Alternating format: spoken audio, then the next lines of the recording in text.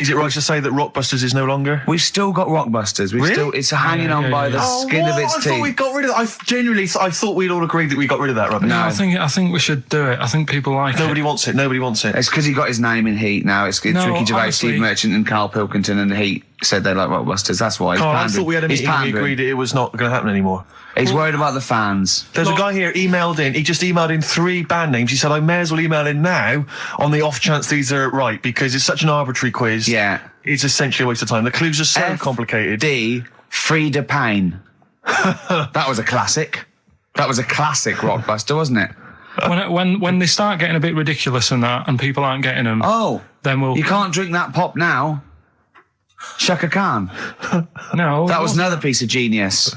Well, I think we've already reached that stage, Karl, to be truthful, I've only just got in this river, and there's loads of logs. Justin Timberlake, he said river. Lake, he said river. Lake, he said river. Just few of the highlights of Rockbuster. Can you please promise that this is the last one today? Because it's really, I think it's bringing the show down. Steve, he can't promise he'll remember the answers today. How can he promise what's going to happen next week? I still think it's got legs in it. Let's just see how it goes next week. You're not going to bring it back next week. It's got to be finished. We've got to put an end to it. We've got to give it a sort of final sending off. Okay, I'll tell you what. We've got to smother it, Karl, for its own good. So the competitions don't stop there, sadly. No. Rockbusters. Oh, God. Right, how about, we've got this other thing, right, this other music thing. Yeah. How about we make that part of it? How many competitions have you got? No, well, this is what I'm thinking, right, because we can, if you're not happy with Rockbusters, if we add a little bit to it, and they love the bit I've added, then we can slowly fade it out without them knowing. That's it. Do 2 of your Rockbusters and one of these. Right. Are these the prizes, Karl? They're the prizes. Well, let's do the prizes. Let's quickly go through them then. Yeah. All right, what have we got here? Let's speed this up because I'm dropping off now. I think it's either warm in here or this isn't the most stimulating conversation we've ever had. Okay, firstly, there's a CD here. It's tracks that were sampled by various artists, including Jay-Z, Happy Mondays, and so on. It's the original versions. That might be quite good fun. Sure. I Love You. Let me see. It's a number of love songs. Yeah. You've got Blue featuring Elton John on there. Yeah. Chicago. Yeah. Nat King Cole. Yeah. Great, so I'm sure. Retro Dance Masters. That's another CD. Dance tracks, obviously, on there. Oh, it's still knocking about. The Best Air Guitar Volume 2. Sure. Rubbish. This is quite good, though. It's Paul Whitehouse's TV show Happiness. That's the first series on DVD. We've also got Stephen Polyakoff's The Lost Prince. You can have that in your collection. Probably never watch it, but it might look like you are slightly classy and arty. And is it subtitles? The best one-hit wonders album in the world ever. You got stuff on there like Nena, 99 Red Balloons, and M's Pop Music. So not that bad a selection, actually, this week. He's cut out some of the chaff. Right. Yeah, okay. So right, here we go. Rockbusters. Rockbusters, first one. We'll do 2 of these and I'll play something in a minute. Right, first one.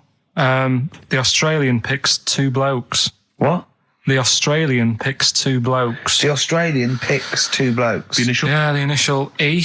Right. And the second one, that builder's a bit... I've got that already. It's annoying. Okay. That builder is a bit cute. He's a bit cute? Yeah. All right. And that's BT. BT? BT. That builder's a bit cute. Yeah.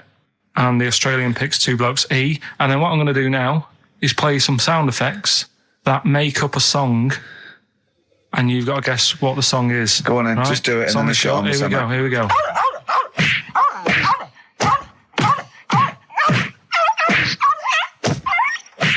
There you go. So what song's that? It's sort of an XFM type song. Okay, that's great. Email so I should just clarify that the first 2 are band names or artist names, but that's the title of the track that we want there. Yeah, that's right. It's so confusing. No one's ever going to figure this out. They will, though. They will. They'll do it. Ricky.gervais at XFM. Hey, listen, we've got the best fans in the world, Steve. Remember that. Remember that. Without them, we ain't nothing. Yeah. So, good luck to you. Do you want to pick a track, Steve? I'd love to. I want to wear some Monkey Magic. I want to wear some Chimpanzee that. I want to wear some Aping Around. We've got that still to come. I can't believe it. We got Rockbusters. That film sounds good. And we've got, look at him up in Hollywood. And we've got like, Monkey Me, Monkey You. We got Gibbon on the horn. Jesse Maiden, this is a great track. Moving on. Answers? Nearly done. Let's play Rockbusters. All right. First one was the Australian picks 2 blokes. The initial was E. The answer there, Eminem. Eminem. All right. The second one, that builder is a bit cute. The initials there were BT. That was Bonnie Tyler.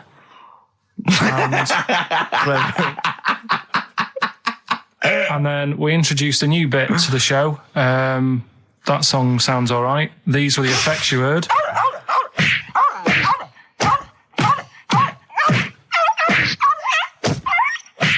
And that was Prodigy, Smack My Bitch Up. Who are you punching there? And could I just say, no animal was harmed in the taping of that effect. There you go. No. Right, so have you got a winner? Yes, Rob Preston from Croydon. He has got all 3 correct, and he wins a selection bag of shite. Exactly. So, so good luck. Enjoy that, Rob. Yeah, if you can. Yeah. Sell it. Record and tape exchange within 40 minutes of receiving it. I imagine the one good album that he likes. Bob Dylan on the tracks for all this bag of shite, please. Should we play a record? Absolutely. Can I just ask now, what are we thinking with Rockbusters? Are we sticking with this, or because I really thought we'd cancelled it? What about that format we've just done where there's like 2... This is another off-air discussion, I think. Well... I just feel the listeners should be able to contribute. They do. Yeah. They phone in and say, the show's rubbish, move on. Can we experiment on Karl? I'm a doctor. Yes. Yeah. We've got Rockbusters. That's Have we? still No, going no strong. more feelings on that. No, Fair but enough. he's said he's going to buck his ideas up. Oh. Do you want to go on with the other prizes with what we're giving away later? What is this for Rockbusters? Well, We don't give away prizes, we throw away prizes. Yeah, it's cleaning out some drawers at XFM. Go on. I'm just having a quick look through before I... because we've sort of revamped Rockbusters a bit. There's that extra bit in it now, isn't there? That audio bit. You're selling it, your big sell. we're There's a not going DVD straight there. into that yet, then. There's a No, DVD. no. There's a DVD there. What's that? I'll go through them later, Rick. I just need to absorb it. Don't get excited, mate. So, Rockbusters, Karl? Yeah. I'm not a champion of Rockbusters, as you know, but I think it's overstayed its welcome. But I'm going to go Well, I along think with Karl's just giving the fans what they want here. it. Okay. It's a popular thing, isn't it? Got some good The prizes. press are behind it. Let me tell you what the prizes are. It's a dance music compilation, Cream Trance Anthems 2003. We play a lot of trance on the Well, station. I put that on quite a lot and danced to it Exactly. myself. There's the original motion picture soundtrack to the forthcoming film adaptation. When you've seen the film, I'm sure that will mean more to you. You like that, don't you? It's a good movie, yeah. Nicolas Cage playing haven't seen himself it. and a twin brother. And it's written by Spike, it's directed by Spike Jonze. Joined at the, what? No, they're not joined at the hip at all, or at the face. And we've also got the best one-hit wonders album in the world ever. What have we got on there? We've got things like The Crazy World of Arthur Brown, brilliant. Nina, 99 Red Balloons. The Rembrandt. In fact, it kicks off with Nina. Sure. That's followed up by I'll Be There For You, the theme from Friends by the Rembrandts. Yeah. And of course, Breakfast at Tiffany's by Deep Blue Something. Brilliant. Deep Blue Something. Is What that the happened worst to name ever? I think it possibly is. No, Sixpence None the Richer. Sixpence None the Richer. That's a Quite pretty bad name. Okay, again, I know we've got a lot of chill-out fans who listen to us. So, the best chill-out album ever. Yeah. Bear in mind, of course, all these prizes collated by Karl from, I guess, people's drawers. Yeah, maybe look in their your bags. drawer, look in your drawer. Oh, dearie me. What is it? The only thing probably worth having is it's topical, if nothing else, Karl. A 7-inch by the White Stripes. Merry Christmas from the White Stripes. That was their exclusive Brilliant. Christmas single. So if you That's early, isn't it? You get that. It is worth A lot of people have got to wait 11 months before that's released. Or was it last Christmas's? Exactly. And I have never heard of this DVD. Go on. I like to think of myself as being fairly familiar with TV and films, but I have never heard of Stephen King's Rose Red. Welcome On to DVD. a place evil calls home. And it's on DVD, it's certificate 12, so don't imagine anything too shocking. And it looks appalling. Is Rose Red Mansion truly haunted? To find out, Professor... Okay, we've got the gist of it. They're It's a not living very place good of- prizes. They're cobbled together, but if you've got nothing better to do, call in if you know the answers to these clues. It's Rockbusters. Let's not let Right, them call so in, Rick. I Please don't give let you- these people call in. I No, give you they're some. not calling in. It's email only. Karl, don't interrupt me. I'm just. Yeah. Ricky.gervais@xfm.co.uk. Email only. I can't stress that enough. We just don't want to speak to you people. Right, go on. Right, so I give some initials out and a cryptic clue, and it makes up the answer on that. Well, sometimes it does, yeah. Go on. There's 2 of them. There's a new aspect, which I'll explain about in a minute. So the first one is cryptic clue is, well, if he would have been wearing an helmet, it would have been all right. And the initial there is B, right? So, well, if he would have been wearing an helmet, he would have been all right. B, right?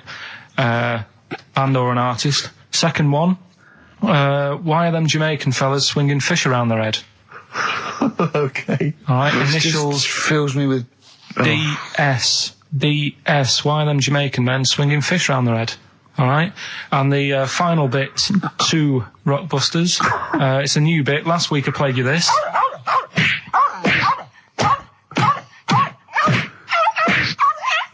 His face goes along with it. That's someone beating up a dog. That was Smack My Bitch Up, right? So here's some sound effects and that, and they make up a song.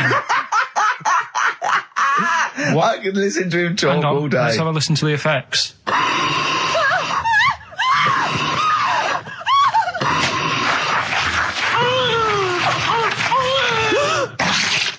That's terrifying. Right, I told you not to play that one. It's rubbish. No one will get that. Well, we'll see. I heard that. I can't always say one thing. I said it's rubbish. No one will get it. No, it's not the one you think it is. Ah, right. So, email in, ricky.gervais@xfm.co.uk and you can win that stuff. I'm a little bit confused. I'm here. I've heard what you're saying. We've discussed this in the past. I don't know what's happening. What's that? Is that a clue? That's a cryptic clue. That's screaming to a song, is it? It was screaming. Well, don't say it. So it should stand up by itself. Don't give them any clue.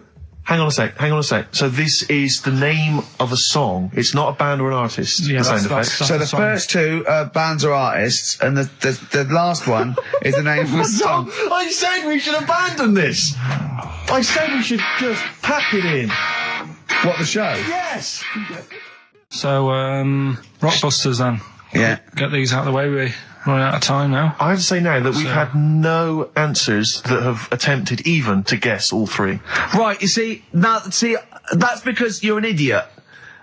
Right, okay, right. Do the questions and the answers. And if I think that it's either too hard or ungettable because it's stupid, we're bidding it. All right. I thought we'd already been. I'm annoyed that. Right, come on, do it quickly. The first one was, well, if he would have been wearing an helmet, he would have been all right. Right, what's the answer? That was B. What's the answer? Busted. Right, that works. All Busted, right. That's fair enough. Did anyone get that? I assume some people got. No.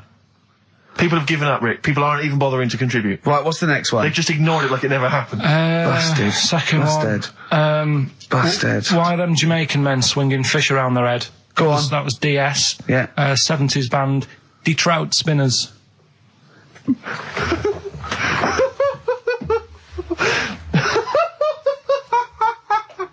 The Detroit Spinners have become the D-Trout Spinners. Yeah. Okay. Brilliant. And then the final bit, I play you some effects. They went like this. Let's hear them. It's terrifying, Karl. It's sinister. Well, what's happened there? What was happening? No. What's the answer? That was Born Slippy.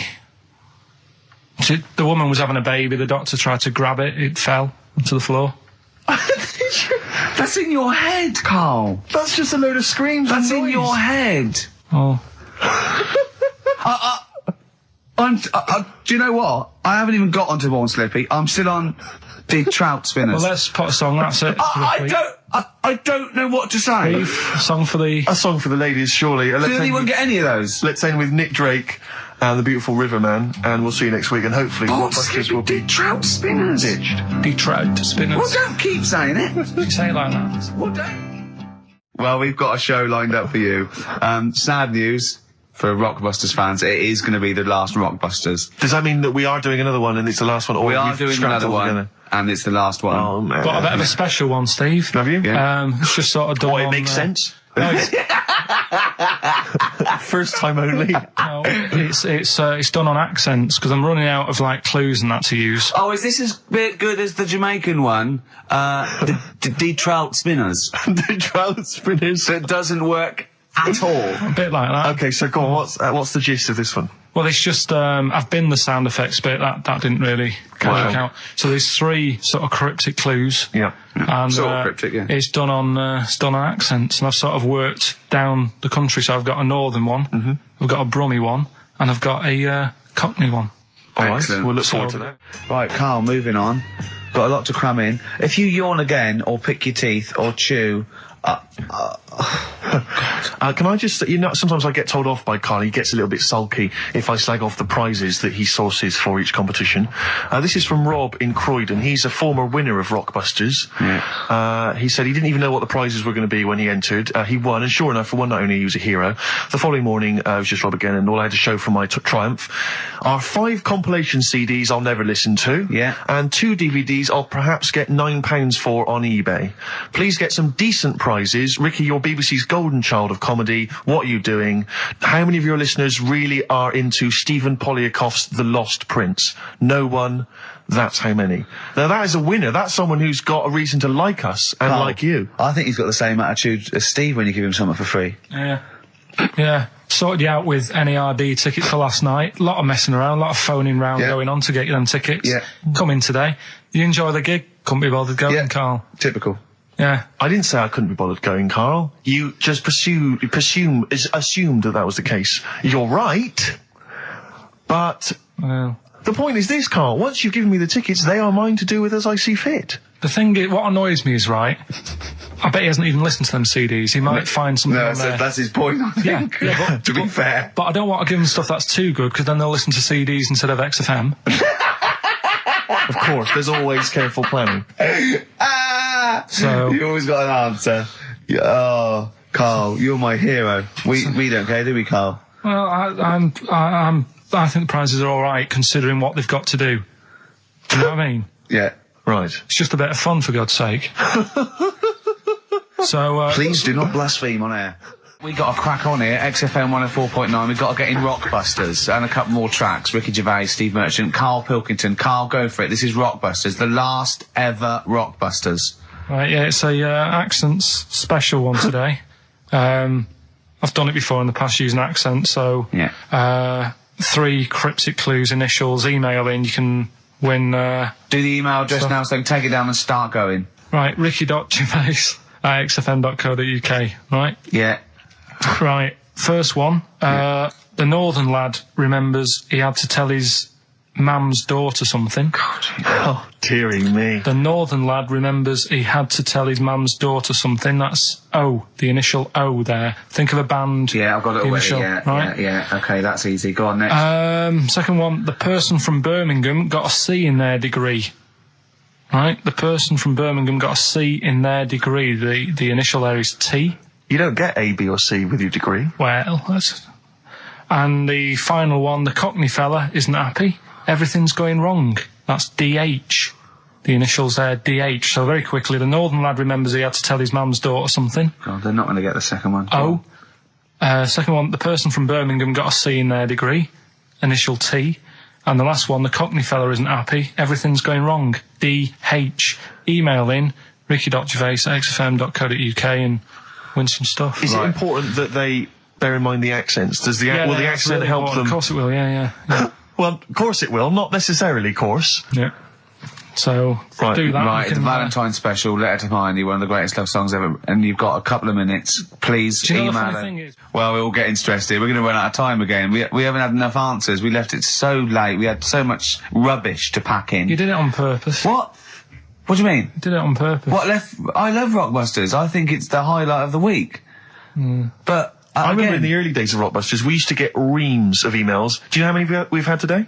Go on. 2. Yeah, because we've just done it in the last link, and people have to think about it and do research. They have to guess, because... I don't think XFM Family Fortunes is going to be a success. Don't knock XFM Family Fortunes, Karl. It ran on ITV for years. Right, well... Yeah. So has anyone got anything right, Karl? What we'll have to do just as well, we haven't got any prizes to give away anyway, because we gave them away our next month. Yeah, we're coming through now. Let's see. Just hang on a minute. Well, this isn't radio. You can't just sit here looking at a computer screen going, hold on. That isn't radio. Right, well, it'll have to be the one who got the closest, right? Okay, who got the closest? What are the answers? Give us them again. Right, the northern lad remembers he had to tell his mates, his mum's daughter something. I'm so glad this is the last one ever. This is the last, I promise, it's the last Rockbuster ever. The northern lad remembers he had to tell his mum's daughter something. That was O. Yeah, I know that. What was it? Oasis. Oasis. Right. Yeah. Oh. So that was a northern I like that one. lad. That works. That works, though. Go on, what's the next one? This one worries me. Go on. The person from Birmingham got a C in their degree. No idea. That was T. Go on. Toto. 2-2. A C as well. Just made it up. A C. 2-2. I love it. I love it. Toto. Well, Toto. Right, no, did anyone get that? Toto. Yeah. You are I joking. just saw it on an email. Right, come on. Like What was the last one? That's extraordinary. Last one. The Cockney fella isn't happy. Everything is going wrong.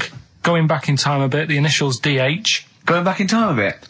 Yeah, that for the song. It's not a sort of. Oh, right. I remember. I thought I didn't hear that first time round. Cockney fella isn't happy. Everything's going wrong. The initials were DH. Yeah. That was Dan Hill.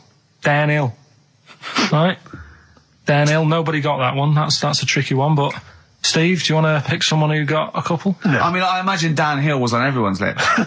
I mean, I'm sorry. I think I know about music, but I don't know who Dan Hill is. Sometimes when we touch. Yeah, honestly, it's too much. It's an awful ballad from about 1973. Yeah. Right?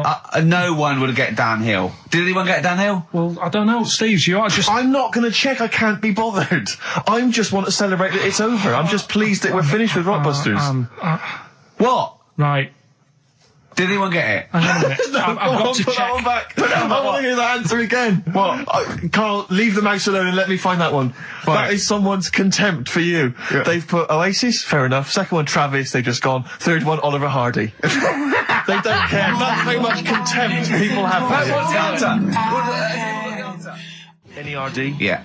Provider. Oh, I hope the Sonys weren't listening to that. I'm not going to come in for a couple of weeks. I'm not going to be here next week. Okay, no, leave it a couple of weeks. Yeah. Right, I think we should just take a break. Everyone should just take a break. Do a special or a best of, Carl, because this is. Well, I've got to go away and rethink this whole thing because I think it's actually probably damaging our reputation. Definitely. What are you going to do next week? Are you going to come in, Carl? I'll have to be here to play it out, won't I? Fine. Yeah, right. Because we didn't give the winners of the competition. See you later. Yeah, I'm not going to be here. Trying to stop suddenly in Italy. TB. Turing brakes. It's like a rockbuster, Carl. They were the good old days. I know, yeah. Painkiller on XFM 104.9. But look, Rockbusters is gone. Forget Rockbusters. Long live songs of phrase. Over to you, Carl. All right, well. You know, Rockbusters was one of the things they were protesting about last time. that was why I just had to listen to them. They just kept stopping me in the street as I was trying to get to the tube. We've got to stop Rockbusters. It's run out of steam, they said, and I'm glad. Yeah. That's why they always do it on a Saturday.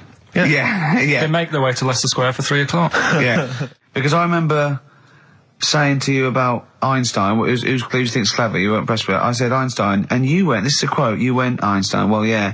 Now, I've never needed, you got it wrong, you went, I've never needed MC squared in my life, but the fella who made the video recorder, I watch one a week. Yeah.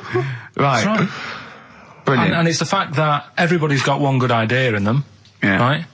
Like Newton said about the apple. Yeah.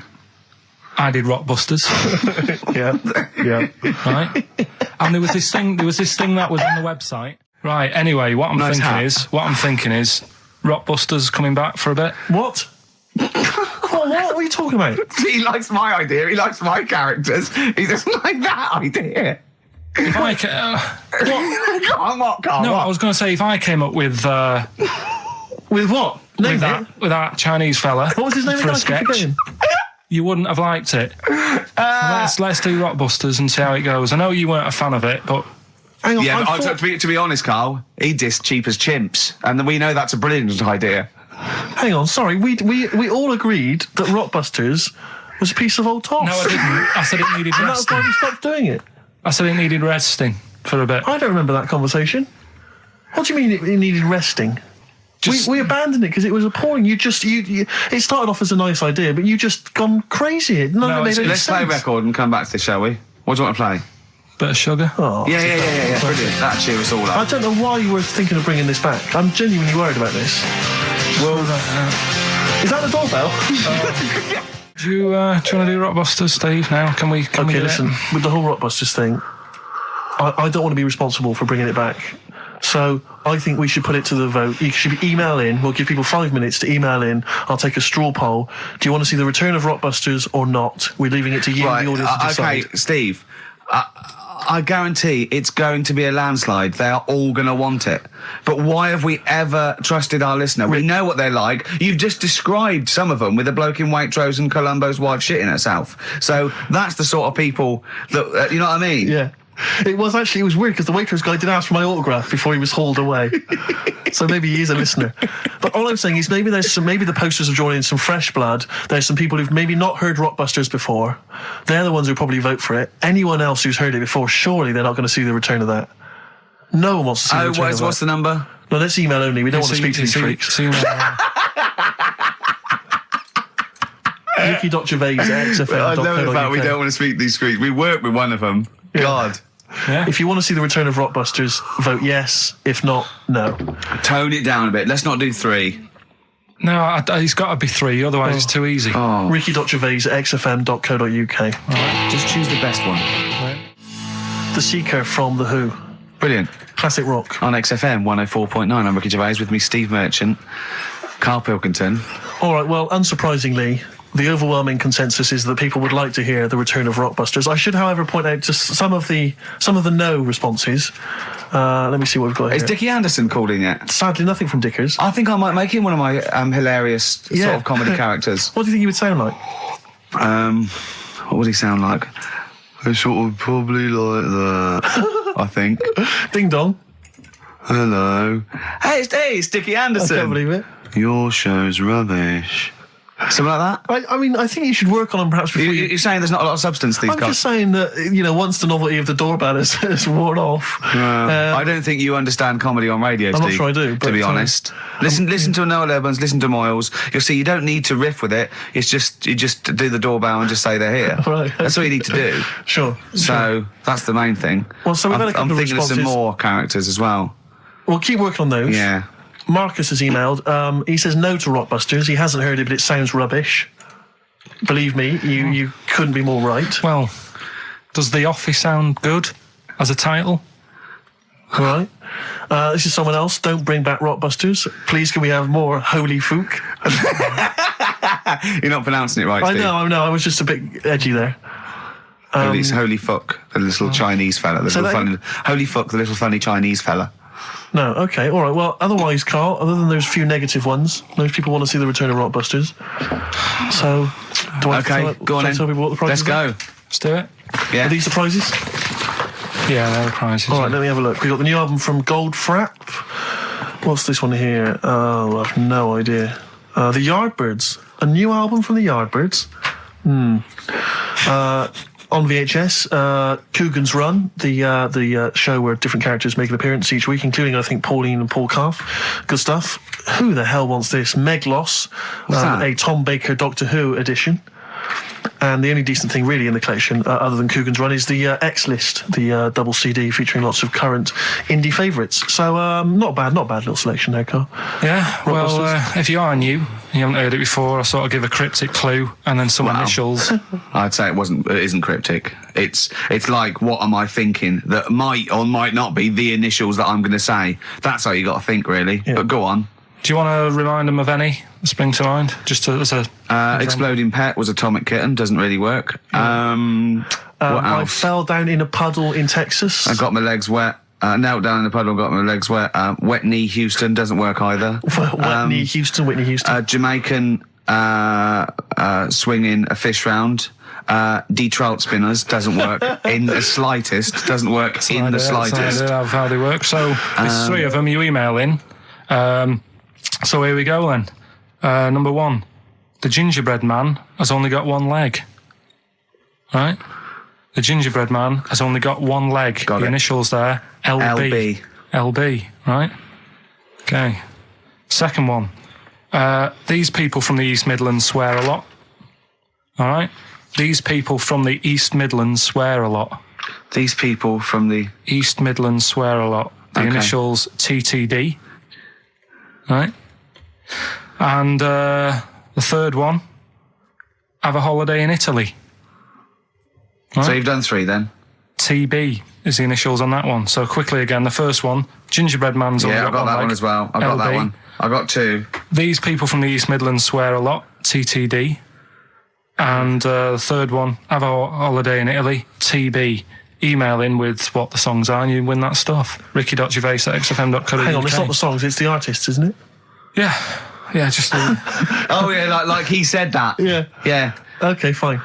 Email only, please. ricky.gervais@xfm.co.uk. So we got that going. Yeah, looking forward to the answers on that. Bit of feeder would be good, wouldn't it? All right. I love this. Forget about tomorrow. Feeder on XFM 104.9. We've had a response from Dickie Anderson. Dickie Anderson, our number one fan, although not a man who's, he's not afraid to criticise constructively. Yeah. And he's simply emailed in, surely your show is bad enough without bringing back Rockbusters. A valid point. Placebo and Bitter End. I don't want to contradict you, lads, but it's not. We've got a full hour to go on the Ricky Gervais show on XFM 104.9. I am Ricky Gervais, the aforementioned Ricky Gervais, with me, Steve Merchant and Karl Pilkington. Rockbusters. A Forest, The Cure, XFM 104.9. Good track, isn't it? Oh, yeah. Going all the way back. All the way back there. Wow, Rockbusters, the results. You've had a few proper answers, I hear. So either I'm wrong or people do think like you. I've got two of them. What are the clues again? All right. First one was the gingerbread man has only got one leg. I got that. That was LB. Limp Bizkit. Right. Yeah, the that third works. The third one that I think you worked out. Yeah. Have a holiday in Italy. Chewing Breaks. TB, chewing breaks. Yeah, this is the one I can't get. If there's a reason why I can't get this, we're not doing Rockbusters. Can I give the answer to this one? Yeah. What's the clue? The clue, these people from the East Midlands swear a lot. Yeah. TTB. TTB. The answer? TDD. Yeah, go on. Give the clue again. These people from the East Midlands swear a lot. Tourette's Trent D'Arby. Right, you're never doing Rockbusters again. Tourette's Trent D'Arby. Right, you're not doing it. You've blown it. You see, you sneak that one in. Yeah, but I always like to sort of give two that, are fairly easy, and then you sort of work out the men from the boys then, don't you? Yeah. Well, I mean, if I'd have done a character called Tourette's Boy, friend of the little Chinaman, and it went, ding dong, oh look, it's Tourette's Boy, friend of, holy fuck, holy fuck, you'd have been annoyed. Do you know what I mean? Oh, who's your mate, Tourette's Boy? Holy fuck. You'd have been annoyed, wouldn't you? Is that a character from Lenny Henry's show? I can't remember whether it's Chris Moores or Lenny Henry. Yeah, one of them.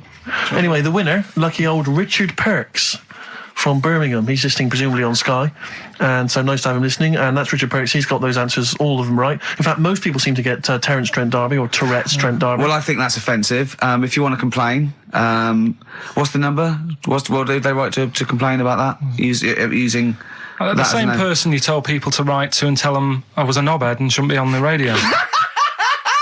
Last week when I was away. Did anyone do it? I think a few went through. Did you listen to the show? I listened back to the recording of it. Did you get any emails before you listened to the show? Yeah, when I got in. Did it upset you? What sort of things was it? Just stuff, I can't remember. It was weird because there was like a few of them in a row and I just thought, what's happened here? Yeah. Because we said that, because you weren't here. So what did you say? I just said phone in. We had a couple of genuine emails that liked the show, didn't they? Yeah. And I said phone in and leave messages or email Andrew Phillips and Karl Pilkington and just say the show was great. The show was brilliant without him. But they went a bit too far, did they? What did they say then? Oh, I can't remember. I mean, it doesn't bother me because I'm not bothered what people say, am I? No. Do you know what I mean? No, you don't care what you say to people either. Poor little Robin, he looked crushed. Whatever. Well, it doesn't matter because he's doing well at what he does. He couldn't even hitchhike home because they wouldn't stop because his thumbs didn't show up. He couldn't. He was waiting there for ages by the side of the road. Do you know the difficulty he has buying gloves? It's murder for him. He wears little oven gloves from like Wendy houses. He has to wear Barbie oven gloves. Yeah. Oh. Right, so so the winner there, Richard Perks in Birmingham, if you could just email in with your address. There was another winner, wasn't there? What was his name? Actually, there was one person who got all the right answers, and there was almost a winner, but his name was Peter Kay. And I like Peter Kay just coming second, so we gave it to Richard Perks. Yeah. Peter Kay. Never gonna win. Let's play a record. Radiohead. There. XFM 104.9. Ricky Gervais, Steve Merchant, Karl Pilkington. Right, Rockbusters. Well, you shot yourself in the foot with that. So, Tourette's Trent D'Arby. Amazing. I mean, What did you think of first? His name and what words you could put in there? I normally sort of just go through a Guinness Book of Hit singles and go, right, who can I do? Right. You're giving away a lot of... I mean, that, you know, you're an enigma, Karl. I wouldn't give away your workings. I mean, because then everyone will be able to do it. And what you've got now is a gift that people can't really tap into. Do you know what I mean? See, that's what Lenny Henry and Chris Moles' mistake. See, I've sort of worked out how they do their comedy, and I'm doing it now. Sure. Do you see what I mean? Now that, you know, I'm doing it. I think the only way that people would start to be able to replicate a lot of what Karl does is if maybe they had a severe blow to the head, or they were diving and they came up to the surface too quickly. Ding dong. Oh, I'd like a severe blow. Oh, get lost, David. Oh, let's have some adverts, quick. Right, well, someone who I don't let down, right, are the listeners of this show. Do you want to read out the prizes for Rockbusters? We'll get that one in. Are we not doing Rockbusters again, are we? Yeah. Well, it was a shambles last week. We cancelled it 2 weeks ago. What? There you are right there, Rick. I mean, both you and I, and let's be honest, we're the guys with our names on the poster. I know, It's supposed to be your show. And our faces. Exactly, and yet... we have to be on tube stations with people laughing at us. Yeah, well, they're not laughing at me, right? Wow, I don't know. What do you think people think of the poster, Karl? Seriously? No, I don't want to know his opinion. It's just going to be insulting. My point is this, Rick. He was looking at you. My point is this, Rick. We used to be able to decide what the content of this show was. I know. Now it's him. It's just him. He wants to do Rockbusters. He gets to do it. I know. And it's awful, Robert. Like Tourette's Trent D'Arby. Not only is that offensive, it doesn't work as a clue. Saying that, have you come up with anything for this week? What's the prizes? I'll read out the prizes. We've got a brand new XFM, stylish XFM DJ bag. That is actually quite nice, actually. Yeah, we've got in there a 12-inch from the XFM remix album. This has got The Cure on there and the Prodigy remixes from them, which is quite handy. We've got a little mouse mat there with the XFM logo on. And here's what everyone's waiting for, the CDs and DVDs. Yeah. Once again, the X List. This is the compilation that XFM have put out. It's actually very good. Smash Hits, the reunion. Let me see what we got on there. Aha, obviously, Wham, Duran Duran, all your favourite 80s and 90s classics. Another copy of DVD, Steve Coogan's Run DVD. What else is this here? Low Fidelity All Stars, blah, blah, blah, blah. There's Voodoo House and Ghost Funk on there, Rick. I'm sure that'd be right up your street. And also on DVD, Man Is that Child. with or without Wrecked Train? So yeah, not a bad little selection there, Karl. You've done well there. So go on and do the clues then. Let's do Rockbusters now. Well, I'll bung a song on. And wow, yeah. I love the fact that he was taking the piss out of your voice. I'll bung a song on. Hey, it's Tripe and Cowheel tonight. Now as griddling as gravy. To be honest, Karl, let's be honest. If Ricky Gervais can get voiceover work, do you know what I mean? There's got to be a place for me. Where do you think the place for him is? Well, look, right, you were talking about your face on the poster. It's not all bad, because I read something last night that can help you out. Right? And it's amazing. So we're talking about that. Play a record, Karl. Warren's Yvonne Ain't That Pretty At All on XFM. 104.9. I'm Ricky Gervais with me, Steve Merchant and Karl Pilkington. Right, Karl, calm now. The Sonys, they're listening. We've got to win this award. We're just bickering. Right, what's this thing that can help Steve out? What are you talking about? No, we'll talk about that in a bit. What are we doing now? We'll do Rockbusters, get that up and running. Yes, sir. Get the email busy. Thank you, sir. Yeah, right. Okay, go on then. Right, so you know how it works. Cryptic clues, initials. Well, as I say every week, they're not strictly cryptic. It's more, what am I thinking that starts with these letters? Sometimes. Is craptic a word? Is that a word? Craptic? Because... Anyway. Oh, God. So last week, one of them was, these people from the East Midlands can't help swearing. Yeah, Tourette's Trent D'Arby. Tourette's Trent That's D'Arby. the sort of shite we're dealing with to try and get a Sony. Right, so here's the clues and that. First one. And that.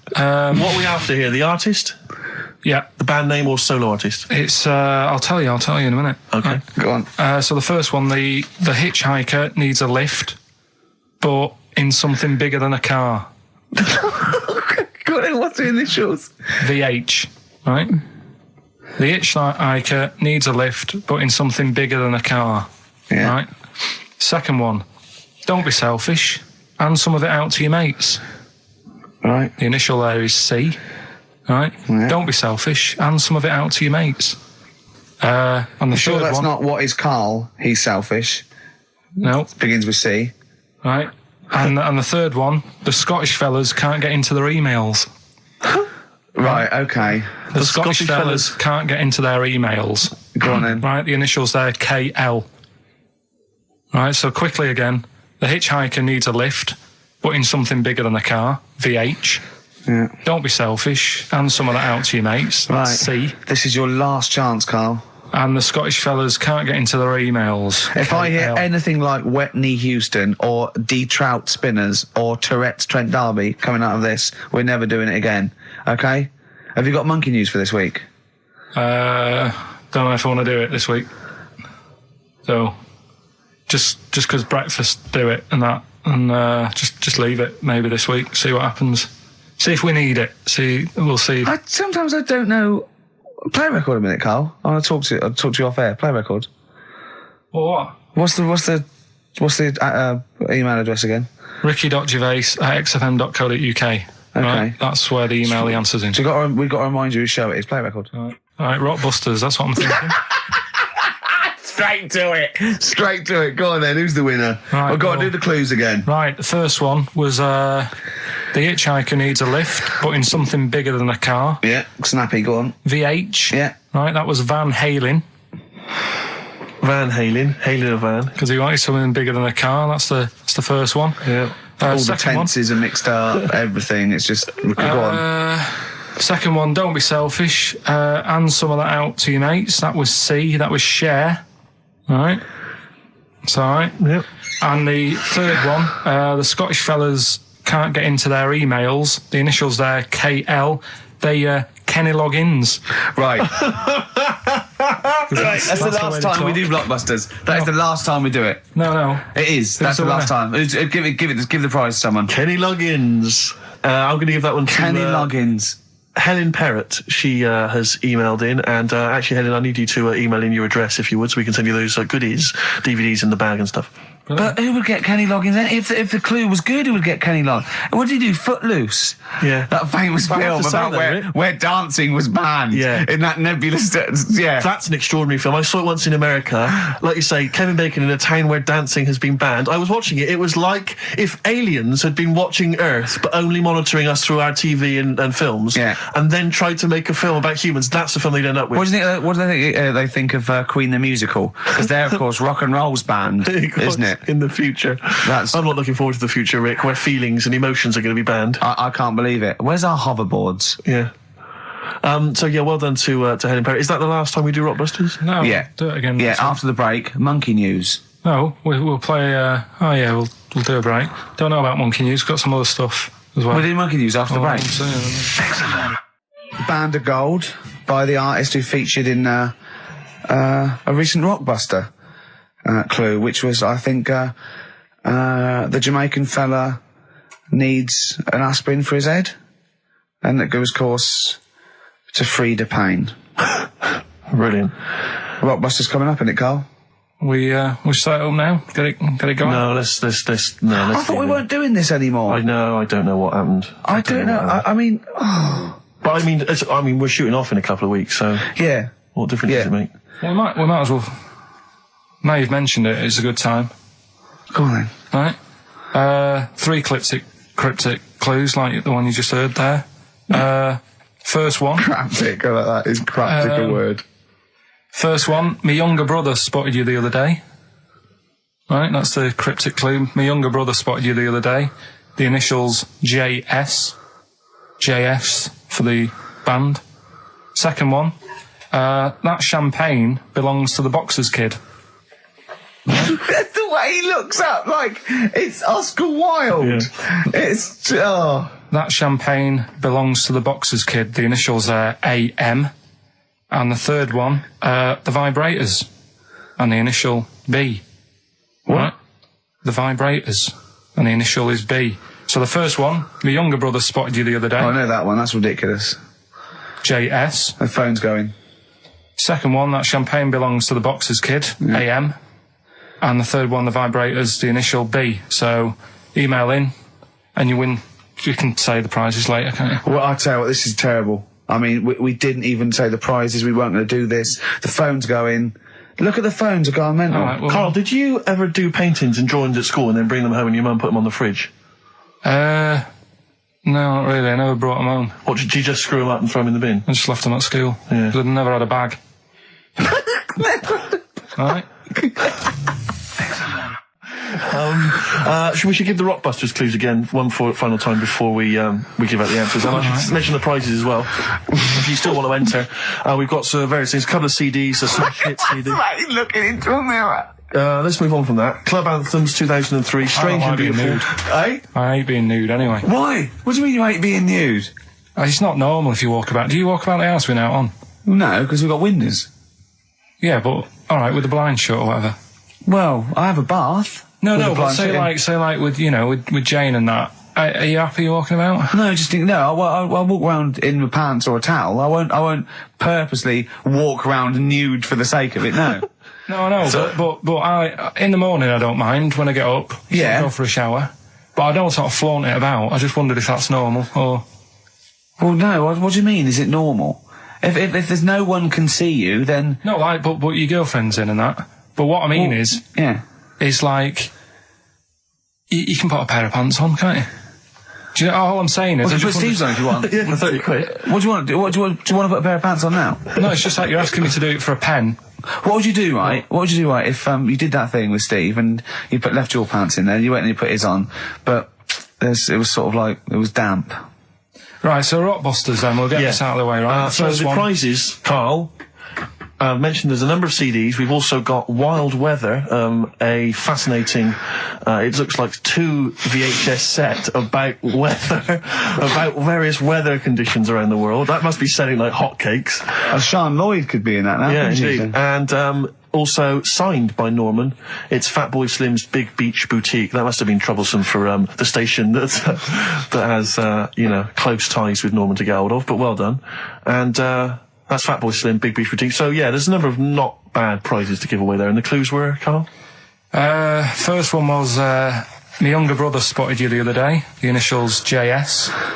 We had, That Champagne Belongs to the Boxer's Kid. That was AM. And, third one, The Vibrators. That's rubbish, that one. And the initial B. We'll give away the prizes and the answers next. What, we going to play a record, or what we got coming up? We got Monkey News. Yeah, we got that. We got got loads, too numerous to mention at the moment. We got any adverts? Got some of them. Oh, brilliant. Cram them in later. Excellent. Look forward to that. Joe Jackson. Good track. Good tune. Well, it's on. Different for Girls. Joe Jackson on XFM 104.9. A retro cut. Bit of Monkey News would be good, Karl, if you got that. We're struggling here. We're struggling, Steve. Wait a minute. You say that, but wait a minute, the answers for Rockbusters are coming up right now. So, you thought people were turning off? What have we done? We've done Take My Shoes Off for Money. Take My Shoes Off for Money. We've done that. We've done, look at these funny postcard breasts. And we've done We Didn't Win a Sony. Coming up, regular features. Jeez, we got nothing, have we? Come on. Sometimes it's good. Come on, Karl, save us. You've got to save us. So Rockbusters answers then. Are we doing them now, Steve? Yeah. Right. First one, my younger brother spotted you the other day. Yeah. The initials there, JS. That was Junior Senior. Right? Yeah, good. I'll give you that. Second one, That Champagne Belongs to the Boxer's Kid. That was AM. That was Alison's Moye. Alison's Moye. Alison Moye. Sorry, just give us the clue again. That Champagne Belongs to the Boxer's Kid. So, Muhammad Ali's son. Yeah. Right, Alison's Moye. Yeah. Brilliant. And then third one, always an easy one in there for everyone so they can take part. The Vibrators, the initials B. That's Buzzcocks. You can't say Cox. That's why that's why you can't say Cox. Have we got a winner? We have indeed. I chose him because his name amused me, which is a bit harsh. It's not Mr. Tits. No. Gerald Preston. Sorry, Gerald. I don't know why that tickled me. It's so unfair. It only tickled me because it's not funny. There's so nothing funny with Gerald Preston. There is nothing funny. I think it was because it sounded like it was a man of a different generation. I think that was why Gerald Preston. It sounded like... That's terrible. I know. Right, Gerald, there's nothing funny about that name. There's nothing funny about the name, Gerald. Steve just made me laugh. He knew... I don't know why that made us funny. It made us laugh, but it just tickled me. But Gerald, whatever you think of your name, don't worry, because these prizes There's include nothing funny Fatboy about Slim. Gerald Preston. I don't know, Gerald, if you're a fan of Wild Weather, but you've got a 2VH set coming to your way. So you certainly will be interested in extreme weather conditions by the end of that, I would have thought. Plus some arbitrary CDs. So good luck, Jerry. Oh, dear. Excellent. Right, brilliant. Good. That's that sorted. Right, let's have another tune and then maybe some monkey news. Yeah. Right, Rockbusters, what have you got for us, Karl? Right.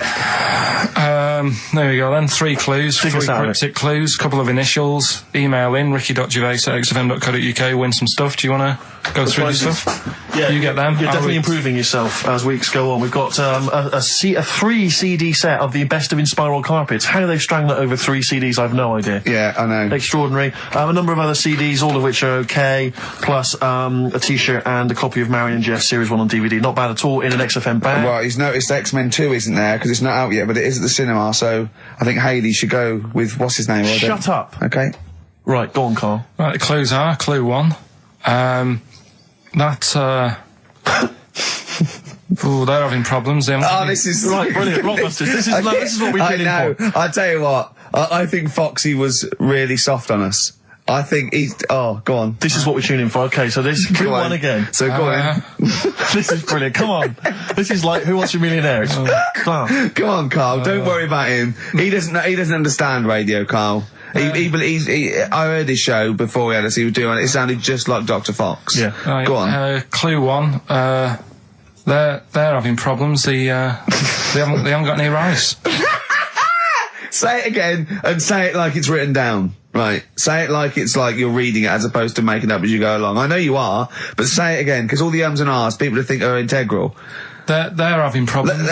Do it again. They're having problems. They haven't got any rice left. Different. A cryptic clue every word. That's the matter. I love that. What's the initial? CC. CC, and the clue again.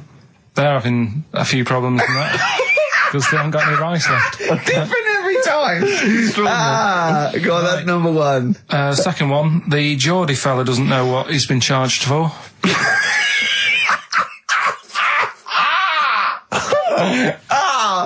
Okay, and what's the initials there? DW. The Geordie fella doesn't know what he's being charged for. Right. And the final one, if he had 2 bricks and he had to throw them at 2 women, right? Stop! Right, you've got to go through this without going, right? Oh, no, yeah, just do it again. Just say it again. Think what you're going to say, then say it. I had 2 bricks. Oh, no, it was if I had before. Well, I've got to put... Stop it a minute. Stop, because I'm going to burst. Right, Karl, work out what you're going to say and say it. Right. Okay, just calm down. Okay, Can we just everyone calm down? Okay, right. I had 2 bricks to throw at 2 women, and I didn't hit either of them. Right, okay. The initials MM. Right, so quickly again. They haven't got any rice. I've got that, and it's brilliant. That is a brilliant one. Okay. Right, they've run out of rice. They've got problems on their hands. CC. Right, the second one, Geordie fella doesn't know what he's being charged for. Right, BW. And I had 2 bricks to throw at 2 women. Didn't hit any of them. Right. That's MM. Email in, ricky.gervais@xfm.co.uk. Brilliant, play a record. Win some stuff. It's email only, ricky.gervais@xfm.co.uk. Life on Mars by David Bowie on XFM. Right, come on, we're running out of time. Blockbusters. The results in... Sorry. Oh, what a giveaway. Oh, no, embarrassing. I've given it away. Straight into monkey news. Go on then. Rockbusters, what were the clues? The clues were, the first one was, they're running out of rice, so they've got problems. That was CC. That was China crisis. Right? Okay, yeah, if they ran out of rice in China, it would be a crisis, fair enough. Second one, the Geordie fella doesn't know what he's being charged for. Right? That was Bill Wyman. Brilliant. Yeah. Brilliant. And the third one, I had 2 bricks to throw at 2 women, and I didn't hit either of them. That was Mister. I let him up. Those were all right, those. That's extraordinary. The winner Gina. I think Gina Ferry. Well done, Gina. And the reason I gave it to Gina is because she's included, and this is a wonderful segue, some monkey fact information of her own. She says, apparently, that the group Chumbawamba got their name from one of those monkeys in a room with a typewriter experiments. Someone did it as a joke, and Chumbawamba was a word that was typed out, and that's where the group got their name. And their lyrics. Absolutely, yeah. Which is good. So let's have official monkey news. Play the jingle. 104.9 XFM. You all right? This is Karl, producer of Ricky Gervais and Steve Merchant. They're not about today. Ricky's on holiday. Steve couldn't be bothered. So I'm left here with all the DATs. That's a digital audio tape of all the shows they've done since they've been here over the last, I don't know, year and a half or something. So we'll play you some of the best bits. All right, so here's the first bit. Exactly. Karl you had to go to one of those well clinics, didn't you? No, I haven't gone. Why? Because I'm not happy with it. What? I'm not happy with the whole... Well, it's just... Do people know what them places are? They'll give you a whole... Have you heard of them? Yeah, I've had one, yeah. They check everything. Which, you know, Suzanne, my girlfriend, was like, you know, you're 30 odd now. When was the last time you went to the doctors? And I haven't been for ages because I don't... No, I never go. Doctors. I never go. Unless I think I'm honestly going to die there on an agony. They can always find something. Jane made me go to one of those things, yeah, those boot things where they give it, it's, yeah, £200 and they give you a complete head to toe, don't they? But head to bottom is what it is. They do the old finger up the arse thing. Now, what is that testing for? Well, I like that he said it quietly, because he's on the radio. You can't say arse. Yeah. I say it quietly. Say it quietly. Yeah. Arse. Yeah, arse. That's what our mistake was, because we got a complaint upheld, didn't we, for saying... And I'm talking about a male chicken here, which is a cock, as you know. Yeah, okay. And we said that word, right? So if we'd have gone, cock, we'd have probably gotten away with it. You can get away with murder. If you just, yeah. If you just whisper it very So go on then, yeah, so... I'm not going because I'm not having that done. I don't understand what they're going to find up there. That's your head. No, but why can't we just? I mean, it's the heart that I worry about the most. Do you mean that in a kind of romantic sense? No, I mean like, you know, if they'd have to have a long finger, wouldn't they, to check that out? They go, "Is something wrong with your left ventricle?" Yeah. Now, this thing about the doctors, they hold your testicles and they make you cough. Yeah, they don't hold the testicles anymore. They just put it sort of like by the side of them. And what's that testing for? I don't know. I think it's something to do with if you got something wrong with your diaphragm or something like that. You can't do it when they press there. I don't know. It shows them something. So it's not doctors having a quick feel. Right, so you can't... well, that's good, because do you remember when Karl said he's going to die of cancer? And I said, why? He said, I don't check my balls. I said, why? He said, I don't like the feel. So they feel it for you. They feel them for you. And you can just relax, shut your eyes and think of England. But don't mess with them. What do you mean? You can do more damage messing about with them. Just leave them. And there's two anyway. You can afford to lose one. Yeah, I don't think that's the point. I think the point is it sort of spreads, doesn't it? You know, you've got to check the... I mean, I'm not saying, you know, if don't do it, because they spend a lot of money saying to people, you know, have a quick feel if you've got the time, what have you. But I don't worry about it. Leave it alone. Why, out of interest, why do doctors stick fingers up your arse? Check the prostate. Check the prostate? Yeah, because if it's swollen, it could lead to all sorts of problems. Again, they're not having a laugh, Karl. They're not going, hang on, look at this bald little mank fella. But there's no nice way... I'll feel his balls, stick a finger up his arse and send him home. £300, please, on you go. What about me heart? It's fine. And they're all laughing. Roger, Jeff, stand behind that two-way mirror. yeah, what's this? I'm not going anyway. So. Really, you're not going because you don't want... No, I'm not happy with that. It doesn't even matter. It's not the fact he's a stranger. If it was someone who I knew, it'd be just as bad. That'd be worse! Imagine that! At a dinner party. Oh, God. Oh, look, hello, Roger and Selena. Do you mind, Roger, Would you allow any of the celebrity doctors to do it, though? Dr. Dre? Any of those? Doctor Who? I just don't understand in this day and age. Would you allow Christopher Eccleston to stick his big northern finger up your... Do you got a song on, anyway? In the week, I called Karl up. I said, how are you, mate? You went, not too bad. Now, as you know, his girlfriend's been away for ages, hasn't she? Covering the World Cup, the African Nations Cup. She's a sports journalist. Well, yeah. All right. Okay. I love the fact you're thinking, what does that mean? Like, well, she's not much of a journalist, Rick, to be honest. I've read some of her stuff. No, but she's not on air. She does stuff, you know. Yeah. Behind the scenes. Yeah. Sure. A lot of journalists do. You always want to make clear that you're not going out with Kate Adie. That's what you want to make clear, isn't it? Yeah. Now, so she'd seen none of the meteoric rise of Karl as a broadcaster. She's been away for the whole time since you've sort of become a wit. Yeah. A cult figure, to be honest. And he hadn't told her this, so, apparently he went home and she was sitting there, looking a bit grumpy, he went, alright, so yeah. She went, should we go out then? She went, I'm not sure I want to go out with an idiot. Right? Oh no! Yeah. And she went, Loch Ness Monster. Why don't you just think, of course the Loch Ness Monster lives in Loch Ness. And she was giving a bit of a hard time. And she went, that's why he said, that's why I didn't tell her. I didn't tell her really. Same thing happened when I was at school and I had to play drums in Little Donkey. I didn't tell my parents, right? But my dad turned up anyway. And what happened? He, How old were you, Carl? Well, it was the school that I used to go to. Oh, yeah. Like, Oh, yeah. So you went, well, you used to go to the school you used to go to? No, but what I mean is, on. I didn't go to secondary, did I? So I missed a lot of that. Sure. But primary, I liked. Oh, it was okay. all colouring in and stuff. Yep. And it was a Christmas play, and I managed to get a part in it. And, Did you audition? got a part in it, and I should have been playing the drums to the one about Kings. We Three Kings. Yeah. Yeah. I was meant to be doing that, but Little Donkey came on, and it was one of the. What do you mean came on? That was like next up on the next song. Right. And it's one of them songs that you can't help sort of Tapping along to. Yeah. Do you know like if I was to go Yeah, you'd have to finish it with. yeah. Do you know that they actually send that into space? Do they? And What, hoping that aliens will respond with that? yeah.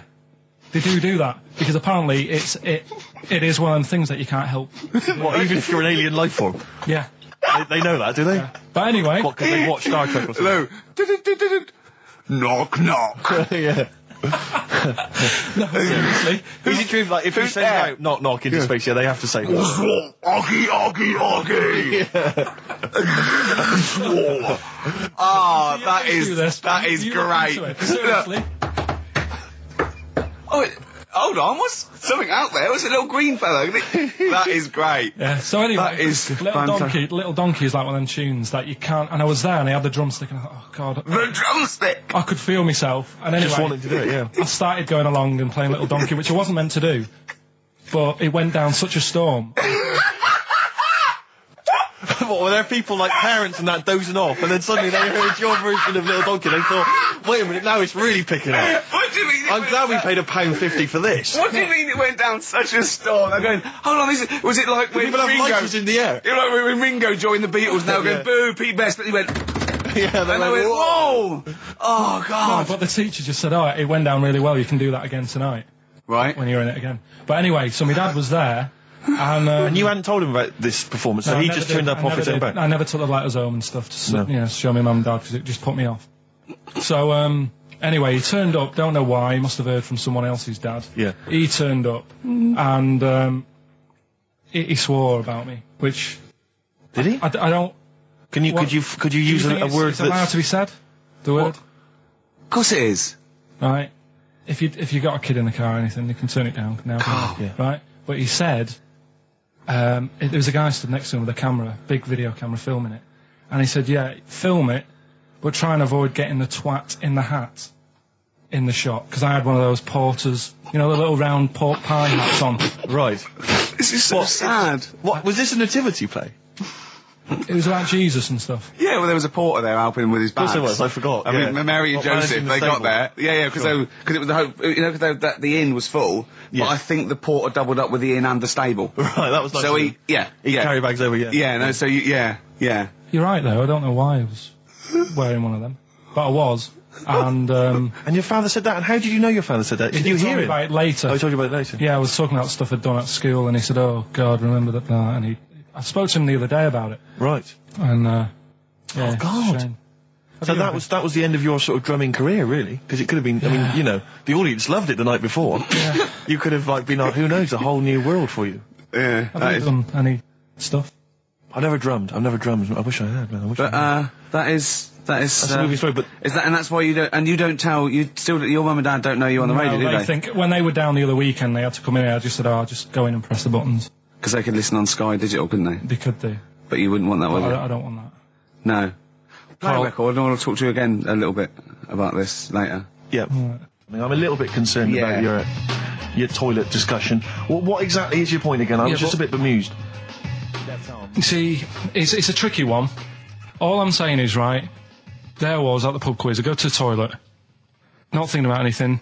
I try to go, right, there's a little gay fella next to me. I love this little gay fella. Now, the weird thing is, there's nothing stopping him having a little glance, right, because he's allowed in the fella's toilet. Yeah. Now, I'm not allowed to go into the woman's toilet and have a little look round. Right. So all I'm saying is, should they have another toilet area? What, for gay people? Yeah. And so this would be gay men and lesbians? Uh, Is that going to complicate things? Well, I mean, I can only assume. I mean, to what point? I'll ask you a question, right? If you're intimidated, that's a shame.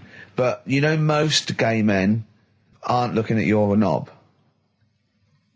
You know that. What do you mean? I can only say that 99.9% of gay men who use a urinal standing next to what they assume is a heterosexual man aren't looking at his knob. And what they're doing then? They're emptying their bladder. No, but the thing is, I can't talk. You're saying like, you know, about would you have one toilet for lesbian women and gay fellas, right? What does that mean? Would it be mixed? Would it just be? Well, would it have a man on one? That's heterosexual man. One little picture of a woman, there, and then what? What would the little icon be? A man and a woman? A man and a woman. Just having a chat? Yeah. In pink and dot lines. But you couldn't mix them, because then what would happen is you'd get people who are going, oh, I'll play up to this a bit. What, pretend to be gay? And yeah, you know, sort of grow a moustache and shave their head. And pretend to be a lesbian. Right. Yeah. So I see. So you know, people pretending to be gay so they could go in and have a look at the lesbians. Yeah. Right. So that would mean that we need 4 cubicles now, would we? Yeah. No, this is fine. 4 cubicles. So every pub How now. many toilets do we need? Every pub's now got 4 toilets. Oh, Karl, bisexuals. Yeah. Now, interesting. Bisexuals. How many toilets do we need now? Call the council. Do you use any? Huh? No. No, because they're interested in everything, aren't they? Because the little bisexual fella will be looking at your knob. Right. With them, what you do, you just have a door, you open it, and there's one urinal there, so you can't get a queue. They have to sort of wait. I just thought that, well, why can't there just be a thing between the urinals so no one can look at anyone else's knob? Wait a minute. Just to go back to Ricky's point, what stops, even if we've got the toilet for gay men, what stops the gay men who want to have a look at your willy going in the regular toilet and pretending that they're straight? Most men don't wear gay across their head. Exactly. They don't have a tattoo. There's no branding yet in the British house where they have to declare. So we're going to have to expand this. So we've all got to carry identity. Do you know you can see a gay, can you? Coming a mile off. No? No, I'll just hold it in next time. No. Can you tell gay men? Do you know a gay man? I'd say probably if you did if you lined some people up and said point them out, I reckon I'd get. But hold on, we're not talking about people dressed in leather with the arse cut out and an handlebar moustache. Yeah. We're talking about the everyday, non-seen. Of course. Yeah, but I mean, suppose I put you in a room and there was 10 naked men, right? Yeah. And there's 5 gay men and 5 hetero. Could you walk along that line looking at those gay... Am I naked? No, you don't have to be naked. Why would you have to be naked? To catch them out. Play a record! How would you catch them out? No, don't go into it. Don't go into it. Play a record. You're listening to the best of, basically, Karl Pilkington. What should we do next? It's too much. Do we need them out of the way? Do we need them out of the way? Yeah, just Let's explain it again. If you're new, I'm sort of on a bit of a mission to find out, you know, we've got a lot of animals and insects in the world and stuff. Yeah. Do we need them all? Is It still amuses me. So we found out we've got to keep jellyfish. We've done octopus. She said we've got to keep them. This week, snails. Do we need them?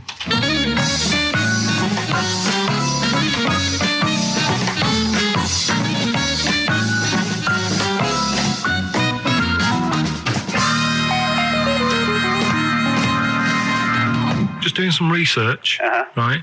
I'm sort of working my way through different creatures and insects and stuff that's on the planet. Yeah. Right? And finding out if we need them or not.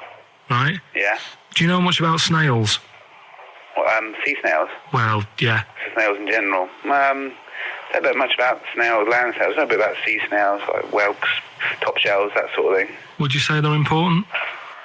What sort of sense do you mean by important? Say if we had to sort of get rid of some animals and insects and that because we're running out of room. Right. Do you know what I mean? Because I'll tell you what I know about some snails. I don't know if this applies to sea snails as well. I mean, I called you today because a lot of other places are shut. Yeah. Right? So I know they like to eat stamps, apparently. The glue on stamps.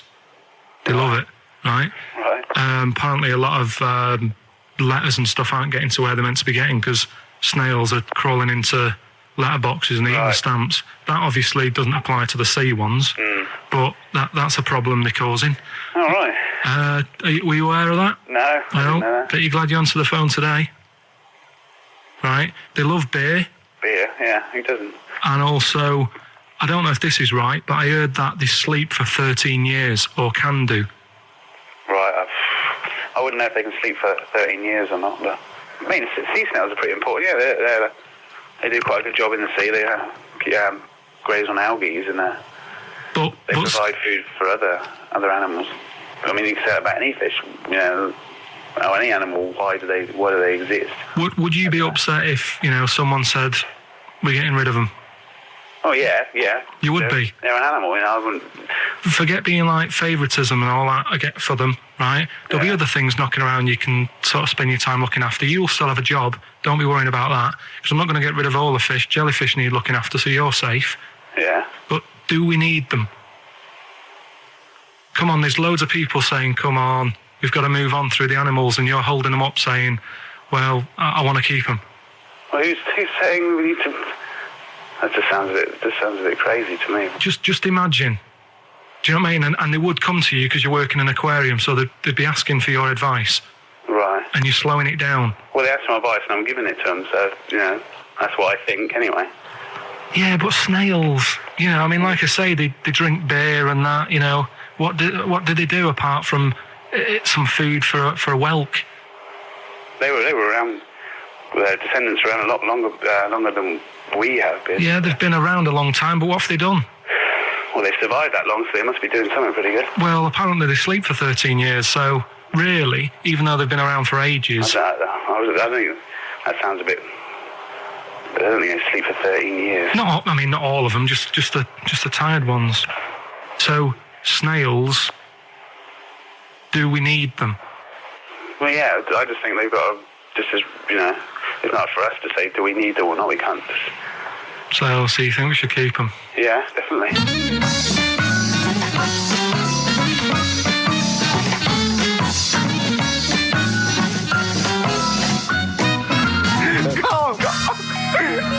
Carl, I'm proud of you. That was getting really quite annoyed. I know. What did he think he was doing? What? I don't know what you tell these people. I mean, you don't get their permission to play this out, do you? You just don't say the that. thing is, right, I sort of told him what it was about, but we won't say who he is or where he works, because it doesn't matter. I just needed to speak to someone who knows. I know the fact that you were trying to get an answer out of him by suggesting that he would be safe, because he could look after jellyfish if he gave the okay to destroy snails. He was getting livid, you can tell. Oh, God. Brilliant. So he's been around a long time, but what have they done? That was great, Carl. Play a record. Well done.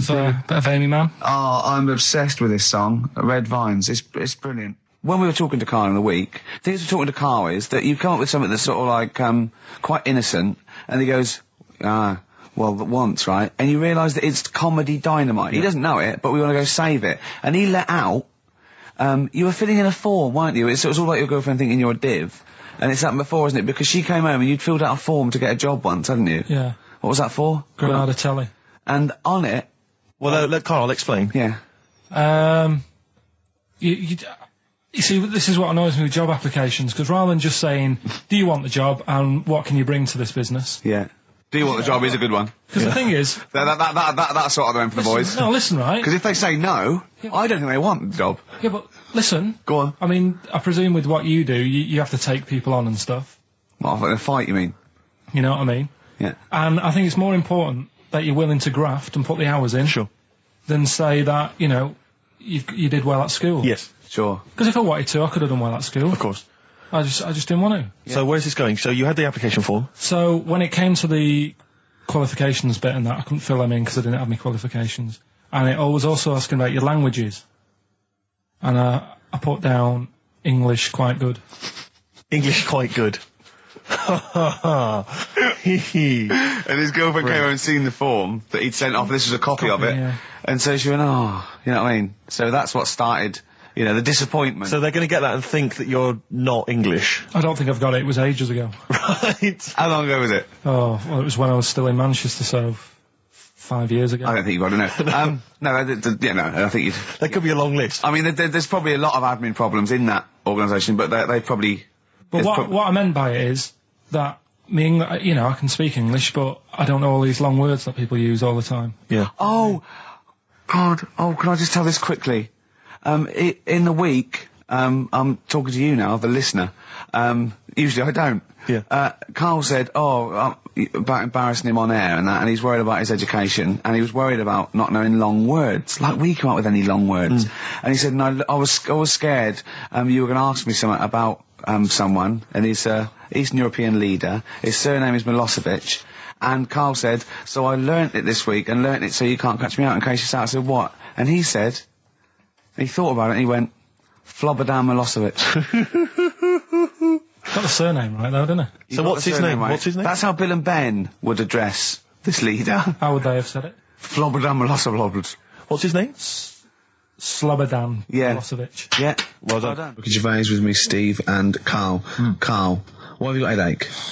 You got a headache? Just a bit stressful because the moves on this week.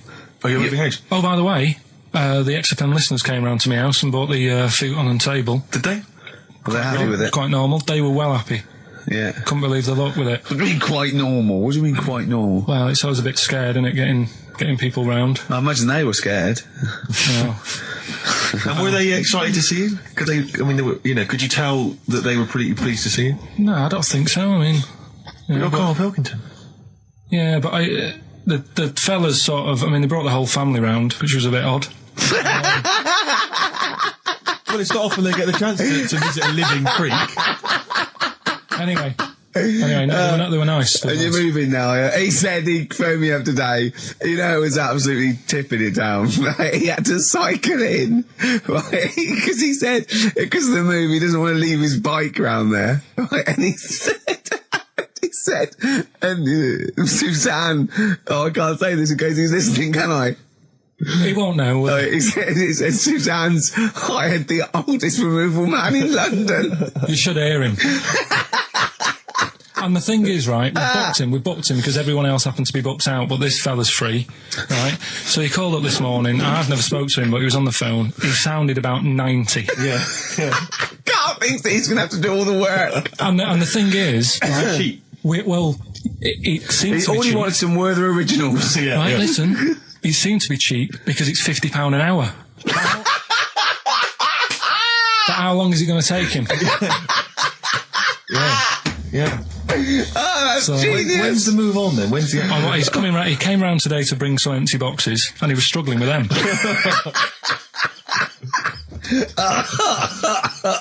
So it actually happens on Wednesday. Oh, God. Anyway, so Rick, I noticed that you were laughing and almost had a heart attack. Doesn't bode well for the boxing match, does it? Cough at the moment, haven't I? I've had my Lemsip. Oh, that was great. That was very, very funny. What a indeed. wonderful clip that was. I enjoyed Do you it. remember that? Yeah. Wow. It was a few weeks ago, wasn't it, really? I mean, I think it was last week. we'd have to have very, very bad memories not to remember that hilarious clip. I'd like to hear that again maybe in a couple of weeks' time when I'm away. Yes, absolutely. It's embarrassing, isn't it? And we, but the good thing is, on telly, I feel a bit guilty about putting out shoddy rubbish because I'm getting paid an awful lot. Yes. But here, I don't give a They can bleep that. They will do. And now it's Karl's bit. It's the re-education of Karl. He's like Liza Doolittle. And now he's coming through, or Lawnmower Man, if you've seen that film. More like Lawnmower Man, if you've seen the film. You know what I mean. And his homework was to just study quotes, really, on happiness and stuff and general well-being. He's not a big happiness quote fan, are you, Karl? Not really. So what have you done? You've come up with something, haven't you? Right, yeah, I told you, right? Because a lot of these are just things you say every day. They're nothing special. So what I'm doing... Well, you say them every day. Well, the sort of things you come out with and you don't even think about it, do you know what I mean? Yeah. They're on the TV all the time. People on the radio are saying these sort of little quotes. Sure. And what I've done is, remember that programme on Channel 4, Faking It? Yeah. Where they got some, like, posh kid to be on a door and all that. What I've done, I've... Imagine if that was the pitch for the show. Dear Channel 4, just going to get a posh kid on a door or something? Yeah, Yours come sincerely, in, Karl. come in. Yeah, TV producer. Yeah, go on. So what I've done, this little book of quotes, happiness quotes. I've picked 2 that are real. Okay. And I've made one up, right? And we've got to guess. And you've got to guess. Okay, then go on. Well, I'll tell you what, Rick. Why don't we, when we've heard them, we won't confer. No. You'll write down yours, A, B, or C, and I'll write down mine, and we'll see how. It Okay, works. Karl, off you go. Right, and just because I'm looking at this book, it doesn't mean I'm actually reading. No, I know. Don't worry, we're clever. No, we know. We can't see. It's Yeah, not like yeah. call my bluff. Yeah, go on then. Nothing is worth more than this day. Okay. Yeah. Yeah? All right. Yeah. The way I see it.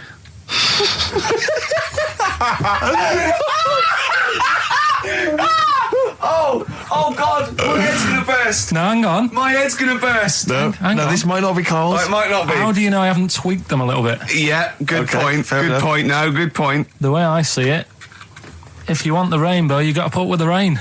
Yeah. Okay. All right. All right, yeah. Okay. Hang on. It's not here. Come on. Cat food. Cat food, come on. It stinks a bit. But if you don't put up with the smell, the little kitten will die. Steve! I don't know what to say!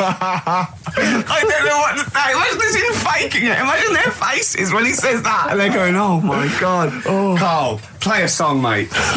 We'll have to confer on this one. Right, Blair.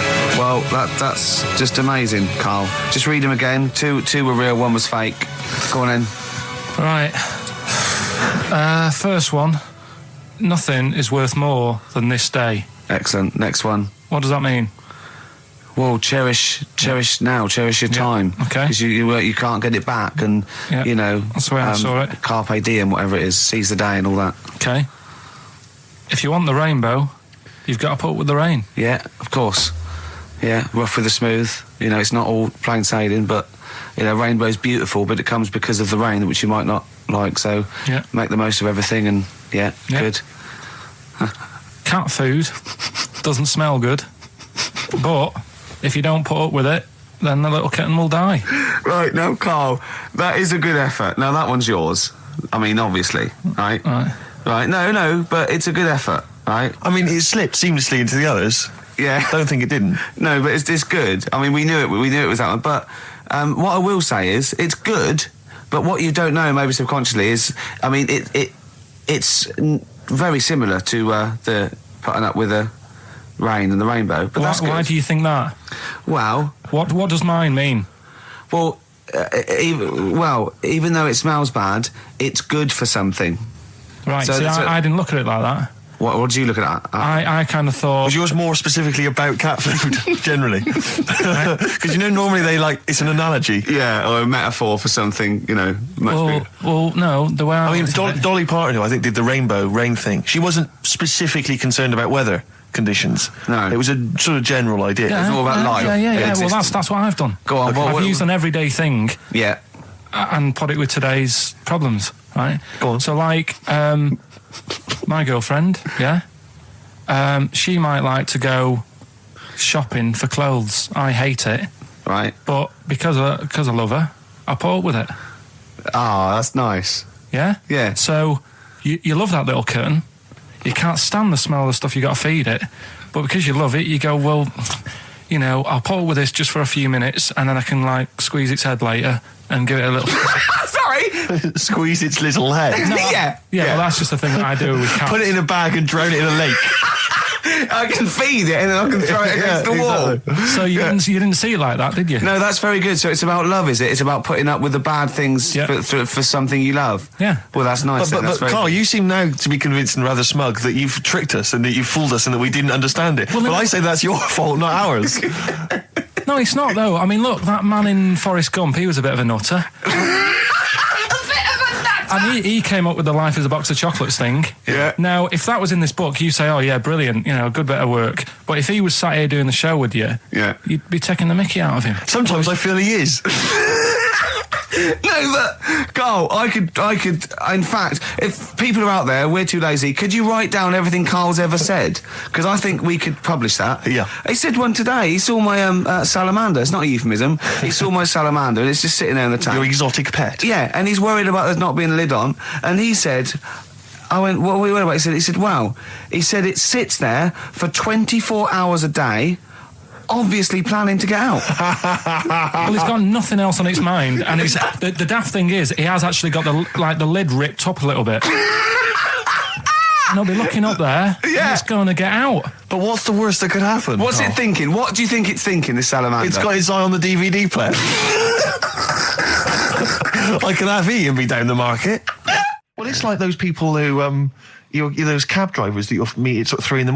who've just got a car and just went out with a car. Yeah. And just, I'll pick people up and charge them. Yeah. I got in one once. I said to him, a guy just pulled up. I said, he said, I was in like East London. I'm going back to North London. I said, going to Swiss Cottage. He went, sure, hop in. We set off. He went, do you know the way? I said, well, not really, no. I thought you'd know the way. You're in a cabbie, aren't you? He went, no, don't really know the way there. I said, have you got an A to Z? He went, no. I thought, well, if you're going to go out just on the, just winging it as a cab driver, two things, take a map and a torch. He didn't have either. He said, well, I'll probably get to Camden. I said, well, I'll direct you from there. Drove on for about 5 minutes, making conversation. About 5 minutes later, he went, do you know the way to Camden? I thought you knew the way to Camden. I don't really know the way. I thought I did. Oh. It was loot. I mean, let me out. £4. Exactly. And that's, I don't know who's got that sort of time on their hands that they just think it's 3 a.m. I'm at a loose end. I think I'll go out doing a bit of cabbing. Wow. Yeah. Because your dad was a cabbie, wasn't he? Yeah, he was, Couldn't stand it, but it's good money. He was he wasn't like a chancer, though. What was he doing when he put that little Forrest Gump in a weedy bin? That was part of the cab company thing. They had to do like a charity event once a year, and he did it one year. Never asked him again. Tell us the story again. I'd rather not, because we got a few sort of complaints about it. Why? Why did you get complaints about it? Because he put a kid in a bin, and it's not the thing to do. So, but we could use it as a sort of sobering lesson for people. Yeah, tell it like a, you shouldn't do it. Nah, but that's how I did it last time. But people still didn't like it. All the stuff I tell you, we don't take the mickey out of people on purpose. No. It's real life, innit? And that goes on in life. Yeah. My dad was saying that in hospital, though. Do you know I was in hospital? Yeah. He did some jokes about old people and that. And he said, at the end of the day, if something makes you laugh, it's funny. And if it makes you laugh, you can't help laughing, can you? Do you know what I mean? So, what are you meant to do? And laughing's good for you. Yeah. So... But being laughed at isn't as good for you, is it? No, but there's probably more people laughing at one person. So if you balance it out, there's only one person who's upset and there's a bunch of people laughing. So it's That's genius. Give me an example of that. Give me an example. Well, for instance, Karl Pilkington as he talks and the people listening. Yeah.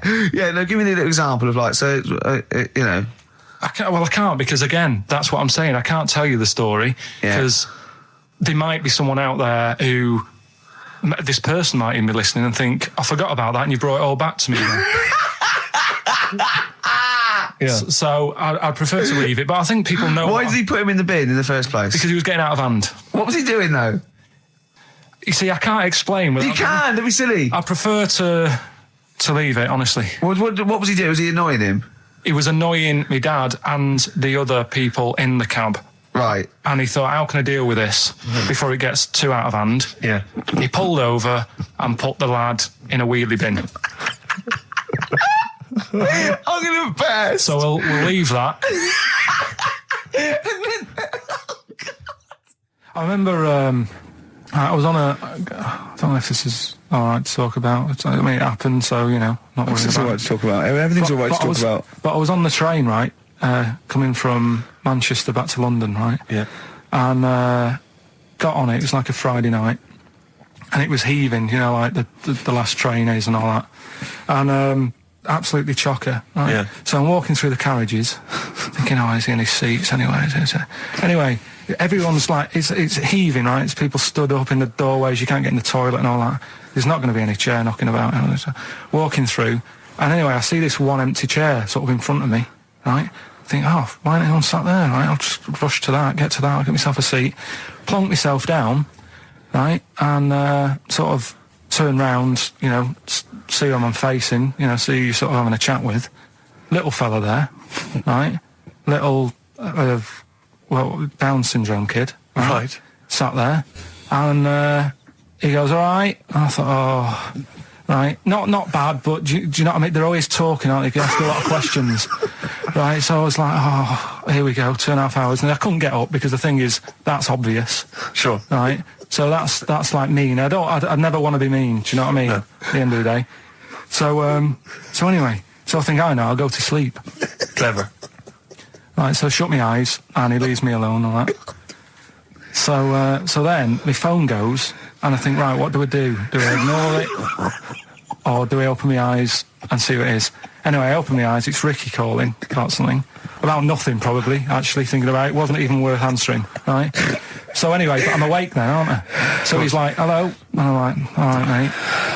And he says, you're muscly. You're right. Oh, God! And I said, yeah. And he goes, why? So I said, no, just am. It's, again, stressing me out because I was thinking, why am I muscly? I don't go to the gym. And, I'm not muscly, I'm in good shape and that. Well. So then he wants an arm wrestle. On a crammed train from Manchester, so I've got another hour and a half of this. If you talk back, he'd soon have got up and left.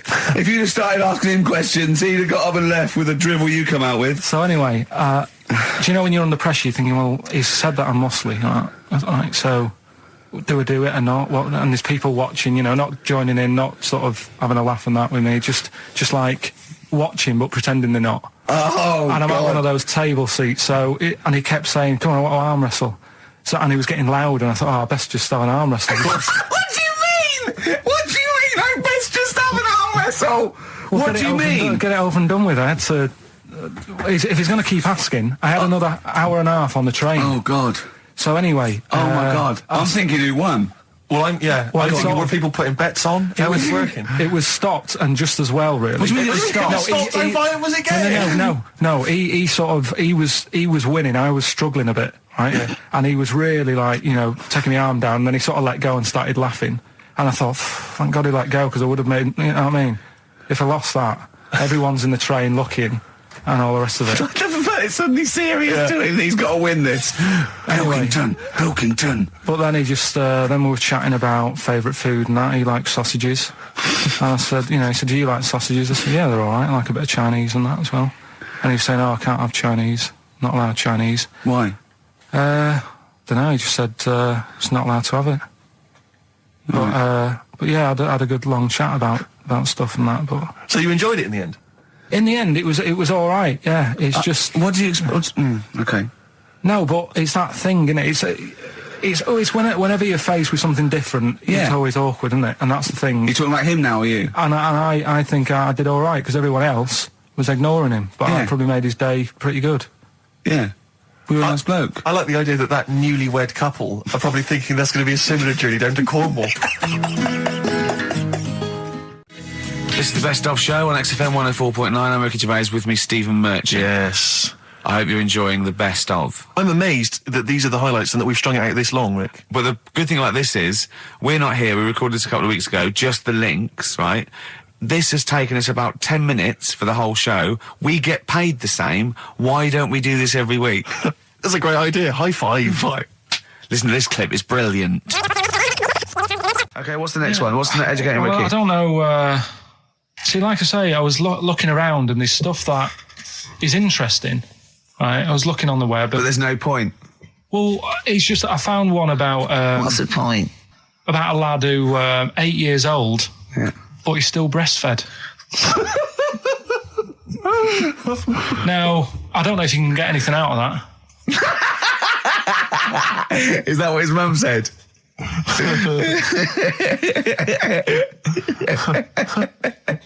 So, What do you mean? I don't know if I can get anything out of that. You don't need to. No, it's just that, you know... Where did you read that? That was on the internet. Oh, well, yeah. You're always unspecific when you mention it. It's just it was on the internet. Well, Yeah. I'm trying to think what I put in. I think I put in Y to see if I'd confuse a computer. And then- Carl, you are... No, No, honestly. I did a search, put in why, and he came up with funny things that, like, why is this person doing that? Why is that? And it had a picture of this 8-year-old lad, sort of, you know, on his mum's nipple, and it was saying, you know, is this healthy? You sure that wasn't asking you that question? What? I put in why? Just to confuse the computer. Like, the computer go, what do you mean? Yeah. Stop it. Yeah.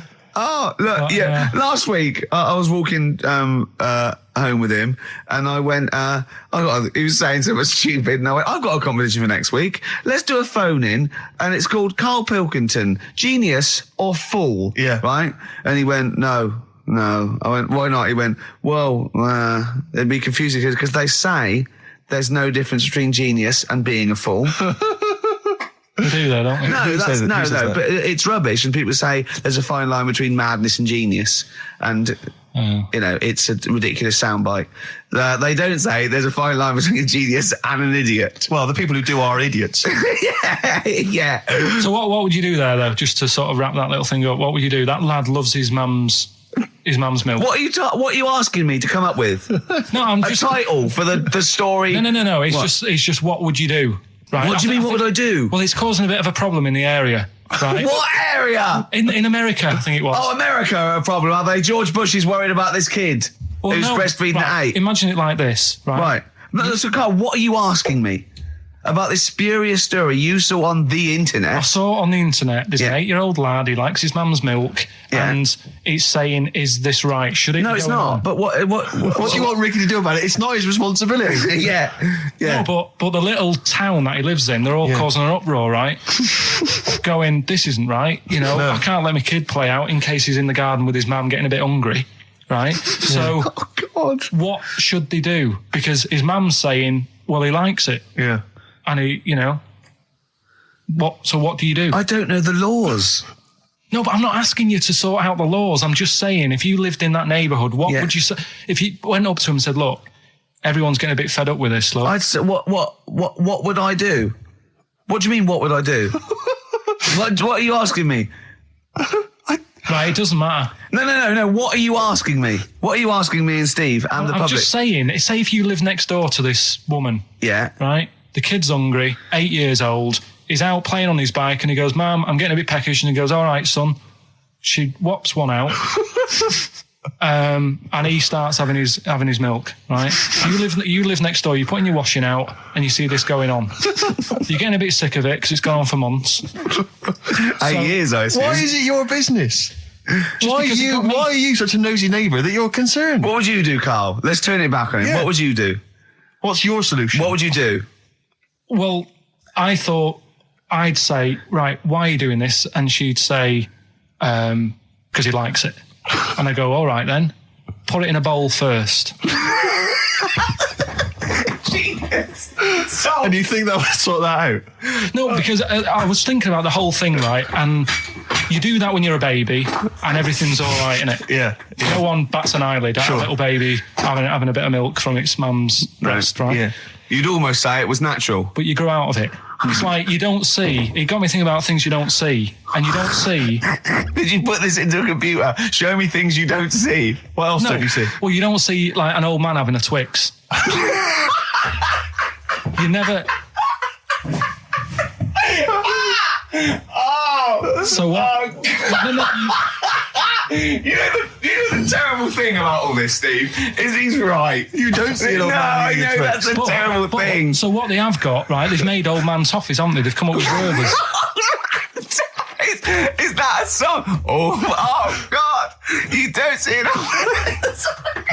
So they've got their Werthers, right? Yeah. So, Look at him. You think Forget he's it. giving a lecture at Oxford? it's not going anywhere. No, go on. Sorry. Go on. I'm just saying, Right. you grow out of things. Yeah. And the old man, I'm sure when he was a kid, he'd have a Twix. Yeah. Now it doesn't look right, so he's having... It doesn't look right.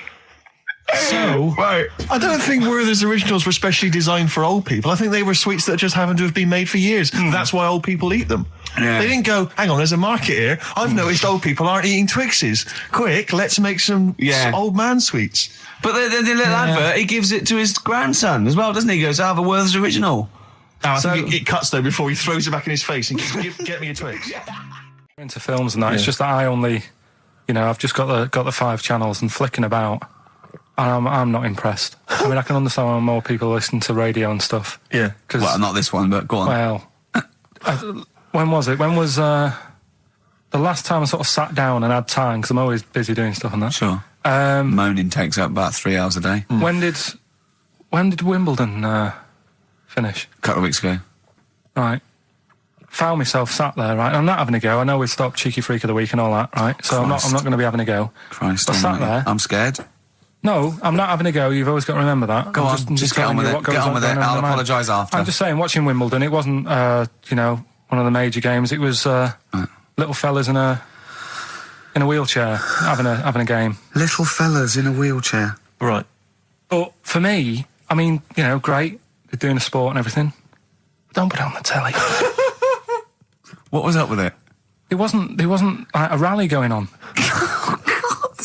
No, do you know what I mean? Do you know normally, Christ. like with the well, not to Endman, but with some of the other with some of the other players and that, they're playing for ages, aren't they? It's like, who's going to win this and that? Yeah. None of that. It was just like, hit it, net. Oh, Christ! Oh, God! I don't know what to do! And people were like sat there watching it as well when they've got other games going on in there. That's what I couldn't understand. If you've paid your money to get in, yeah. I mean, like I say, good on them if they. Do you know what I mean? But it would have been. And they always start first in the marathon. I just thought it would have, given the game a swing ball or something. Yeah. You know what I mean? No, yeah, I understand. Oh, God. Yeah. There's never anything on. XFM in the community. Let's play a tune. Ricky Gervais, XFM. Don't put my name to this last link. Don't put my name to this last link. Ricky.Gervais, XFM.co.uk. Oh. Magic, Virgin, if you're listening, we are available probably sooner than we thought. Just check, because there are rules in place, aren't there? Yeah. There was a big bust up in the week. I'm only allowed to wind him up. I'm not allowed to wind him up socially now. I'm not allowed to. What am I not allowed to do socially? I think squeezing the head socially has been crossed off. Right, okay. And I agreed to that because it got to a head where, Karl was really upset and he was thinking of just giving it all in, weren't you? Yeah. Yeah. Why was that? Because you were just winding me up too much. Yeah. I mean, do you want to bring it all up again? I don't mind. What was I doing? It was just. I should say now that there was a conversation where we were all sort of really walking on eggshells. It was frosty. It was a conference call, and Karl was on one end. And I'll tell you, I was very much a media. I was very much a UN mediator. What do you think of that? It was difficult to sort of keep it serious when I'm saying stuff like, "I'm sick of you putting a Burger King bag on my head." Do you know what I mean? Yeah. There's a part of me that's like, I can't believe we're doing this. What I like about it is that I'm laughing and going, well, I won't do that anymore. And he's going, you can still do it on air. And like today, I came in, I went to squeeze Eddie, went at 1 o'clock. I love those rules. Yeah. I love those rules. Well, between the hours of 1 and 3 on a Saturday, you can squeeze his head, you can put a Burger King back on I can't wait. It's terrible. Oh, but dear. that all started last week as well, really, because I got in a bit earlier to do an edit for you on some track that had swearing in it, right? Yeah. So I get in early, he comes in, first thing he does is go to sort of squeeze me head. And my reaction was, not now, do it later. As if it's all right to do it later. So that's kind of what made me think this isn't normal. We should just point out, when we say squeezing your head, what exactly does that mean? I put my hand on the front. I do 2 experiments, right? Yeah. One is the side, because you can crush an egg sideways, so I think that's more dangerous. Right. And I actually put my elbows out, and I pressed like a vice, and I really go for it until it really hurts. And the front one it shouldn't hurt so much, if my experiment's right. I don't know. Well, it was all this that sort of, built up. Sure. And the research that you're doing there, Rick, is that going to be available online at some point? Well, that was the problem. That's what I was saying to him, because it kind of started last week. Well, it's been going on since we've known you. hasn't it, really? Yeah, but I just upped it last week. It got out of hand a bit. I upped it to when I think it got to ahead on Thursday when I filmed it. That was it, yeah. That's right. I brought in the cameraman to film me torturing him, and there was some people from the 6th floor being shown round. Yeah, some management and that, showing probably clients round. Sort of. They've probably been on all the different floors, same what all the different radio stations Dr. do. Fox. This is XFM, the sort of this sort of noise going on. Yeah. You see them all look down and saying, "Don't do that," right? Sure. They might want to spend a load of money. Yeah. And he's doing that. He's wrestling with me. He's filming it. So that's when I just thought, It's mad, isn't it? And then when we were having the argument on the phone, I was saying, has this been some sort of experiment? Yeah. He did. He said that, and of course I lost it. Yeah. But it's all good now. Do you want to squeeze his head before we play the next I record? won't at the moment, because we've got to get on. It's not right, and that annoyed me as well. Because I was trying to find out where he was going. I was filming him. I was going on waiting for Karl. Told Johnny he's meeting a mate at 6, which annoys me on 2 counts. And I'm just doing it to the camera. So I'm gonna follow him and just turn up and go, all right, where you been? But then when I came in, he went, I'm meeting a mate, and he told me where it was. So I told him that spoils my fun. Of course. Because you'd want to just track him down. I don't want him to like it. Yeah. Which is pulled the rug under my carpet now that he's going to let me do you know what I mean? It's just, it's a little bit annoying. This is the Best Of Show on XFM 104.9. I'm Ricky Gervais, with me Stephen Merchant. Yes. I hope you're enjoying the Best Of. Have you got some educating, Ricky, for me? Got some education. I need some education, Karl. I desperately need some education. I want to learn about Chinese kids that are born hairier than average. I want to hear about deaf girls that can hear after their mum hits their head against a wall. These are the things I need to know. I mean, I don't wish to be disrespectful. He doesn't look like a genius. He doesn't look like But a then I genius. don't know what a genius looks like. Exactly. So, Steve. I don't want to be an Look at Einstein. Yeah. Yeah. His mum thought he was mental as a child. Where'd you get that information from? That was in the Einstein book. Well, it was in the Einstein book, then it's presumably true. Which Einstein book is that? Theory of Relativity? The big book of Einstein stuff. Oh, yeah. Yeah, the big bumper book of Einstein stuff. It's for a coach trip, and you have to fill in E equals MC1 squared, 2 fish, or 3 hello, and then it's multiple choice, and you fill it. It's great. Did his mum think, A, he was a genius, B, mental? Most people go for A, but it is in fact B. She thought he was mental at the age of 28. Oh, Karl, you never let me down. You never let me down. So have you got Educating Ricky for me? We've got Educating Ricky coming up. We've got Rockbusters. We've got Rockbusters. Great As seen and talked about in Heat. In Heat magazine. It's got really tough this week now. We're not messing about anymore. Right. Got some good prizes. Absolutely, yeah, we'll talk about those later. Because, I mean, was it last week that you had the classic? Was it, I can't remember, I'm paraphrasing, Karl, apologies. Something like, I'm here in Texas, I've fallen in a puddle, and my knee has got wet. Yeah. Whitney Houston. Whitney Houston. Yeah. And also, it was last week when there was a little bit of confusion over the one for Holly Valance. Right? Of course. I don't think it was confusion, I think it was your error. Yeah. No, it wasn't. And it was Holy Valance, and you meant Pelmet. Then Becky, who called up that time and said, if you're getting mistaken with Pelmet, right, she sent me an email in a week saying, I've done a bit of research. Yeah. It was my fault. I've made an error. Yeah. It is a Valance. Okay. And I know about Valances. As I told you last week, at the very end, my auntie loves them. Yeah. Right? She makes them. She started off just like putting them on top of the sort of window around the curtain. And then she thought, I can do more with this. Yes. And she had a little coffee table that had magazines underneath. And she said, I'm sick of seeing them magazines when I'm sat down. She sounds like a Pilkington. So... I'm sick of seeing them magazines when I sit down. So she put a Valance around the table. Yeah. She just got Valances around everything now. Then, next step, She tapes everything. She never actually watches telly. She tapes it all because she gets sick of listening to the adverts and that. Yeah. So she tapes everything. So she's got loads of videotapes and that. And the video used to get on her nerves. When she was watching a film, she'd see the clock changing. Oh. And it distracted her from the film, so she put a balance around that. Yeah. That's genius. Yeah. So, that is or is it mental? Only Mrs. Einstein can tell. I don't know. She's even made a little Jack Russell look like a hovercraft. Yeah. He's great. So everything's got a balance. If you go round and you stand still for too long, the chances are she'll balance around your head. Yeah. This is this is Auntie who? Auntie Nora. And this is the one that farted for 5 minutes. Lest our listeners forget. Farted for 5 minutes, called his mum, saying I'm farting, 2 minutes into the fart. She's at about 2.5 minutes in. Yeah. Right. Okay. Right. The results of we ain't got a winner for the first time. Yes, we have. We've done this feature for. We've got loads of winners. No, we haven't. We've done this feature for 3 weeks. This is the first time I've managed to sort of. Well, let's go through them then. What have they got wrong? The first one. The first one. What was the first one? Well, hang on. Let's do them in reverse order for a second. So what's the last one? The last one. The clue was that bloke does sport on the telly and he's got a little kid. What's that? That's Destiny's Child. Des, who does ITV Sport, he's got a tiny child, right? No, that's fine. They got that. Destiny's Child. What's the middle one? Well, the middle one. Right. Child. The second one was. He doesn't like women, yet he's got a couple of kids. That's a bit weird. Yeah. Right? That was PD, that was Puff Daddy. That is offensive. Go on. But it's not Puff Daddy, it's Puff Daddy. And he's not even called that anymore, he's called P. Diddy. Well. Okay, fair enough. But they got that one. Yeah. And if I'm being tight, these lot are as well. Yeah. Yeah. Tight means something in Manchester. Go on. Right. And the first one that they're having problems with, I don't think them birds should be allowed in this area. Got it. Boyzone. It's not Boyzone. What's the clue again? I don't think them birds should be allowed in this area. That is perfect. A boy zone.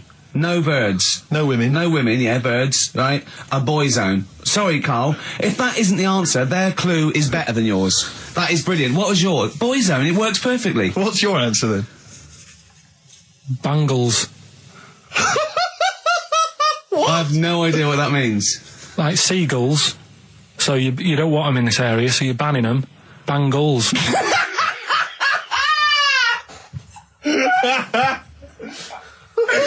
Oh! Well, give it to Boyzone, because Boyzone's better. Don't use birds being allowed in this area, it's a Boyzone. I think we should have a rollover. Karl beat them. You have to use his logic, surely. But theirs works. You can't do what am I thinking. No, that's not what I'm thinking. It works perfectly. I think you've got to give it to the ones that got the Boyzone. Well, how about, right, because they didn't actually get into my head and my way of thinking, heaven right? forbid. How about we just keep back the David Attenborough, and they can have, I'll chuck in the Hellraiser, right? Okay. And Blondie album and the Madness one. Yeah, okay, pick a winner at random. Pick a winner, Steve. I'm going to give it to Paul Sloman, who got those answers, and he also says, P.S. Karl, you're a moron. So I'm giving that to Paul, and good luck to him. Right, well, he's got a crazy night tonight. If we can rush these over to him, he's got a cracking Saturday night. Well, if I'm a moron, I might get your address wrong when I send them to you. Ooh, coming right back at you, Paul. Yes. Right. Bit of David Bowie. When's that ever hurt anyone, Steve? Never. Lady Stardust off Ziggy Stardust and the Spiders from Mars on XFM 104.9. I'm Ricky Gervais, Steve Merchant. Karl Pilkington is in the middle of educating me. Educate me. Did I tell you the time when the doctor said I was going to die? All right, keep talking. Right, ages ago, must have been about 15, right? And at lunchtime there was this. We used to have a choice of stuff to do at lunchtime, right? Used to have like a burger place that had an arcade machine in it, right? So we used to go there and play on that and have a burger. Or there was this baker's, right, that my mum worked at, and did great cakes and stuff, right? So she used to like bring some home and that, but she couldn't always bring them home every night because, you know, they'd cost money, and she used to get them for free. And they used to say they'd rather chuck them away than give them to the staff because there's a chance that the cream might be off. Right. Right, so they used to chuck them round the back. So I used to go around the back with my mate, and eat a load. Brilliant. Eating out of bins. No, it wasn't out of bins. They were still in trays, but they just stacked them up near the bins, right? So this got out. I mean, it used to be chocker. Once the school found out, everybody used to go there and it'd be like, well, have a cake. The headmaster crawling through, fighting the kids off. Right, so I'd have, you just eat, 6 jam donuts or something, and then you'd spend your dinner money on the arcade machine. Brilliant. Right? So it was a good afternoon, really, right? So you'd do that, and this one day I must have had 6 or 7 jam donuts, a few Congress tarts. What's the Congress tart? I love them. I can't get them in London, right? So I'd have some of them. And if anyone can get a Congress tart for Karl in London, please let him know. So anyway, this day, that was just a normal day. Do you know what I mean? Twice a week, you'd have a load of cake. In your life, yeah. Yeah, so normal anyway, day in your life. Were the frog boys there with the webbed hands and the big heads? And the horse in the settee? But the day after one of these days, I had really bad cramp in my belly. Right? Okay. I was like in agony, could hardly walk. So I said to my mum, you could hardly stagger to the free cakes. So I was in absolute agony. I said, I don't like doctors, but you'll have to get a doctor in because I don't know what it is. I can't walk. She gets the doctor round. I won't say his name, but he said, well, doesn't look like he's got long left. Blimey. So I was a bit like, hang on a minute, I've only had a few cream donuts. Yeah. My mum was panicking. Sure. He went. My dad came in from work. She said, something's really bad with Karl. I think it's serious. The doctor said he ain't got long left. So he said, what? He said that and just left. So she said, yeah. He said, I'll have to call him then. So he called him up, said, what's all this about? Karl hasn't got long left. How long's he got? So he goes, I was only messing. It's just had some bad cream. Can you believe that? Well, the thing is, I like the fact your mum didn't ask any questions. I know. She didn't go into detail. Can you explain more, doctor? No, I got to show off. But she doesn't. I don't want to diss you or your family, but I imagine if I was there, I'd have known the doctor was joking. Yeah. That's all I'm saying. I mean, I sound very arrogant there, but I imagine he went, what's he been doing? I had about 6 cream cones. Oh, right. Oh, wow. He hasn't got long to live then. I'll see you later. Yeah. That's what I think the doctor did. Yeah. I just like the idea your mum just let him go. Yeah. Terrified, thinking, well, I'm not going to probe him. He's that's it then. Dad comes in. Hi, honey, I'm home. Anything happened? The doctor said Karl's going to die and then left. Did he? I'll call him. But anyway, that's why these sort of things fascinate me. 104.9 XFM. You all right? This is Karl, producer of Ricky Gervais and Steve Merchant. They're not about today. Ricky's on holiday. Steve couldn't be bothered. So I'm left here with all the DATs. That's a digital audio tape of all the shows they've done since they've been here over the last, year and a half or something. So we'll play you some of the best bits. All right, so here's the first bit. I've said in the past to you, Rick, that my grandparents, so I love them dearly, but it's like for the last 30 years, they've been waiting to die. I know. It's like they just sort of, it's like, the novelty wore off of life. Life in the 50s. Yeah, they got kind of bored of it. Life, in the 40s, it was brilliant. All sat around the old Joannas, the bombs fell, singing. They loved that. The 50s, that was great as well, because that was the post-war years. It was, it was a bit tight in the pocket, but it was all right. Everyone pulled together. And then the 60s came along, all the crazy music, the funny hair. Let's stay in bed. Exactly. They basically stayed in bed. And it was one Christmas when my grandmother said to my dad, what do you like for Christmas? What do you fancy for Christmas? And this must have been, 20 years ago. She said, what do you fancy for Christmas, Ron? And he went, well, I could do with a nice big kind of warm winter overcoat. She said, don't worry about that. Don't worry about that, because your father will be dead soon. It's right, you can have his. Meaning my granddad. Well, to be honest with you, my father's still waiting. Which is good news. Good news for my grandfather. Less good news for my dad. He's freezing. He's freezing. He finds out, how is he today? He's fine. Okay. Oh, I'm freezing. It is such a weird mindset, that. I think that, to me, is what sums up people from that older generation, the 40s and 50s. And it seems to me that you've got that kind of mindset. It's like you were born in the 30s. And whenever you talk of your childhood, it's like you had like a baked potato to take to school. And a hoop and a stick is a Christmas gift. The other thing is, I think that that sort of generation, it seems that the man is dependent on the woman. There's a total dependence. Oh, absolutely. If she dies, he's done. Yes. He's done for. He'd just pine away. If he dies, she's got 30 years of pottering. Absolutely, yeah. Do you know what I mean? Yeah, and going to like, the youth club and the Yeah, I know church. what you mean, yeah. It's sort of like that. It's sad. Of course, it's sad for them, but it's not the end of their life. No, sure. And it sort of is the other way around. I don't know why that is. Yeah. It's terrible. That's a little melancholy thought for. I know. I've Christmas really time. you brought it down. You've brought it down. I've brought it. This isn't a nice show at all. This is terrible. Well, We're didn't gonna have really people wanna make just it- killing themselves. What? Right, you ready then? So, just in case you haven't heard it before, I'll give you some initials of a band or an artist. We're not doing Rockbusters now, are we? Yeah, I thought, well, we've just... Oh, no, we can keep that going. Then we got. I love educating Ricky. That's my favourite thing now. Well, what do you want to do, Steve? I mean, Let's do the clues. it's just like it's sort of bigged up the prize. And so this is only by email. Give the email address out now for people to write it down now, Carl. Right, it's ricky.gervais@xfm.co.uk. Ricky.gervais@xfm.co.uk. Only entries on email. Yeah. You're going to get 3 clues. You've got to get them all right. And you win all the You stuff. win all those prizes you said. Okay, Carl, go on then. Right, and just a quick example, one of the first ones we did, it was like AK, and the clue was exploding pet, Yeah. and it was atomic kitten, right? yeah. So you understand how it works now. These are your clues. The first one, that army has got some nice trenches. That army has got some nice trenches. Excellent. And the initials there are DW. Do you write some of the questions for 15 to 1? Go on. So that army has got some similar nice phrasing. trenches, okay. Okay. The second one, What were the initials there, Carl, on that person? DW. DW. Yeah. Right, the second one, the top of them curtains are all wrecked. All the materials all worn. He acts it out though. We've got to get him on telly. We have got to get him on telly because his little face and his gestures. And That's the second one, the initials being HV, okay? The top of those curtains are wrecked. All the materials all worn out, right? HV. And the final one, here's the final clue. I was in Texas the other week, right? I tripped and landed on my knees in a puddle.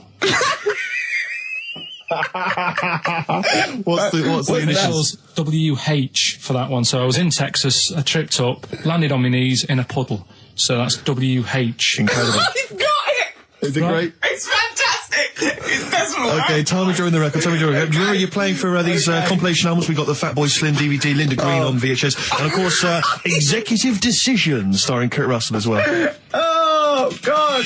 So, Steve, do you want to pick a winner? I've got a winner when you give us the answers. Okay, so the first clue was that army has got some nice trenches. Yeah. That was DW. Who's that? Dandy Warhols. That's brilliant.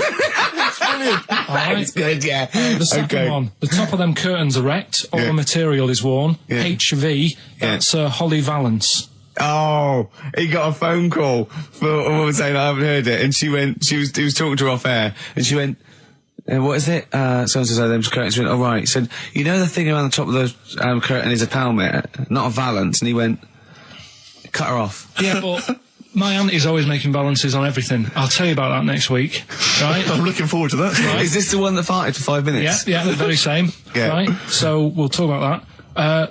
I was in Texas, I tripped up, I landed on my knees in a puddle, WH, Yeah. wet knee Houston, right? Wet knee Houston. Yeah. So, You're a maniac. So, who's a winner? We've got Pete, Catherine and Laura in Newcastle upon Tyne. They're listening online, I assume, and they're on going Sky to Digital. those great places. And remember, they got loads of stuff. They got the DVD here. They got Linda Green. They got Stone Roses. They got another compilation and Executive Decision. Can't concentrate now. Oh, well, he's all stressed because the lady from MTV is here. She's going to film his little face. So the what- things he said in the week, he was so worried. He's got worried about the spot on his head. That won't come out. Just you got your best side. It's on that side, that's alright. Oh, yeah, the camera's out. Look, he's getting nervous now. Okay, Carl, ignore the camera. Okay, just ignore the camera. Okay.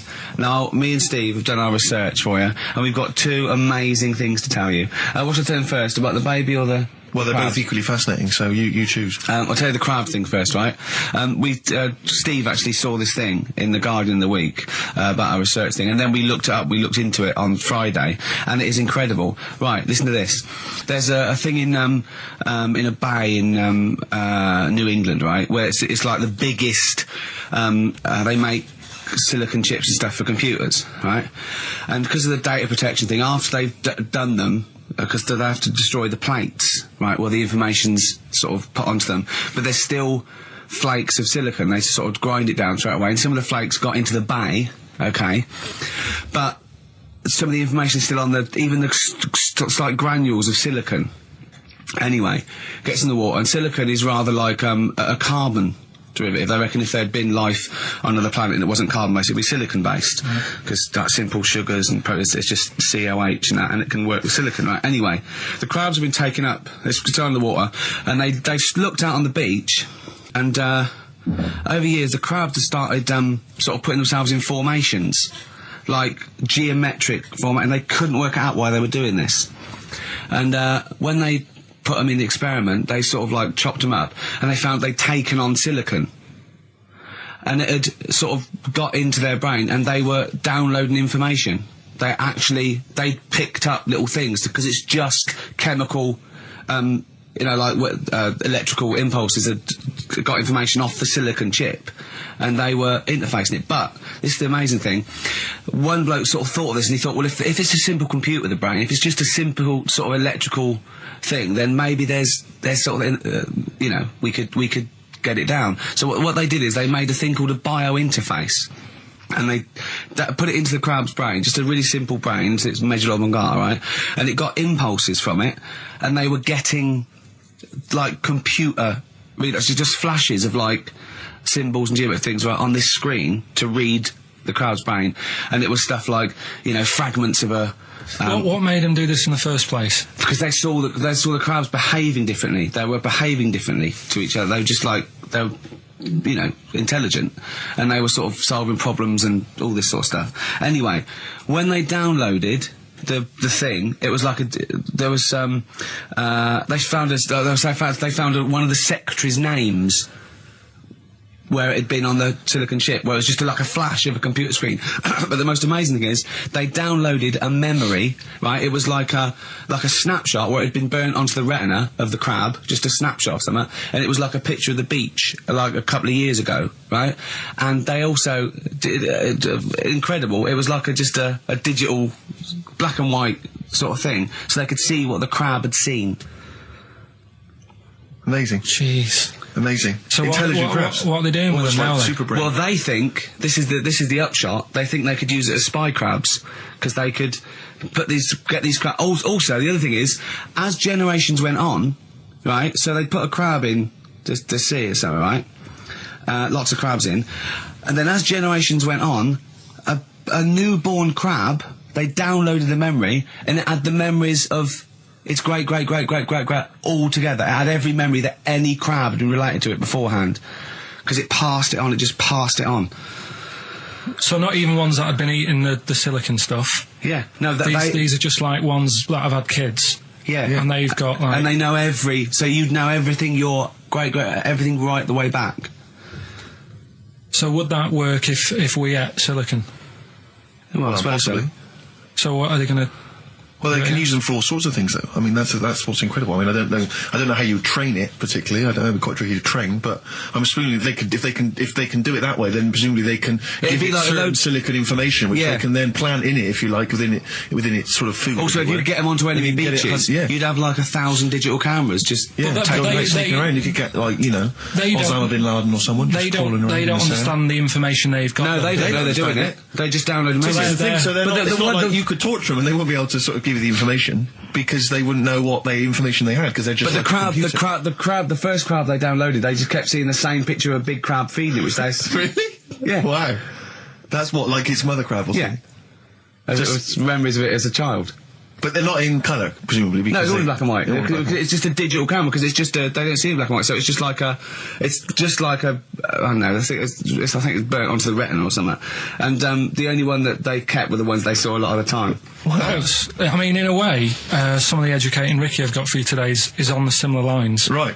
Oh, you've got to be impressed by that. You've got to be impressed by that. That's pretty good. I mean, I'm interested to see, what they do. What the crab developments are. But that's pretty good. Yeah. But I mean, amazing. Yeah. Amazing. Well, just digest that information, because that's not even the most impressive one we found. I think it is. I suppose it's pretty impressive, but the next one's maybe more shocking. Okay, right. But let's play a tune, and Ricky's got another extraordinary fact. 4.9, I'm Ricky Gervais. With me, Stephen Merchant. It's the best of. You've been voting in all week, sending your emails. So here's the clips that you wanted. Wu-Tang Clan and Gravel Pit. We love that, don't we? I love it, yeah. Yeah, Brilliant. Track. We're talking about embarrassing stories and stuff, and I don't know if I've told this on the radio before. Have I told you, Karl? I'm not sure. But this was when I was working at the BBC. This is not even long ago, and I'd moved to London, and I was fairly new in London. And I was working at the BBC, and I had this BBC hire car, and I've never told it. If there's anyone listening who works for the BBC, I don't know if I can still get in trouble for it. But this BBC hire car, and it was like I'd been ferrying kind of actors and people and production people around all day in this car. And I was driving back, it was quite late, it was about sort of 7 or 8, and I was driving back, and I pulled in to get some petrol to fill up the car every day. And I went into this garage to fill up some petrol, and I was there, and two blokes came in a white van, right? They pulled into the forecourt, and I was filling up the car, and they went, "Hey, do you want to buy a couple of speakers?" And I said, "Yes, I do." Yeah. Because I'll tell you the reason. It was like I was so flattered that they thought I'd be the kind of bloke who would A, need some kind of classy speakers, and B, would like to buy them on the sly. Do you know what I mean? Yeah. I thought, they like the They've fact seen me. They've seen I look a bit of a hustler. Exactly. Yeah. I'm a street sort of guy. You can see by the way I use my walk. Exactly. Yeah. So I couldn't believe my luck. So they drove behind the garage, the little sort of garage bit at the back, and I went round there, sort of casually went round there, sort of locked the car, went round there. They went, open the back. You had 2 speakers in there. I said, "Are you sure these aren't knocked off, mate?" He went, No. We work for Dixon's. This is the story he spun me. We work for Dixon's, right? And we're delivery men. And if we make a delivery and the person's not there to sign for the goods, then we have to bring them back to the warehouse. But if we can sell them on the way back, then that's really good for Dixon's. Dixon's must love that. And instead of thinking, are you sure some kind of troubleshooter did someone going to go into Dixon's and go, you're not getting in the garage forecourt market? Jones. Exactly. Get a couple of lads in a white van. Exactly. Yeah. So anyway, so I sort of bought this story, and I was a little bit dubious, and I went, right, let me hear them then. And he wired them up to the car stereo, and boom, boom, boom, they're playing. So it was some groovy hip-hop. I was thinking, great, these guys know what I'm into. Yeah. And he's giving me the talk and stuff. And I said, I'm a bit worried these are knocked off. He went, no, listen, we got a bloke at Dixon's who can confirm this is fine, right? Phone him up, use my mobile, right? And quote this reference number, right? So I phone out, and I goes, I go, hi, some guys here in the garage forecourt trying to sell me some speakers. Just wanted to check. He went, it's fine. I went, should I just read the reference number or whatever? He went, if you want. And X14, and I'm like, yes, fine. Yeah. Okay. You know what that was, don't you? That was actually Mr. Dixon himself. Exactly. Yeah. Exactly. So I'm thinking, well, they sound great. They're giving me for a knockdown price. I'd say they were like 400 quid. They were like 200 quid or something. It was a good bargain. I was in the market for some speakers as well. Yeah. So while they were loading it's them all kosher. I phoned Dixon. Exactly. I phoned Dixon. That's fine. Yeah. So while they're loading them in the back of the BBC hire car, right, I'm in there paying for the petrol, right, and the guy who's serving goes, all right. He goes, what were you doing around the back with those blokes? Right? Because obviously there's security cameras filming this whole transaction, right? And he goes, what are you doing around the back? And I went, brilliantly, there's some old mates. Some of my mates were just having a chat and that. He went, oh, right, okay, like giving me obviously the evil eye. So I went back to the van. So I'm in the car now, and I'm driving with one of the blokes who's in the van with me because I didn't have the money on me. So I had to go to the cash point to get the cash, right? So I'm driving with him, and the other guy's following me in the van, and he was like a northerner like you, and he's giving it all the, all right, I tell my girlfriend's a DJ, she's got some of these speakers, they're fantastic, and he's giving me this. And then my mind starts working. Now that I've got a bit of time to think, I'm thinking, wait a minute, this all sounds a bit dodgy. Yeah. It dawned on me, Rick. Fool, are you? You're streetwise. Exactly. You're streetwise, Steve. Not only that, I was thinking, how am I going to get them home? I've got to drop the car off at the BBC. How am I going to get these huge speakers back to where I live? And how can I pay for them? Because I've just spent £100 on Find the Lady with a couple of blokes in the square. It seemed like a fair game. Some of his friends were winning. But so I explained to him, I said, I can't get them back to like Brixton where I was living at the time. He went, don't worry, give us an extra 20 quid, we'll take them home for you. Oh, that's good. Delivery. They do a whole service, you see. And there's also a backup guarantee. Did they have the guarantee, the 3-month guarantee? They didn't. No. But I said, I'm not sure about that. He went, well, why don't you put them in a cab, send them back, and your housemates can collect it? I was like, oh, no, there'd be no one in. And I was beginning to sort of get a bit conscious of like, maybe this was a bit of a scam after all. So I pulled into like a little side road. And I said, I'm not sure I'm into this now, actually. He went, what are you talking about? It's 200 quid for a pair of speakers. It's a bargain. You never get a bargain like this, mate. I'm going, not too sure, actually. I don't think I want them. He went, 150 quid, mate. 150 quid. I went, no, he's 100 quid now to you. And I'm thinking, wait a minute, this doesn't sound like the kind of work that Dixon's would be doing. Dixon's don't do that when I go in. This is it. Dixon's never negotiate in that way. When I go there, look around and I leave, they go, where are you going? Exactly. I go, no, we'll have anything then. Have anything for a So quid. I stopped the car and the white van pulled up behind me with his mates in. Sure. And And I said, can you get them out? I'm not interested. And he went, 100 quid, mate. Oh, you, and he was just going, you tosser, you obviously want some speakers. And he was having a go at me. So I was carrying the speakers out and putting them back in the white van. And he was just shouting at me. He was going, 70 quid. I was like, 70 quid from 200? This is ludicrous. You realise that wasn't Dixon's policy then. Exactly. They don't usually shout you tosser as you leave the shop and walk down Camden High Street. They're not usually shouting you tosser. You should have took the offer of like the monthly payments they've got on at the moment. So I eventually put them in there, and I sort of knocked the deal on the head. And I got back in my car, and they were in theirs. And I just looked in the rearview mirror, and they were punching the dashboard like with aggression and venom, like we let that deal slip through our fingers.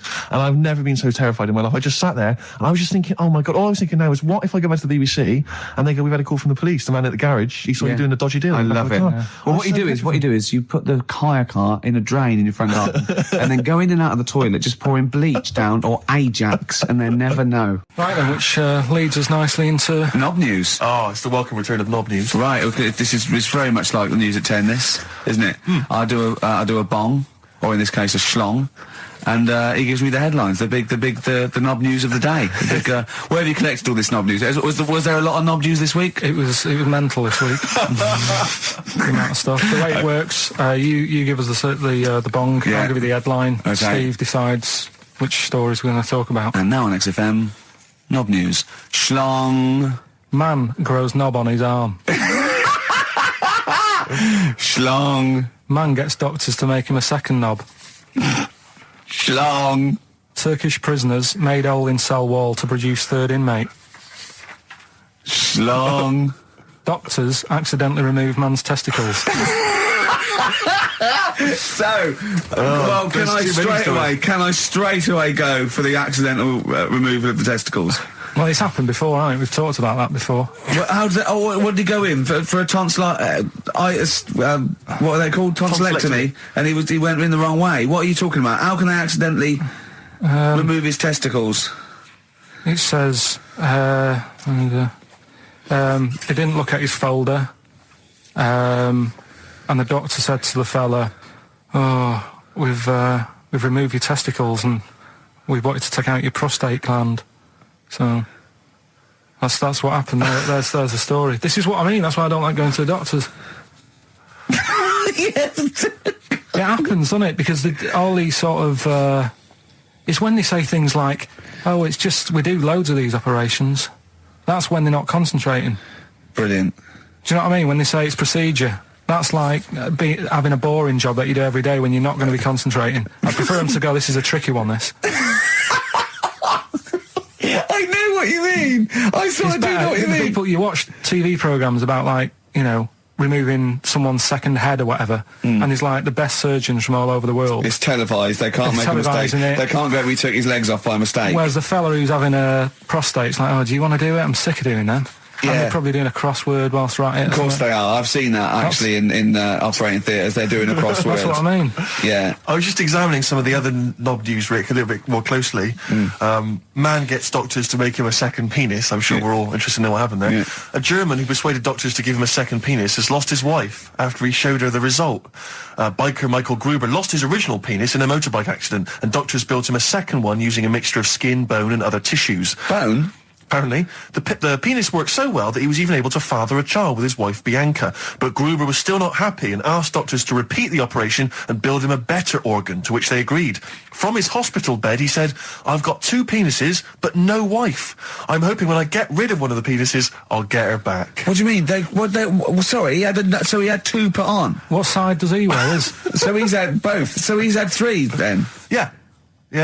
This is probably the thing that happened with Hitler, when he had 1 ball, but he had 3 at one point, didn't he? So he just kept one in the Albert Hall, gave his mum one, and kept the other one. Oh, chimpanzee that monkey news. Right, there's this monkey, right? Oh, yeah. I think his name was number 6 or number 7 or something, right? In this lab, right? Yeah. And anyway, it's in there with, like, you know, the rabbits and little mice and stuff like that. And The rabbit smoking. The nurse, right? The nurse, not the nurse, the woman who works in the lab. What would you call her? Is it a nurse? Depends. What depends what her job was. If she was a lab assistant, you call her a lab assistant. All right. I mean, they probably call her by her name. All right, lab assistant, right? Kirsty. So she's... I think it's probably Kirsty. Right, Kirsty Morris. Well, she's in there, right? Yeah. And she don't work with many people and that. She's mainly on her own with, just putting lipstick on rabbits and stuff like that, right? Chim fancies her. So, Chim fancy her. He's putting on lipstick. Chim fancies her. 'Cause she's got hairy legs. He gets pally, right, with this woman because it gets to a point when she sees him every day. That's the way he sort of tries to string out like it's a narrative love story. Did the chimp put its hand out and grabbed her, and then you thinking that he made a move on her? So right, come on, he's allowed out. He's allowed out. It's not a story, is it? He's allowed out the cage and what have you every day. So he's wandering about, and as time goes on, he's watching what she's doing more and more. Yeah. Right. So he notices like the code on the door. Right. Right. Whatever 247 or whatever. Yeah. And he goes, right, I've clocked that. I've got that. I'll remember that. Right. Yeah. And then he goes, right, there's a lot of lipstick and that knocking about, a lot of makeup. Right. Okay. No. There's no way. Finish. No. Because Steve, you know what's going to happen. I know what's going to happen. So he's there. It's ridiculous. And he's going, well, if it's there, you know what I mean? So while she's messing about with the rabbit, he gets there, he's in front of the mirror, putting a little bit of lippy on. Right? You No! I can't! It's gone too far! No, it's gone too far, Steve. Right, your mic's off, Rick. He's finishing the story. So, turn mine off as well. It's gone too far. Turn him off. Just let him finish. Right, so the thing is, right, it's this monkey wandering about. It's got lipstick, it's got mascara on, it's looking pretty good. I didn't mention the mascara! It's looking all right? So it knows the code on the door, 247, right? So when she's sort of messing about with the rabbit, right, he goes, right, here's my chance. He's looking good, 247, out the door, through the reception man's there. He's like, all right, Kirsty, right? Don't talk shit! I Feel Free from Cream. That's pretty much the last track, isn't it, guys? I imagine on XFM 104.9. Well, I mean, yeah, I've got nothing to say after that ridiculous story. I mean, that's worse than the bank robbery to me. Yeah. That he clocks that, and the bloke on the desk. All right, Kirsty. Oh, you're 2 foot shorter and hairy. She wasn't a looker anyway. So.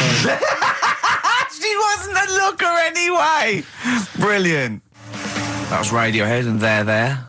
We're Not Here. All right, pre-recorded. Coming up is one of Karl's little things. Enjoy it. Right, that's Aqualung. Good time's gonna come in it. Right, Karl, come on in, educating Ricky.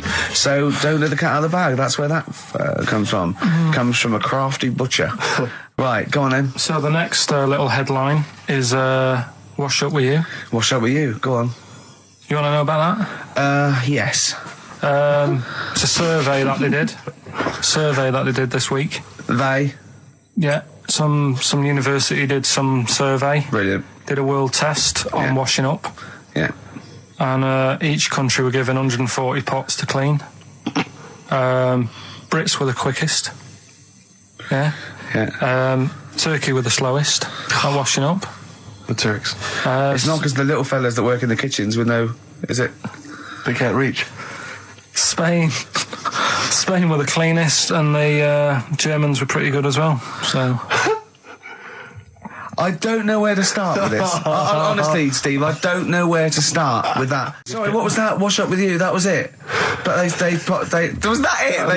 They survey of washing pots and pans. I didn't understand. You said who? You said Italy were the cleanest. No, Spain. No, Brits were the quickest. Yeah. We were the quickest, but Italy was the Spain was the cleanest. cleanest. Turkey were the slowest. Yeah. Spain were the cleanest. But why weren't we clean then? Because we were washing up. Why were we not paying attention to the? We did it rubbish. We did it quick. We did it quickly, but I don't understand why it was being rated on. Who was doing it? Was it Lynette Newman or Ainsley Harriott? She's quick. Both of them are quick. Yeah. Well, they've got like kind of loads of slaves that do it for them. Did we use fairy liquid? Don't know. It didn't have. Did we use a whole bunch of Boy Scouts? Didn't say that. Just like said,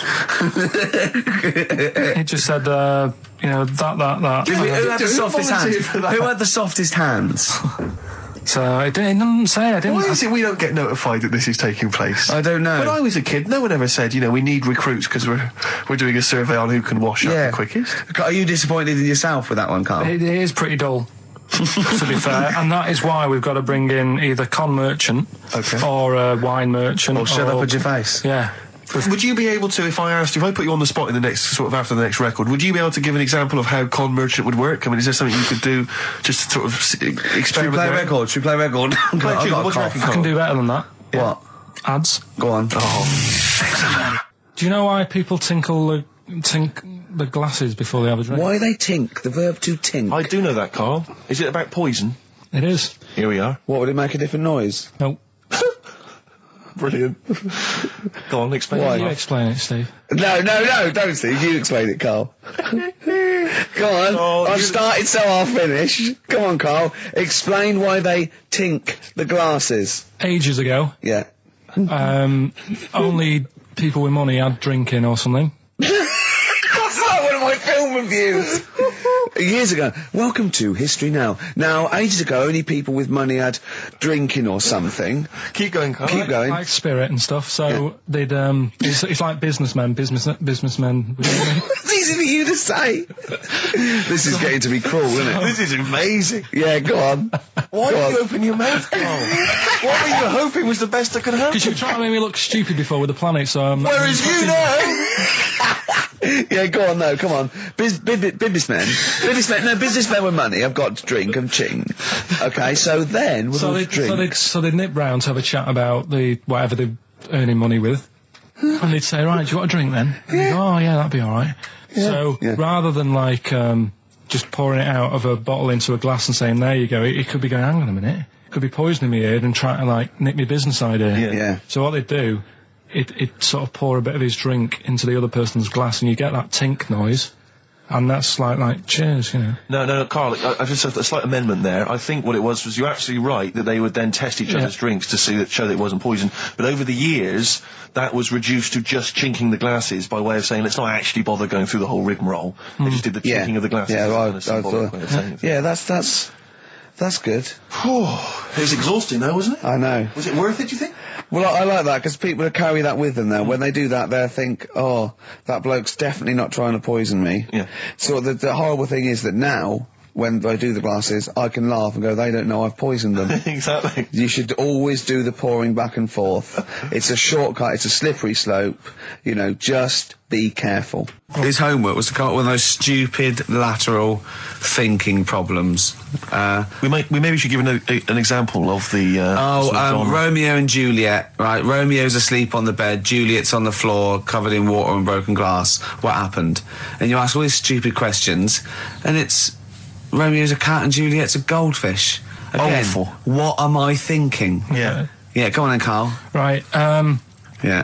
There's a bloke lying on the floor, right? He's cut his head, blood's coming out of his head, and all his mates come running up, and they're all stood round him. Yeah. And they don't take their hats off as a mark of respect. That is outrageous. Why didn't they take their hats off? I'm laughing, but it's probably as good as the real absolutely. ones. A bloke's fallen with his...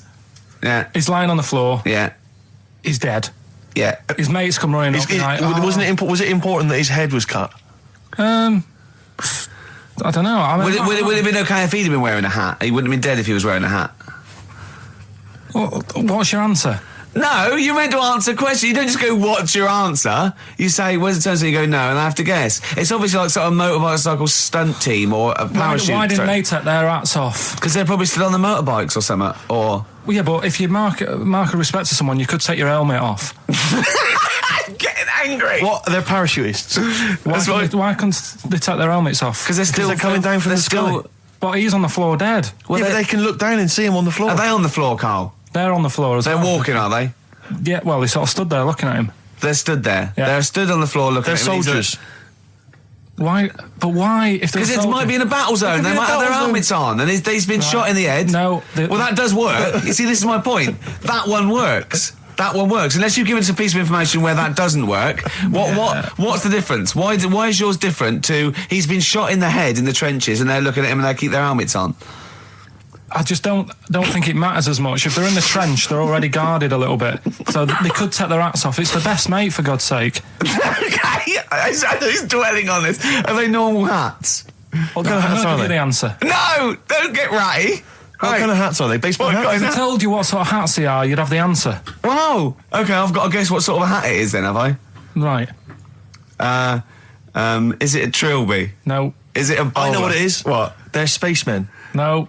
Oh, that's a good That one. one though. works as well. This is my point. I like that one a lot. It works. He's fallen on the moon, and not that the moon happened, it was set Yeah, up, it was wasn't it, all in the fake, studio? yeah. We know that, yeah. Okay, Carl, what's your answer? Builders on a building site. Why is that different to soldiers? Because bricks don't fall in wars. But bullets fly. Right. Let's play a record and we'll come back to it, Carl, while you think about what you've done. Oh, yeah. You've embarrassed Let's play some yourself. classic Suede. Yeah, and this is for David and Kieran, I think, who wanted a bit of Butler. That was Jane's Addiction. This is the Best Of Show on XFM 104.9. I'm Ricky Gervais, with me, Stephen Merchant. Yes. This was a clip show. We recorded this a couple of weeks ago. I hope you had a Merry Christmas. It's not over yet, because tonight at 9:50 is the second part of The Office Christmas specials. It's brilliant. Watch it, and we'll be back next week live. I'm Ricky Gervais, with me, Stephen Merchant. Bye. Have a great new year. But if you want, I'll pay for you to take history again. Carl, we'd love to see you get a C or above. And Well, we're I'll willing pay to... for you, and I'll get you some books. Right, now listen. We can, let's get, I reckon, when are the exams? June? Something like that, yeah. We'll try and register next week, and I reckon you can get an A or B. I'm history. Busy, I'm In busy. history. No, don't worry about it, it's just easy. I get you Brody's notes. If Heat magazine, they love you, Carl. They could probably sort something out. They could probably pay for a tutor. They got a lot of money, they sell a lot of magazines. I mean, it is always, almost always, and you found that out, I discovered this, it's always the Tudors and Stuarts. There's no fear for them not coming up. Now, what do you already know about them? You must already know stuff about Henry VIII and Elizabeth. No, because it's too long ago to even get interested in. Do you know what I mean? You can't. Is that why you relate didn't- to it. Okay. The Anderson thing, it was like, God, I bet my mum and dad were in an Anderson shelter. This is interesting. What, when they- Oh, my granddad would have, had something to do with this. But the Tudors, it's like, I don't know even if they had a family back then. Play a record. If we come back Hang to on, this. hang Sorry, on, hang on. Steve, Just because I need to introduce the new feature. Yeah, for the I record. don't know if I had a family back then. Carl, listen, let me just ask. ask you now, right? If you can finish this sentence, we've got a chance. Divorced, beheaded, died. Divorced, beheaded. Died. What is it? We just need to do a little bit of work, but otherwise I think you're going to be fine. It's how you remember what happened to Henry VIII's wives. They're little... Divorced, beheaded, died. Divorced, beheaded. It's like spam. Support... What's it? Support, protection, anchorage, movement. That's how You're you going to... That's nothing to do with the Tudors No, and that's to Stuarts. do with the skeleton. Yeah, see, no, we're not doing biology. Mnemonics and acronyms. What happened to Henry VIII's last wife? Did she die, or did she not die? Divorced, beheaded, died. Divorced, beheaded. Do you know that the only king that has got a moustache is... No. The only king that hasn't got a moustache is the King of Hearts on the playing cards. Karl is genuinely... I don't know if he's actually upset or embarrassed, but it doesn't matter. Why does it matter? You were 15 and didn't go to school. If you were my friends, I think you would have just said, oh, we can't find them. Why? But you It just doesn't matter, matter though. to do with that. Well, what do you mean? What do you mean? It's ridiculous. Do it again because you want to learn, because there's great things in the world to learn about. Don't worry. Look, GCSE is vocational. Is vocationally for a 15, 16-year-old to go on to do A-levels or whatever, or to get results. But you don't need that because you've done very well. You don't care about the Tudors and the Stuarts. I mean, I mean, I've had a couple of jobs, not this one, because you don't need qualifications to get a job. obviously. In the radio. Yeah, obviously. You're absolutely right. But Yeah. the ones that I have got in the past, I did, because I didn't collect them, I had to lie. And I didn't like go mad. I didn't say I had A's and stuff. But I didn't put history down because I didn't even know I did it. So it's a bonus. I kind of treated myself to like a D and a couple of C's and that. So it's like, well, he's not. I love the fact that Karl even then was honourable. It's like, I'll at least put down the ones I think I took and lie, but the ones I didn't take, I won't lie about. Yeah, and don't give yourself a B. If they're going to find out you lied, give yourself a B Well, next it time, could Karl. backfire, couldn't it? I mean, my brother's a bit mental, and he used to do things like go for jobs and say, "Oh yeah, I've done this before," like being a mechanic, and he's never even picked up a spanner, and yet he'd have the confidence to go and try and fix cars. Well, I'm not that daft, but God, and he. Who do you blame for this? that's just an easy way out. I have to blame myself. Don't I? Yeah. What was the teacher like? Well, there's loads of different ones. I didn't like... I mean, the history teacher, it is my own fault, because with her, she's a bit mental. And I used to kind of stop the lesson by saying, "Oh, miss, tell us about your fireplace you've got that is made from a gravestone." Because that's what That would stop any English teacher in their tracks. And she loved telling you about it. Yeah. It was like, I learned brilliant. that from a teacher. So that's why I didn't know about divorce, head loss, and all that. Yeah. Dandruff legs. Horse, head loss, dandruff legs. But remember now, divorce beheaded died, divorce beheaded survived. That's all you got to remember. And what's that? That's what happened to Henry VIII's various In order. wives. In order. What does it spell out? No, it doesn't spell out anything. You just got to remember the rhythm. In order in which he married. Yeah, but it helps. It's like when my mum taught me the alphabet. She taught me as like a song. A, B, C, D, E, F, G. Yeah, consonant. No, not like that. Huh. That's how everyone else could do it, and I couldn't do it that way. Right. What tune did she do it to? It was A, B, C, D, E, F, G, H, I, J, K, L, M, N, O, P, Q, R, S, T, U, V, W, X, Y, Z. I feel like, feels like Christmas Day. What, you didn't get the gift you wanted? Yeah, do you know that, like, anticlimax? Yeah. When, You've been looking forward to it for so long. Yeah, you know. Well, I mean, I knew you were looking forward to it. That's why it took you 14 years to get the result, and then it was 2 other people that got them for you. Do you wish that we hadn't done it? No. It's alright. It's alright, isn't it? What's your girlfriend going to say?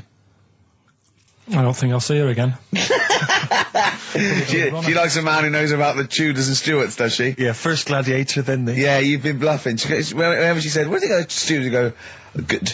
Like, Yeah. lots of things, but look, there's a bird. What happened to Henry VIII's last wife? Oh, I wouldn't. Oh, yeah. Oh, look, Friends is on telly. Friends is on. No, I just changed the subject by saying things like, you know, about the only king in a pack of cards. That threw off the scent. That threw us off the scent. That wouldn't fool an invigilator, would it? That's the thing. You can't use that one with an exam board. I'm always looking at stuff. I was looking at stuff this morning because of Yoragella last night. eating all that funny food and that, and also they all got a bit scared last night, didn't they, with a snake? I didn't see that. So is this I'm a Celebrity, Get Me Out of Here? Yeah, he got all worried about a snake getting on the sort of wandering about in between the sleeping bags and stuff. Yeah. And they were all scared, and it is so Leave easy. it with me. Sorry, the doctor says, leave it with me. Yeah. Leave it with me. Well, they were all scared because there's a snake, and it's so easy to find stuff out. Before they, where are they? Where is this jungle? Australia, I Right. think. Before they went, give it half an hour on the internet. I found out with snakes, you don't need to worry, right? They're deaf. They haven't got any ears. Right. So as long as you're really quiet, Creep it'll around, yeah. probably leave you alone. Yep. And also, they don't have eyelids. Uh-huh. So they were suggesting if one's coming towards you, just like kick sand in its eyes because it can't blink, and it leaves it a bit like annoyed, and it wanders off. But they didn't do any research before they went. Yeah. And that's I think your knowledge would hold you in good stead. I don't think you need to know any more than you know. You know, you've done maths, you think? Yeah. Did no revision for that. no. Okay. English, do you remember what it was? Did they ask you about Shakespeare? Did they ask you I about can't books? remember, but I must have done it because I thought that was. It was important. English language, not English literature, wasn't it? So it was Was it like spelling and all that So sort was of it? No, was it like a comprehension? You read a passage and had to ask questions on it. Was it? Did you have I to might write a not have short done English. essay? I don't know. I can't remember any of that. Okay. I did a science, Okay, physics or chemistry? physics. All right, well done. And this is all you think? You actually took that. You actually took physics GCSE. You think? You're obliged to do a language, I think. Did you do French? I did French for a bit, I don't think you are. I don't think you have to do a I language. think you have a GCSE, I think you've got to. Well, English quite good. I think that's his language he did. So you don't know about language. History? Geography? Just what you will find out, won't we? Okay, but you just can't remember. I can't believe you can't remember turning up for these things, because it's quite a big moment in people's lives. It is the thing that you've been working to all of your educational life. On the day that the things came out, I was working at as a printer, Okay.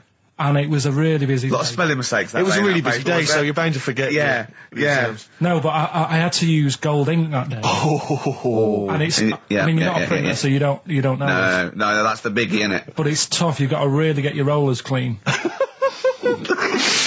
Karl, play a record, mate, and good luck with the exam results. Hopefully we'll have them for you by next week.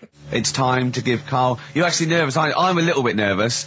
Just to recap, Karl is 30 this year. He never went to get his results of his GCSEs. So myself and Steve took it upon ourselves to phone his school, track them down, and we actually got your results. What did you think you took? Did English. Right. Maths. Yeah. Art. Right. And I think I did physics. Okay. Well, you didn't do any of them. Eh? You didn't do any of them. You didn't register. You registered for one exam and took one exam and got results for one exam. So I don't know what you thought you were turning up to, or you weren't registered, or you didn't. You're familiar with the notion of registering for an exam. You have to kind of officially register in order to be eligible. What do you mean, register? I turned up for a couple. Yeah, you can't just show up. You have to register for them.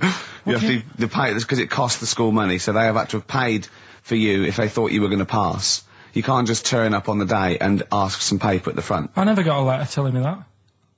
Well, that's because you were never at school. But you did somehow register or registered for one exam. You registered for history. It's a topic that you've always been interested in. I was saying to Ricky before, World War II, I loved it. Not the actual event. No, the study of it. all the stuff like, about the Anderson shelters and stuff like that. Yeah. And the bombs and that. And then when I took it, it had nothing to do with that. It was more about the Tudors. So the Second World War didn't come up? You mean there were no questions about the Anderson shelters? Nothing. That's devastating. So what are you expecting the result to be? Is that seriously? Is that it? Yeah, it's the only one you took and registered. As far as the school is concerned, or certainly in it's the terms only of one what that they told counts. us. It's the only result. It's the only one that counts. Yeah, you've got... I don't... Did you register for yours? Yeah. Yes. I've got certificates and everything. So what... Do you do that before the exam? Do you have to go somewhere and sign something, or...? Yeah, you don't check your results and then decide if you want to register. It's not like Millionaire, when you look at the question and go, I think I'll take the money. Yeah. You go... No. But anyway, you must have registered for one, or maybe your teacher put you in for it. Well, I didn't do it. They must have been Someone else confident. registered They for must me. have been confident. They must have thought your best bet was history. Right, so... What did I get? You got an E. Which I think, technically, is a pass. E? It's a bad pass, but there's F, How and there's much U. You're not going to be doing a PhD. You can get an F, right, which is fail, and then a U, which is ungraded. Now, I don't know why the U exists, because F means you failed. U is like them going, you not only failed, but you wasted my time. So... We're annoyed that you took this exam. So who thought they'd register me to get an E? Well, they didn't. I think they were hoping. It was rather like you with the lottery. They were hoping for something better than You nothing. see, I assume that the man who registered for that thought he can scrape an E if Anderson shouters come up. Yeah. Well, that's it. You've got... Now, what I'd like to do, Karl, is... I've started your re-education. You've read a book on Rasputin. I'll be asking you a few questions about that later. I've got another book for you to read next week. Next week, I'm not in the mood. What?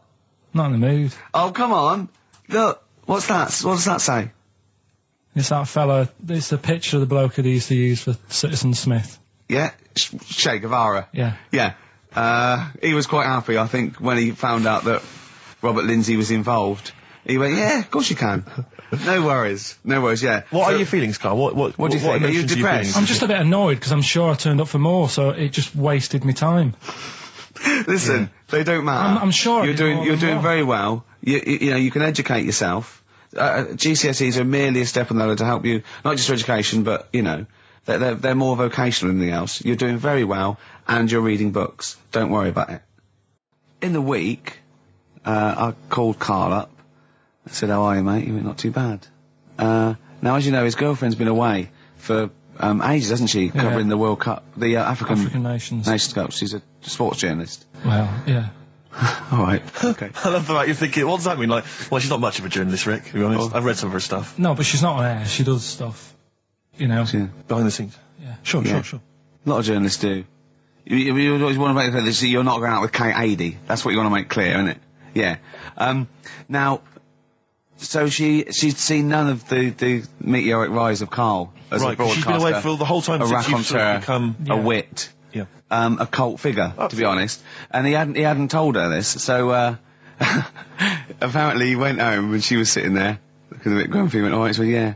She went, should we go out then? She went, I'm not sure I want to go out with an idiot. Right? Oh, no! Yeah. And she went, Loch Ness Monster. Why don't you just think? Of course the Loch Ness Monster lives in Loch Ness. And she was giving a bit of a hard time. And she went, that's why he said, that's why I didn't tell her. I didn't tell her really. Same thing happened when I was at school and I had to play drums in Little Donkey. I didn't tell my parents, right? But my dad turned up anyway. And what happened? He, How old were you, Carl? well, it was the school that I used to go to. Oh, yeah. Like, Oh, yeah. So- You went, well, you used to go to the school you used to go to? No, but what I mean is, on. I didn't go to secondary, did I? Sort of missed a lot of that. Sure. But primary, I liked. Oh, it was okay. all colouring in and stuff. Yep. And it was a Christmas play, and I managed to get a part in it. And, Did you audition? got a part in it, and I should have been playing the drums to the one about Kings. We Three Kings. Yeah. Yeah. I was meant to be doing that, but Little Donkey came on, and it was one of the. What do you mean came on? That was like next up on the next song, Right. and it's one of them songs that you can't help sort of. Tapping along to. Yeah. Do you know, like if I was to go, Yeah, you'd have to finish it with... yeah. Do you know that they actually send that into space? Do they? And What, hoping that aliens will respond with that? yeah, they do that because apparently it is one of them things that you can't help. What, even if you're an alien life form? Yeah. They know that, do they? But anyway, What, because they watch Star Trek or something? Hello. Knock, knock. Yeah. seriously, Is it true, like, if you send there? out knock knock into space, yeah, they have to say... Oggy, oggy, oggy. Ah, that do this, that man. is You look into great. it. Seriously. Oh, hold on, what's something out there? Was it a little green fella? That is great. Yeah. So anyway, That is Little Donkey is like one of them tunes that you can't. And I was there, and I had the drumstick, and I thought, oh god, The drumstick. I could feel myself. And anyway, Just wanting to do it, yeah. I started going along and playing Little Donkey, which I wasn't meant to do, but it went down such a storm. What, were there people like parents and that dozing off, and then suddenly they heard your version of Little Donkey, they thought, wait a minute, now it's really picking up. What do you mean? I'm glad we paid £1.50 for this. What do you mean it went down such a storm? I'm going, hold on, was it like when People have Ringo... lighters in the air. You know, like when Ringo joined the Beatles, now Yeah. going, boo, Pete Best, but he went... Yeah, And I went, whoa! Oh, God. But the teacher just said, oh, it went down really well, you can do that again tonight, Right. when you're in it again. But anyway, so my dad was there, and... And you hadn't told him about this performance, so no, I he never just did. turned up I off never his own did. back. I never took the letters home and stuff to No. show my mum and dad, because it just put me off. So, anyway, he turned up, don't know why, he must have heard from someone else's dad. Yeah. He turned up, and he swore about me, which... Did he? I don't... Could you What- use Do you think a word it's allowed that's... to be said? The word? Of course it is. Right. If you got a kid in the car or anything, you can turn it down now. Oh, yeah. Right. But he said, there was a guy stood next to him with a camera, big video camera, filming it, and he said, yeah, film it, but try and avoid getting the twat in the hat in the shot, because I had one of those porters, you know, the little round pork pie hats on. Right. This is so sad. What, was this a nativity play? It was about Jesus and stuff. Yeah, well, there was a porter there helping him with his Of bags. course there was, I forgot. I yeah. mean, Mary and What, Joseph, managing the they got stable? there. Yeah, because it was the hope, you know, because the inn was full. Yeah. But I think the porter doubled up with the inn and the stable. Right, that was nice. So of he, him. yeah, He yeah, carry bags over, yeah. yeah. No, so yeah. You're right, though. I don't know why I was wearing one of them, but I was. And And your father said that, and how did you know your father said that? Did you he told hear me it? about it later. Oh, he told you about it later? Yeah, I was talking about stuff I'd done at school, and he said, "Oh God, remember that?" And I spoke to him the other day about it, Right. and yeah, Oh, God. shame. So that was the end of your sort of drumming career, really? Because it could have been, I mean, you know, the audience loved it the night before. Yeah. You could have, like, been, who knows, a whole new world for you. Yeah. Have you done any stuff? I've never drummed. I wish I had, man. I wish I had. But that is That's a movie story, but... is that, and that's why you don't, and you don't tell, your mum and dad don't know you on the radio, do they they? think when they were down the other weekend, they had to come in here. I just said, "Oh, I'll just go in and press the buttons." Because they could listen on Sky Digital, couldn't they? They could do. But you wouldn't want that, would you? I don't want that. No. Play a Carl- record, and I want to talk to you again a little bit about this later. Yeah. Right. when we were talking to Karl in the week, things we're talking to Karl is that you come up with something that's sort of like, quite innocent, and he goes, well, once, right? And you realise that it's comedy dynamite. He doesn't know it, but we want to go save it. And he let out, you were filling in a form, weren't you? It was all like your girlfriend thinking you're a div. And it's happened before, isn't it? Because she came home and you'd filled out a form to get a job once, hadn't you? Yeah. What was that for? Granada telly. And on it... Well, let Karl explain. Yeah. You see, this is what annoys me with job applications, because rather than just saying, do you want the job and what can you bring to this business? Yeah.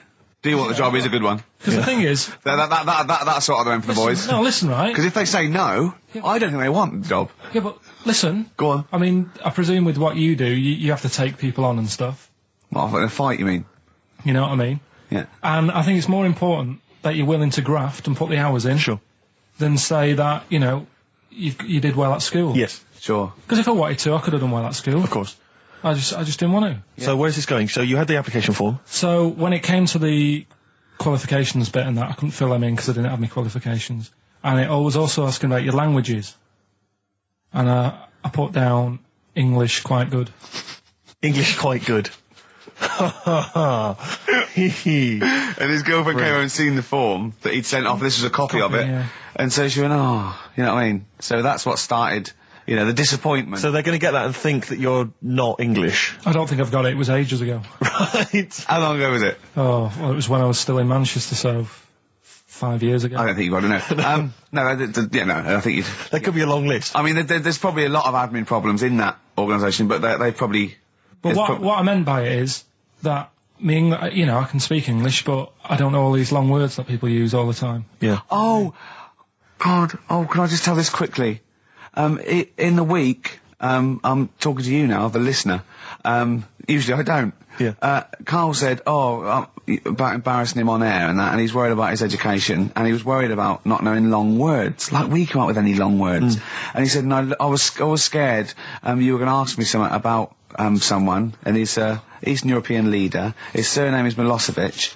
And Karl said, so I learnt it this week, and learnt it so you can't catch me out in case you start. I said, what? And he said, he thought about it, and he went, Flobodan Milosevic.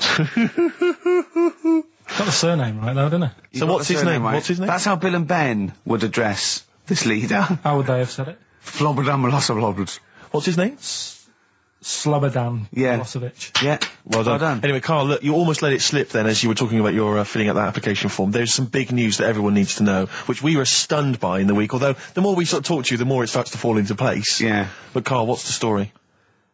That I haven't got me exam results from my GCSEs. He never turned up to get his exam results. I was working. And so, how many did you take in the end? Because you weren't even sure about that, were you? You think you took maths and English, don't you? Yeah. And you think you've handed in the artwork for art, don't you? Now, art was continual assessment, wasn't it? Coursework. And what was the that you made? I made a man sort of putting his arms into a car. You've made a model of a man putting his arms into a car. What was this? So that one's passed. Was that this a homage to break-ins in Manchester? Was this? What was this? Oh, look, he does what he sees. Yeah. So you've got that. That's safe. You definitely got that one. So you've taken art, you've taken English and maths, you think?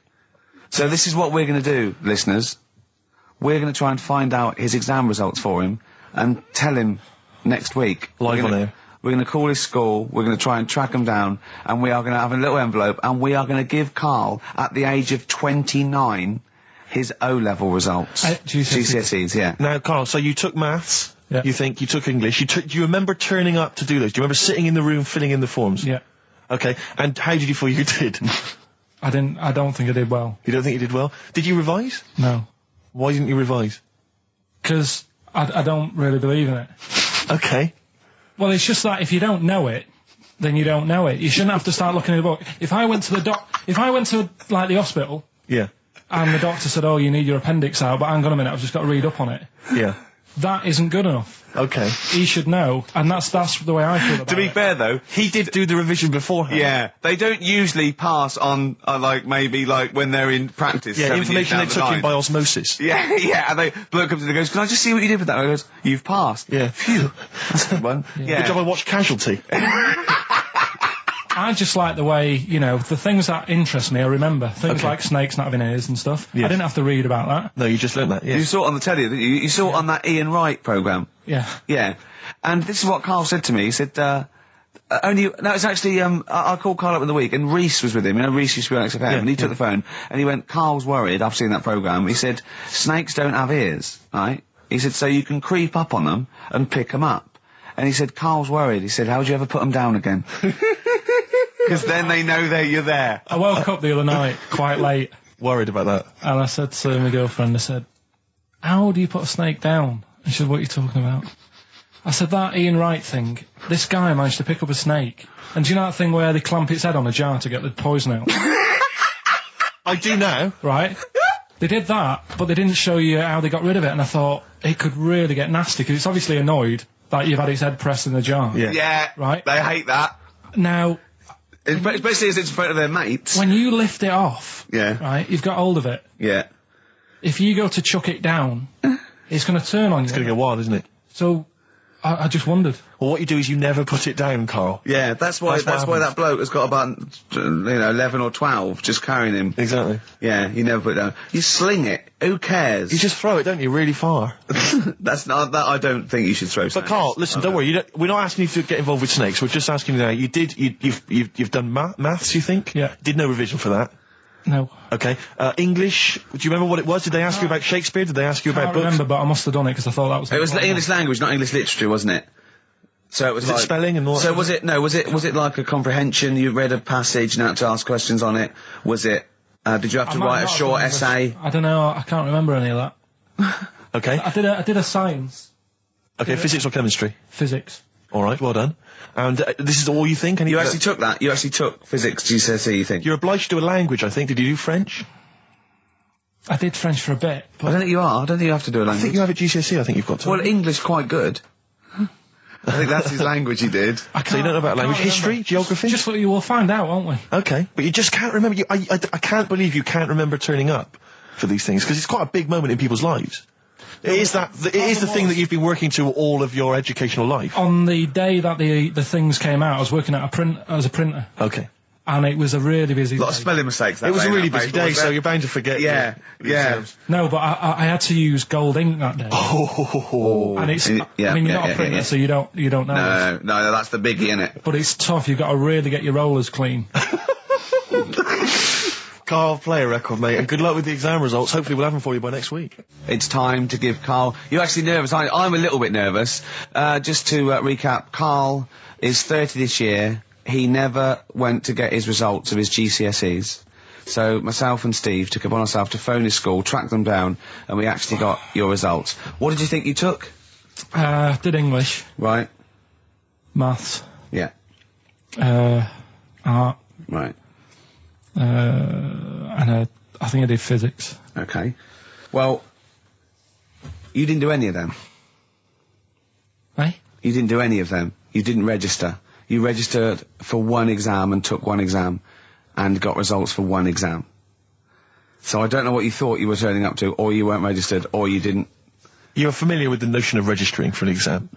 You have to kind of officially register in order to be eligible. What do you mean, register? I turned up for a couple. Yeah, you can't just show up. You have to register for them. You have to pay this because it costs the school money, so they have had to have paid for you if they thought you were going to pass. You can't just turn up on the day and ask some paper at the front. I never got a letter telling me that. Well, that's because you were never at school. But you did somehow register or registered for one exam. You registered for history. It's a topic that you've always been interested in. I was saying to Ricky before, World War II, I loved it. Not the actual event. No, the but study just of it. You all mean? the stuff like, about the Anderson shelters and stuff like that. Yep. And the bombs and that. And then when I took it, it had nothing to do with that. It was more about the Tudors. So the Second World War didn't come up. You mean there were no questions about the Anderson shelters? Nothing. That's devastating. So So what are you expecting the result to be? is that seriously? Is that it? Yeah, it's the only one you took and registered. As far as the school is concerned, or yeah. certainly in Well, it's the terms only of one what that they told counts. us. It's the only result. It's the only one that counts. Yeah, you've got. I don't. Did you register for yours? Yeah. Yes. I've got certificates and everything. So what, do you do that before the exam? Do you have to go somewhere and sign something, or? Yeah, you don't check your results and then decide if you want to register. It's not like Millionaire when you look at the question and go, I think I'll take the money. Yeah. You go. No. But anyway, you must have registered for one, or maybe your teacher put you in for Well, I didn't do it. They must have been confident. They must have been confident. They must have thought your best bet was history. Right, so, what did they get? You got an E. Which I think, I mean, technically, is a pass. E? It's a bad pass, but there's F, How and there's much You're not going to be doing a PhD. you can get an F, right, which is fail, and then a U, which is ungraded. Now, I don't know why the U exists, because F means you failed. U is like them going, you not only failed, but you wasted my time. So, We're annoyed that you took this exam. so who thought they'd register me to get an E? Well, they didn't. I think they were hoping. It was rather like you with the lottery. They were hoping for something better than You nothing. see, I assume that the man who registered for that thought he can scrape an E if Anderson Shout was come up. Yeah. Well, that's it. You've got. Now, what I'd like to do, Karl, is I've started your re-education. You've read a book on Rasputin. I'll be asking you a few questions about that later. I've got another book for you to read next week. Next week, I'm not in the mood. What? Not in the mood. Oh, come on. Look, what's that? What does that say? It's that fella, it's the picture of the bloke that he used to use for Citizen Smith. Yeah? Che Guevara. Yeah. Yeah. He was quite happy, I think, when he found out that Robert Lindsay was involved. He went, yeah, of course you can. No worries, yeah. What are your feelings, Karl? What do you think? Are you emotions depressed? feeling? I'm just a bit annoyed because I'm sure I turned up for more, so it just wasted me time. Listen, they don't matter. I'm sure you're doing very well. You know, you can educate yourself. GCSEs are merely a step on the ladder to help you, not just for education, but, you know, they're more vocational than anything else. You're doing very well, and you're reading books. Don't worry about it. It's But not I a suggest concern. something. But if you want, I'll pay for you to take history again. Karl, we'd love to see you get a C or above. And Well, we're I'll willing pay to... for you, and I'll get you some books. Right, now listen. We can, let's get, I reckon, when are the exams? June? Something like that, yeah. We'll try and register next week, and I reckon you can get an A or B. I'm history. I'm In busy. history. No, don't worry about it, it's just easy. I get you Brody's notes. If Heat magazine, they love you, Karl. They could probably sort something out. They could probably pay for a tutor. They got a lot of money, they sell a lot of magazines. I mean, it is always, almost always, and you found that out, I discovered this, it's always the Tudors and Stuarts. There's no fear for them not coming up. Now, what do you already know about them? You must already know stuff about Henry VIII and Elizabeth. No, because it's too long ago to even get interested in. Do you know what I mean? You can't. Is that why you relate to didn't- it. Okay. The Anderson thing, it was like, God, you know, I bet my mum and dad were in an Anderson shelter. You know, this is interesting. What, when they- Oh, my granddad would have, like, had something to do with this. But the Tudors, it's like, I don't know even if I had a family back then. Play record! We come back Hang to on, this. hang Sorry, on, hang on. Steve, Because I need to introduce the new feature. Yeah, For the I record. don't know if I had a family back then. Karl, You're a listen, let me genius, just Karl. ask you now, right? If you can finish this sentence, we've got a chance. Divorced, beheaded, died. Divorced, beheaded. Died. What is it? We just need to do a little bit of work, but otherwise I think you're going to be fine. It's how you remember what happened to Henry VIII's wives. They're little... Divorced, beheaded, died. Divorced, beheaded. It's like spam. Support... What's it? Support, protection, anchorage, movement. That's how You're I going remember- to that's nothing to do with the Tudors No, and that's to Stuarts. do with a skeleton. Yeah, see, no, we're not doing biology. Mnemonics and acronyms. and What happened to Henry VIII's last wife? Did she die, or did she not die? Divorced, beheaded, died. Divorced, beheaded. Do you know that the only king that has got a moustache is... No.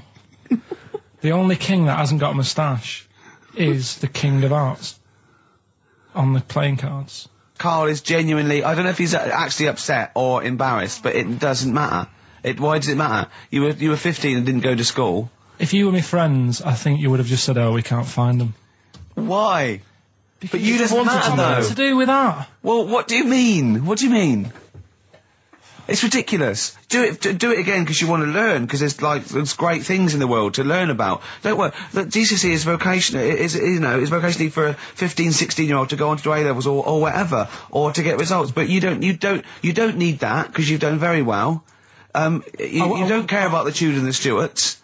I mean, I mean, I've had a couple of jobs, not this one, because you don't need qualifications to get a job. Obviously. In the radio. It's obviously a job. Absolutely right. But Yeah. the ones that I have got in the past, I did, because I didn't collect them, I had to lie. And I didn't like go mad. I didn't say I had A's and stuff. But I didn't put history down because I didn't even know I did it. So it's a bonus. I kind of treated myself to like a D and a couple of C's and that, so it's like, well, he's not. I love the fact that Karl even then was honourable. It's like, I'll at least put down the ones I think I took and lie, but the ones I didn't take, I won't lie about. Yeah, and don't give yourself a B. Exactly. If they're going to find out you lied, give yourself a B next time, It could Karl. backfire, couldn't it? I mean, my brother's a bit mental, and he used to do things like go for jobs and say, oh yeah, I've done this before. Like being a mechanic, and he's never even picked up a spanner. And yet, he'd have the confidence to go and try and fix cars. Well, I'm not that daft, but, God, and he. Who do you blame for this? That's just an easy way out. I have to blame myself. No? Yeah. What was the teacher like? Well, there's loads of different ones. I didn't like. I mean, the history teacher, it is my own fault because with her, she's a bit mental, and I used to kind of stop the lesson by saying, "Oh, miss, tell us about your fireplace you've got that is made from a gravestone." Because that's what That would stop any English teacher in their tracks. And she loved telling you about it. Yeah. It was like, oh, I learned brilliant. that from a teacher. So that's why I didn't know about divorce, head loss, and all that. Yeah. Dandruff legs. Horse, head loss, dandruff legs. But remember now, divorced, beheaded, died, divorced, beheaded, survived. That's all you got to remember. And what's that? That's what happened to Henry VIII's various In order. wives. In order. What does it spell out? No, it doesn't spell out spell anything, you just gotta remember the rhythm. In order in which he married. Yeah, but it helps. It's like when my mum taught me the alphabet. She taught me as like a song. A, B, C, D, E, F, G. Yeah, constantly. No, not like that. Huh. That's how everyone else could do it, and I couldn't do it that way. Why? What tune did she do it to? A, B, C, D. It was A, B, C, D, E, F, G, H, I, J, K, L, M, N, O, P, Q, R, S, T, U, V, W, X, Y, Z. I feel like, feels like Christmas Day. Well, you didn't get the gift you wanted. Yeah, do you know that, like, anticlimax? Yeah. When, You've been looking forward to it for so long. yeah, you know, Well, I mean, I knew you were looking forward to it. That's why it took you 14 years to get the result, and then it was 2 other people that got them for you. Do you wish that we hadn't done it? no. It's alright. It's all right, isn't it? What's your girlfriend going to say? I don't think I'll see her again. She likes a man who knows about the Tudors and Stuarts, does she? Yeah, first gladiator, then the... Yeah, you've been bluffing. Whenever she said, "Where do you go to Stuarts?" You go, "Good." Like, lots of things, but look, it's a bird. What happened to Henry VIII's last wife? Oh, I wouldn't. Oh, yeah. Oh, look, Friends is on telly. Friends is on. No, I just changed the subject by saying things like, you know, about the only king in a pack of cards. That threw off the scent. That threw us off the scent. That wouldn't fool an invigilator, would it? That's the thing. You can't use that one with an exam board. Karl, have you ever logged on to Friends Reunited? It was the site that everyone was talking about last year. No. Are you aware of the concept? I've heard about it, but there's no one from school who'd want to see Hook it up with. again, really. So basically, for those that don't know, you have to log onto his website, and then you can it helps you track down your old schoolmates if they've also logged on and stuff. And we took the liberty, really, of looking on the Friends Reunited site and typing in your school and trying to track down any of your old mates. We didn't get in touch with any of them, don't worry. We didn't do that. We're not going to surprise you with them now. No. But I was just interested to know, like, some of your thoughts on some of the names that I could run past you. I mean, these are people from your year. Just tell me if you recognise the names. Sarah Morris? God, yeah. Remember her? Go on. You're grinning. What's the thought? Go on. No, just, she was alright. She was a popular one. What does that mean? She was nice. Yeah. Okay. Okay, what about Darren Buckley? He was one of my best mates. Was he really? Yeah. Seriously? Yeah. What do you reckon he's doing now? Do you still keep in touch? When my mum and dad were still in Manchester and they had a butty shop, he used to go in because the bookies was next door. I love the way you paint a picture. If you did this in your history exam, Karl, you will walk it. Go on. So your parents had a butty shop. There was a bookies next door. Yeah, and he liked having a bit of a gamble, so he used to, I think he works for some insurance company. Do you think that his fiancée Beth knows he's got a gambling problem? Or his 2-year-old son, Lewis. No. Yeah, they live in Cheadle Holme. Hume. Cheadle Hume. He must be doing well. 'Cause He's still supporting the Blue Army and frequents the shrine on a fortnightly basis. Funny thing with him is, right, when I used to stay over at his house, and his dad was a copper, and I remember his dad came down and said, right, I want to see you two. I was like, oh God, what's happened? And got us round the table. And he said, do you know much about drugs? So we were like, what's all this about? So he goes, you know, they're not good for anyone, you know, the stupid thing to get into. And we're like, yeah, we know. And he went, you know, do you? We said, yeah. He said, what's this then? And he'd found something in his bedroom, and it was a Skittle. What, the sweet? Do you know little sweets with the S on it? And Oh, really? Drugs. Yeah. So he said, well, yeah, it's a Skittle. Yeah, I know what it is. Oh, he was bluffing like that as a slang word. Yeah, he thought because he was a copper, he probably had to be down with all the terms and that. So we said, oh, it's a Skittle.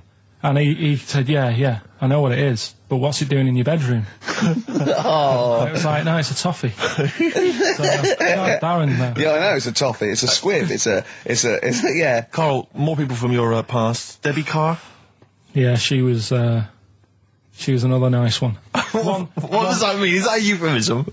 No, she was one of them that you'd sort of go, she's nice, but she'd never be your girlfriend. Do you know what I mean? She was, Not really. Even though she was in the same year, she seemed a lot older.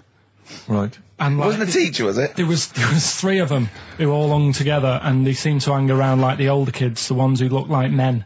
Do you know what I mean? Yeah. What did you look like then? Well, it's just that I had youthful sort of looks, whereas like the older ones had like beards and stuff. It's a gang of boys in the 5th form with beards. Were they smoking pipes? Come over here, me filly. Oi, Debbie Carr, come over here, you little beauty. No, but she was like, I love that. Hanging around with beards. There's the big boys. Oh, fishing. That's lovely beards. What do you I mean? just see a whole row of George Bernard Shaws. Brilliant. How do you do in history, boy? Think on E. You're an idiot. Oh. they were like, you know, I'd be there sort of plain punching people in the arm. Oh, yeah. Oh, that's a great game. Oh, I love that, punch people in the arm. Is that part of the Olympics now? it's, I think it was exhibition this year. Right. But it's going to be a pro next It's going to be the Winter Olympics because you've got to do it in just a cap sleeve shirt in winter. Yeah. So you're also playing that? She, but whilst I But was she didn't doing appreciate that. She used to go, ow! No, I always think whilst I was doing that, they were like the Charlie's Angels, and they'd be sorting out a mission somewhere because they were really like there was something about them that you thought, you know, yeah, they're special. They were private detectives. What do it work for a man they never see? Okay, well, here's a name I'm interested in because, well, let me just tell you the name first. Adam Clifton. Oh. Go on, what are your thoughts on Clifton? He was one of them kids, he was alright, but he had that thing when, if you didn't have enough milk, he had like, wrinkly hands and like white bits in his nails. Oh! Because you didn't have enough milk? Yeah. So therefore, you didn't like him because you didn't get enough milk? This is not to be confused with the 2 people with the big heads and the web feet, is it? Webbed hands. Well, this was I interesting. know that they weren't related. They must have been somewhere along the evolutionary sort of trail. Do you know what I mean? They must have come from the same sort of stock. But you wouldn't have liked him. It's just one of them people. He was alright, but... XFM 104.9, I'm with Gervais, with me Steve Merchant, Karl Pilkington. Steve. Well, we were talking about the news just now, and there was a story I heard in the week. I think it was on the radio, and I don't know all the details, but what I heard was that a number of, I think it was Falkland, maybe Gulf War veterans, were, I think, suing or complaining to the government because they wanted compensation for post-traumatic stress disorder. Now, I don't know all the ins and outs of it, but it seems to me that if you're in the army and you're a soldier, a certain degree of trauma is kind of inevitable. I mean, after all, if you're any good at your job, you are going to see people getting killed. So I don't understand what the ins and outs of it are. I don't know why. No, when he came back and Tony Blair met him and go, all right, well, not really, no. Go on, what's the matter? Well, there was people shooting at us and everything, it was all muddy. Well, calm down, don't cry. Well, I will cry. There was a drill sergeant just kept shouting, saying, "Look at you, stupid boy! Where's this he's gun's got not trained, clean?" I hasn't just he? cleaned the gun and it was fine, and now he's telling me to clean it again. Yeah, the boots, they were shiny. fine, he was Well, he's showing. got to do that. It's more His distant. neck was as big as his head. Well, yeah, but you don't know what I don't know what the ins and outs of it are, but what you got to do is make sure you know what you're going into. That's what I do. You got to check the small print. So if I was, going over to like the Falklands or the Gulf, I'd put my hand up and go, will it be horrible? And I go, you at the back, yes. Will it be horrible? It will be horrible. Yes, it will be horrible. There will be shooting and lots of death and everything. I go, right. I'm not going to go. And I go, okay then. Okay. that should be fine. Yeah, Should be fine. Yeah, just like that. Is anyone else scared about this? Pretty much all of us. Okay, then we won't send anyone then. Exactly. My brother went into the army, right? Because he couldn't get a normal job, and my dad said, if you don't get a job by such a date, that's it, son. You're going in the army. And, so when was the Falklands? Was it about 81? Right, and he joined back in like 81 or something. And he I don't know, he was in Aldershot or something. Oh yeah. And he wrote back to my mum saying, a bad time to join, bad time in this. So she wrote. What bad time to join? That's so sweet, Carl, isn't it? That's like, dear Dad. Yeah, well done. Don't know if you've noticed. Yeah. I was on the dole, that's for sure. Thank you for joining a month before the Belgrano. Anyway, go on. My mum called up, spoke to the sergeant, and said, "Can you leave him out of this one?" Can you leave him out of this one? What, the Falkland War? He's only just joined, and she called him Chuck, which he got done for. Like, she's one of them, I think it's a northern thing, like saying, "How are you, Chuck?" Yeah. And she called the sergeant Chuck, and the sergeant said to my brother, "Your mum, she's called up and asked if you can not go," which, of course, we'll see how it goes. But can you tell What her? do you mean? Why did the sergeant even entertain this? Well, Pilkington, come here. Your mum's been giving me a bit of earache. Now listen, tell her I've told you, but can you call her, because she called me Chuck and everything. Can you call her and say you don't mind? Well, not really. Oh, please, because I've promised her say you want to go. No, please, say you want to go. Why was he entertaining this phone call? because he was new to the army, I suppose. Who? No, I mean the you're right. sergeant. I don't know. Maybe they do that. So what happened? He didn't go in the end? So he didn't go, no. You can't do it. But that's ludicrous. I love it, though. Okay, we went over the top. Pilkington, No, I've got a note. Yeah. Is this really your mum? Yeah. Okay, no, this seems to be in order. Because I noticed it says, I do not want to go into the army, I don't want to go and fight, and it's crossed out and it says, my mum says don't Yeah. go. Now, you didn't write this yourself? No, did you, my mum Pilkington? wrote this. Okay, You definitely wrote this yourself. Your excuse. You're going to have to fill envelopes. No, I'm sure if he was needed, he would have had to go, but I think they made a bit of a special effort. They sort of said, oh. Well, it wasn't conscription anyway. Oh, no, I was But were the other soldiers going around just going, Pilkington. No, he ended up being a mechanic in there, and he got kicked out for going for a packet of fags in a tank. what? Now, wait a minute. Do you mean he nipped down the shops Yeah. in a tank? Yeah. I don't believe that, Karl. You've made Honest that to up. God. That, and he went off with the sergeant's wife. So that didn't help, and he ended up getting kicked out. Sorry, your brother's a genius. I love this. First of all, he gets a call from his mum, going, let him off. He goes, oh, God. Then he goes, where's Pilkington? His mum's on the phone. Where is he? He's near your house, Sergeant. Near my house? Well, why is... No reason. Well, when he comes back, when he's finished, tell him his mum called. And can he get me a packet of fags? Tell him to walk this time. This is ludicrous. So the sergeant found out that he was sleeping with his wife? Yeah, I don't know. I mean, Did your mum phone up and say, let him off? No, Let him off this marshal time. him. Can he... Yeah. That's fantastic. But he misses it. I mean, I haven't seen him for about 11 years, but ever since he came out, he's just kept getting into trouble and that.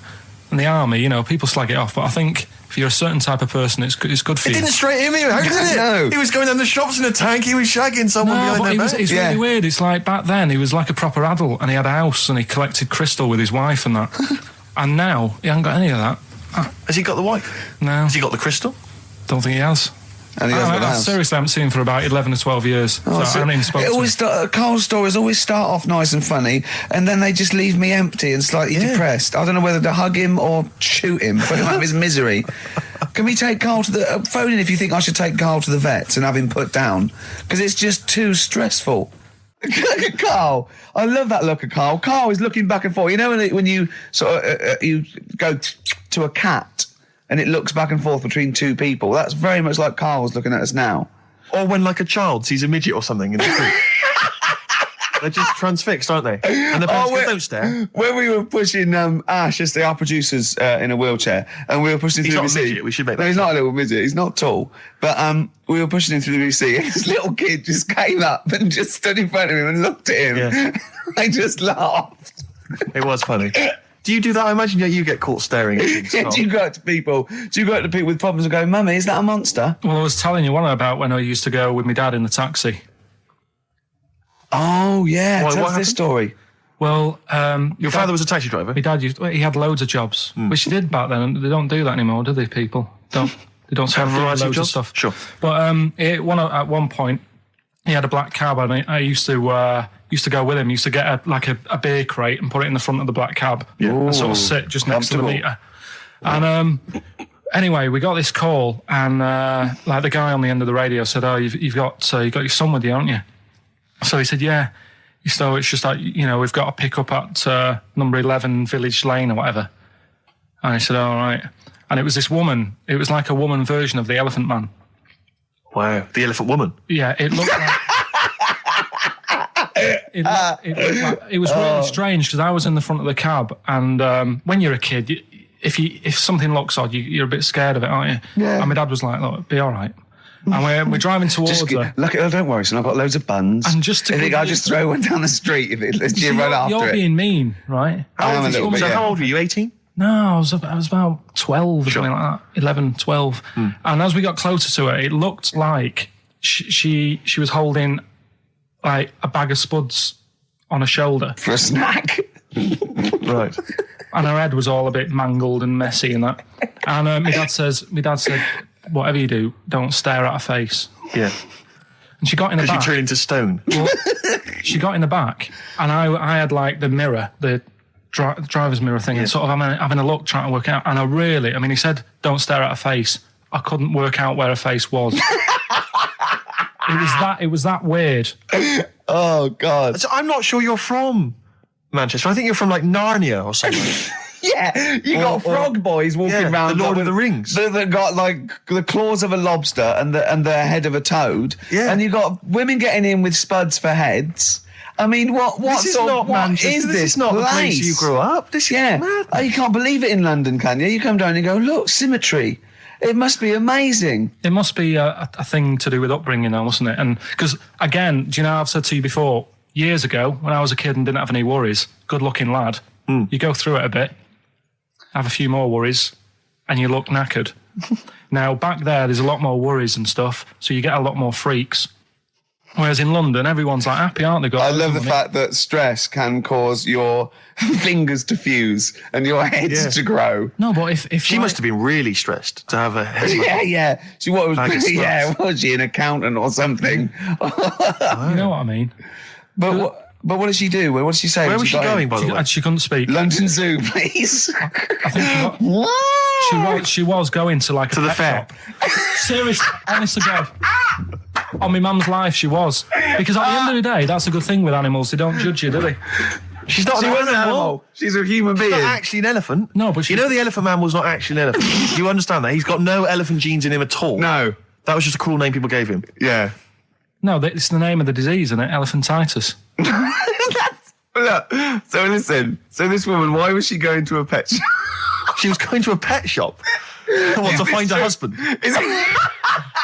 Like, play a song. Is this true? No, it is true, yeah. Oh, God. I'm not taking the mickey because it must be really bad for Of you. course it is. Carl, I we need to haven't- ask. I'm going on to you today about cutting myself shaving. Yeah. I was going on about that. To think that she's probably not alive now, but to think, But you're saying that you're going to say this is a worse problem than a little cut shaving, aren't you? yeah. Yeah. Do you know what I mean? The think things you're that right. Carl, you worry about. there's a couple of key questions I need to ask. One, if she couldn't talk, Yeah. how did she tell your father where to drive it? Did she have it Probably written got on a some note? help Did she for that. point with her nose? Yeah. Right, this has got silly. Pick your song. But and also, finally, where did you say she lived again? It was like in a village, a little small village. Right. Just hidden out of the way. All I'm saying is we could maybe get like some sort of coach, book some coaches, get a coach party up there to have a look at her. Take some photos. And now You can make some lemonade. the offspring of a woman and some spuds. Guess how many balloons it would take, helium balloons, to lift a human up? Go on. 6,000. Should we do it? If you want. Brilliant. Next week, that's got to be a challenge. Can we, is there a sort of balloon company or some sort of, party company that are willing to sponsor us to lift Karl Into the air Right. with helium balloons. 10 feet off the ground, where we tether him down, right? Is there someone willing to pay for 6,000 balloons to try and lift We Karl can maybe up? get some kind of company to sponsor it. I'm thinking like Electrolux, if they're going to sponsor puddings. If they're going to sponsor puddings, and celebrities, Russ Abbott, they will sponsor Karl being lifted. Heat Magazine, come on. They're big selling, very successful magazine there, and they know about Karl because they've mentioned him. Heat Magazine, can we have a heat balloon? Yeah? Oh, 6,000 is an awful lot, into the Rick. air. It's the heat 6,000 Karl challenge. Lift Karl 10 feet into the air. Yeah. Come on. What about if it was Karl and Dr. Fox? We could get 2 different balloons. I think we need a lot more than 6,000. a lot more for Fox, isn't it? Mix, yeah. The heights. I just explained what I'm laughing at, right? We just had a call from someone saying his company would sponsor Karl, right, to be raised by all these balloons if he could have a walk-on part in the office. And we immediately went, we're worried about that sort of thing. You can't really promise that artistic, And I was worried about the legality of it as well. How can you promise someone that for personal gain that's a private and all that sort of stuff, right? And I went, I don't know. And anyway, put the phone down to him and Karl went... I love the fact you're more effing worried about that than me being raised 30 feet in the effing air. You started getting scared, did you? Are you worried about it? Well, You're quite excited about the idea of the challenge, aren't you? I like the idea, but I want, like... Why do you like the idea, Karl? Oh, what if it went all wrong and we're there going, the humanity of it. I think we need Karl to get... he's just And the rope would pull out my trousers. Oh, no, it's definitely got to be Dr. Fox if that's going to happen. God. Oh, we've got to do this. So hang on, but let's just think about because wait a minute, we say this, but we'd have to get all kinds of health and safety people involved. No, we wouldn't. Of course we can't just start raising you in the air. No, you're allowed to do it on private land, aren't you? Look what happened to the Hindenburg. No, but I was just saying there was lots of people died. Listen, look, all we do is we get someone, right? But what if he gets loose and he just floats off into the air? And he meets his magpie that he lost. He used to peck his grifter. Balloons.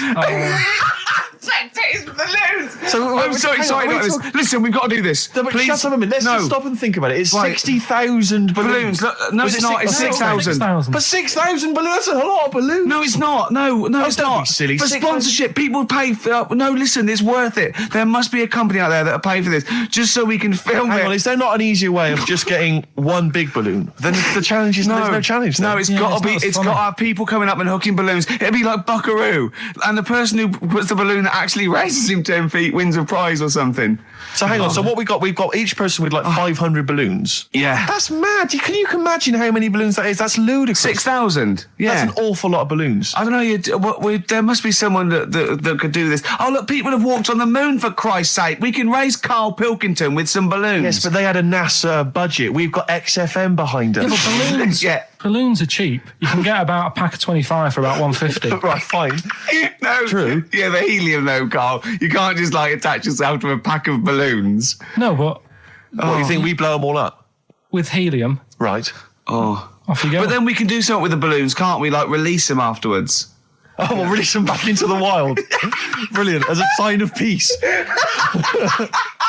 Fly, my pretties, fly. Listen, Be free. I am so excited. I've not been so excited about until I thought that Robin Ince was going to stay in my cupboard for £1,000. Look, we've got to do this. 6,000 balloons. I don't think it's going to happen. That's an awful lot of balloons, and I just I don't see how we can tether them all to Karl. He's a small man. No, but because you have them at different lengths, don't you? yeah, exactly. Karl knows. Can you think about the logistics of this? Oh, someone must know. There must be a company. There's a bloke willing to do it. I know he doesn't know the technology of it. He's willing to sort of stand up. And What if so- a company just Come on, has we- access to helium like that? No, we can do this. Come on, And London. someone's done Londoners. it. It was on the internet already, so someone obviously has done it. Yeah. So they didn't say, we can't get hold of the balloons. No, they probably worked it out. didn't they? Carl, you're more excited about this than anything else, about your education, about your exam results. You're so excited. And we'll have a little rope. We're like flying a little kite, a little Karl. We're like, let's go, Carl, what will you wear? Like a one-piece jumpsuit? Yeah, it'd be lovely. With sponsorship all over it? Oh, it'd be great. You're like Jackie Stewart, and just as you go up, your little face. Oh my God, I'm not going to sleep until this is done. This is the most exciting thing ever. Only 10 feet. 10 feet, yeah. And we need some kind of rope to sort of tether you to the ground. Yeah. We don't want you sort of flying off. This is going to be great. And he'd have a little crash helmet and everything, and little Dee boppers on the crash helmet, like he's a little flying ant. Definitely. We give him a little, oh my God, can we give you an outfit, like little wings and everything? Can we paint your face with like children's paint? I'm not doing all that. Why? Oh, because that would be silly. Oh, please, Karl, do this. Do it. We'll do it for charity. We'll do it for charity, yeah? All right. Yeah? Oh, this is We'll do it for children in need. Please, just phone in if you can help us. Lift Karl up 30 feet. Let's say 30 feet. I think it has to be a decent... Yeah, it has to be a decent height. Is there a world record? Because we want to break that if we can. Yeah, we want to break that. What is the world record for raising a man by balloons? Yeah. Okay, so listen, let's just finalise details here. We've got... I'm so excited. Email address, ricky.gervais@xfm.co.uk. Ricky.gervais@xfm.co.uk. What's the number? The number, Karl? 08700 800 1234. Give it again. Lift Karl. 08700 800 1234. Sponsored by Heat Magazine or something. Maybe even if you've just got an idea about how we might be able to organise it, how we might be able to get it done, if you've got contacts, anything, just get in touch, give us some information. Oh, that'd be great. Karl, we're going to try and get Karl in the air. Anyone that can help us, take him up with helium balloons. Our friend Johnny Mango called again, and apparently the record's 11,000 feet. Karl is getting a little bit nervous. Yeah, the world record is 11,631 feet raised by hot air balloons. Yeah. How tall's Canary Wharf? It's 11,631 feet. Exactly. I don't know, Karl. Is it how much higher? It's a long way. More. I'm not doing that. Because I'm like 6 foot something. Yeah, think of that. Just look at Steve. All right. Yeah. But you can change your record. You could say, well, the sort of balloons are the one with Mickey Mouse on it or something. Yeah, could I just say something? That man did 11,000 feet, but he wasn't naked.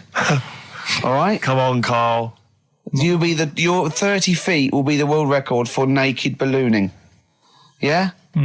Think about it. All right, it's for charity. Well, thank you for listening, everyone. We are going to raise Karl. And after Karl said, and just to think, my teacher said I'd never be a high flyer.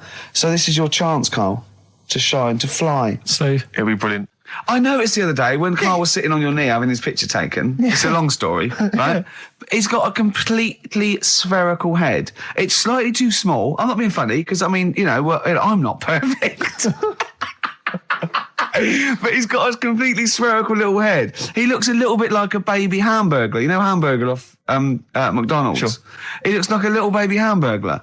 And it's sort of quite put upon. Suzanne thinks a lot like that thing in that Dulux advert. Do you know when the woman pulls the head off that? That little plasticine morph type. And then they creature. make a new ad for it. And it's like a little head. Really? And that's your girlfriend saying it. I know. I'm getting excited now because we've had loads of calls and emails, not only backing me up, but going a little bit further. Apparently, Johnny Mango called in again. He's become our sort of official researcher on this show. There is evidence that Queen Victoria in Balmoral, with a young house guest, Winston Churchill, used to consume cocaine-filled lozenges. So there you go. Also, MDMA was a precursor of sort of ecstasy, a derivative, and that was big in the day, giving soldiers, a little pick-me-up. So it's not so mad, is it? It sort of makes sense because he was into his speeches and that, and they say that coke gives you sort of, the balls to stand up and say like... Not that that's a good thing. And no, it's not. No. Definitely not. No. Right? But... Apparently, it makes you confident, doesn't it? So you can stand up and say, we're going to fight them on the beaches. Yeah. And all that. And sound like you mean it. It's exactly, yeah. When he was sort of like, a little bit pissed up with his cigar on, coked off his tits, he wanted to fight. He didn't care where it was. He'd fight on a beach. He didn't care. He didn't care if he got sand in his new trainers. Exactly. He was boozed up. Yeah. You want to fight. Yeah. That's why he was coming hard. He was very much, you got to think of him as the Liam Gallagher of his day. Yeah. Oh, dear. Are we allowed to talk about this? I mean, I don't mean in terms of referencing drugs, but are we allowed to? Is this like libelous to Winston Churchill? One, Or you his can't family? libel the dead. Yeah, but Two, can you- it's a is lot that of only it- in America, maybe? I'm asking, and we're not saying, you know. Two, I think you're probably going to do also a fair comment. Three, we say we were joking. Yeah. 4, it's a satire. Yeah. 5, we love him. 5, we're not condoning drugs in any way. 6, this is Dermot O'Leary's show. I didn't have a go at him anyway. I said he's all right. If there's any law against Rasputin, we might be in trouble. Law against against you did Rasputin. willfully Raspute. Yeah. All over You the did airwaves. slag off Russia's greatest love machine. Yeah. You didn't shoot him till he was dead, did you? Oh, put some poison into his I'll tell you this, wine. if there's any other historical questions that people want answered, then we're the men. Because really, with the three of us, our knowledge of the fact that the Hindenburg was filled with helium, Yeah. the kind of coke habits and various drug habits of Britain's most famous political leader, Yeah. we've got the answers to all of it. Einstein, Go on. I found out in the week that he didn't talk till he was 6. See, it's all these people who are weird. Churchill couldn't read, could he, till he was about 8 or 9? Really? Yeah. So there you go. He got a D in history, apparently, Yeah. GCSE. Just one better. Do you know what a fable I've is? got a Karl? rough idea. Okay, it's a thing that uses sort of metaphor, analogy, just to explain sort of morals. I mean, they're very very old for a start, and it's all I'll give you an example of one. A quick one. Oh, the one about the dog with 2 bones. He goes to a dog's got a bone. He sees a reflection in the lake, and he thinks, "Oh, that dog's got a nice bone. I'll have that." And as he goes to get that one in the reflection, he drops the one he's got, and that's one about, you know. I think Be I happy was, with your I lot. was told one when I was younger. Go on. I think it was one. This young lad, he's got a dog, right? And he's about 8 years old. And this dog, he's had it since he was about 4. And it's a bit tired now, and he chucks sticks for it, and it doesn't go for it. And he's saying to his mum, "Oh, I want a new dog because this one's useless. It doesn't do what, it doesn't have any fun with me." So they say, "Oh no, but Rover's a good little dog. You should look after it." And he's like, "Oh, I don't like it. I want a new one." So they buy him a new puppy, and it's running around, yapping about, and he's loving it, and he's playing around with it in the grass. And then one day he goes to the park and he's messing about and rolling about with it, and he falls into the lake, right? And the little puppy's like yapping at him, and he's going, help me, little dog's yapping. And then the old dog comes and gets his collar, and it pulls him out of the lake, and he goes, "Oh God, why did I forget about you? You're the better dog." And he loved that one again rather than the puppy. I got a feeling that was Lassie. Well, yeah, that was an episode of Lassie. What's the moral? What's the moral there, Karl? What's that telling? What's that explaining through analogy? Sort of, don't forget the old. Look after old people. I remember there was one I heard once about a young boy who got trapped in a lake inside a cage. But he loved his foolishly, trainers he so loved his much. trainers so much he wasn't going to get them wet. But even though he had to get out there, and even though he thought that was the important thing because it's material value, he actually drowned, and the trainers were no good to him then. Now listen, I'll give this one. This is an easy one. Now just think just what it means. They're not that hidden. They're not that cryptic. Just think what this means, okay? Okay. When the hares addressed a public meeting and claimed that all should have fair shares, the lions answered, "A good speech, hairy feet, but it lacks claws and teeth such as we have." How would you use that? No, what do you think that means? This is translated from the, I don't know, Greek or something. I don't know. It was Aesop. Where's he from? Greek. Yeah. So shall I do it in my own language? Okay. So what would happen if there's hares and they have a meeting in the jungle with like loads of lions and go, "Hey, hold on, wait a minute. I think we should all be equal and share everything, all right?" And the lions go, "Well, yeah, it's easy for you to say. We've got claws and teeth." Yeah. What does that mean? It's saying like, of course the hares want that because it's better for them. The lions get nothing out of it because they're already king of the jungle. That's right. So it's negotiating from weakness. Anyone can negotiate from strength, but negotiating from weakness is it's be lovely. It's a lovely utopian look at the animal But kingdom. the way you said it is better than the way they worded it. Well, that's because Ricky's very much the modern Aesop. I mean, many people have thought that. You know, that's why he's getting a lot of awards with the TV show. For him, that's a fake. So look, I'll take that home and read ones you like and tell me about the ones you like, ones that click. I don't care if you only come in with like one or two. Go, I'll tell you what, Rick, that's there's one thing that I've learned from that. You know, because sometimes you can know all these phrases and until something happens, you don't think, you know, everyone's heard, you know, I don't know, to err is human, to forgive divine. And then something, you know, might happen. Do you go, oh, that's what that means. That's amazing. So, you know. Do you know any, Steve, offhand? Wait, what's that? A fable. Well, I would imagine that the most famous one I've always remembered is the lion with the thing in its hoof. Do you remember that? Paw. The lion, yeah, with the spike in its paw, and a smaller animal gets out for it, but it still attacks it anyway. Well, that's life, isn't it? Well, I read one the other day, actually, which was very interesting. It was one that the famous film director Orson Welles said. Oh, yeah? Which he said, apparently there was a bear going across a lake, wading through the lake, and a scorpion said, well, let me go on your back, will you?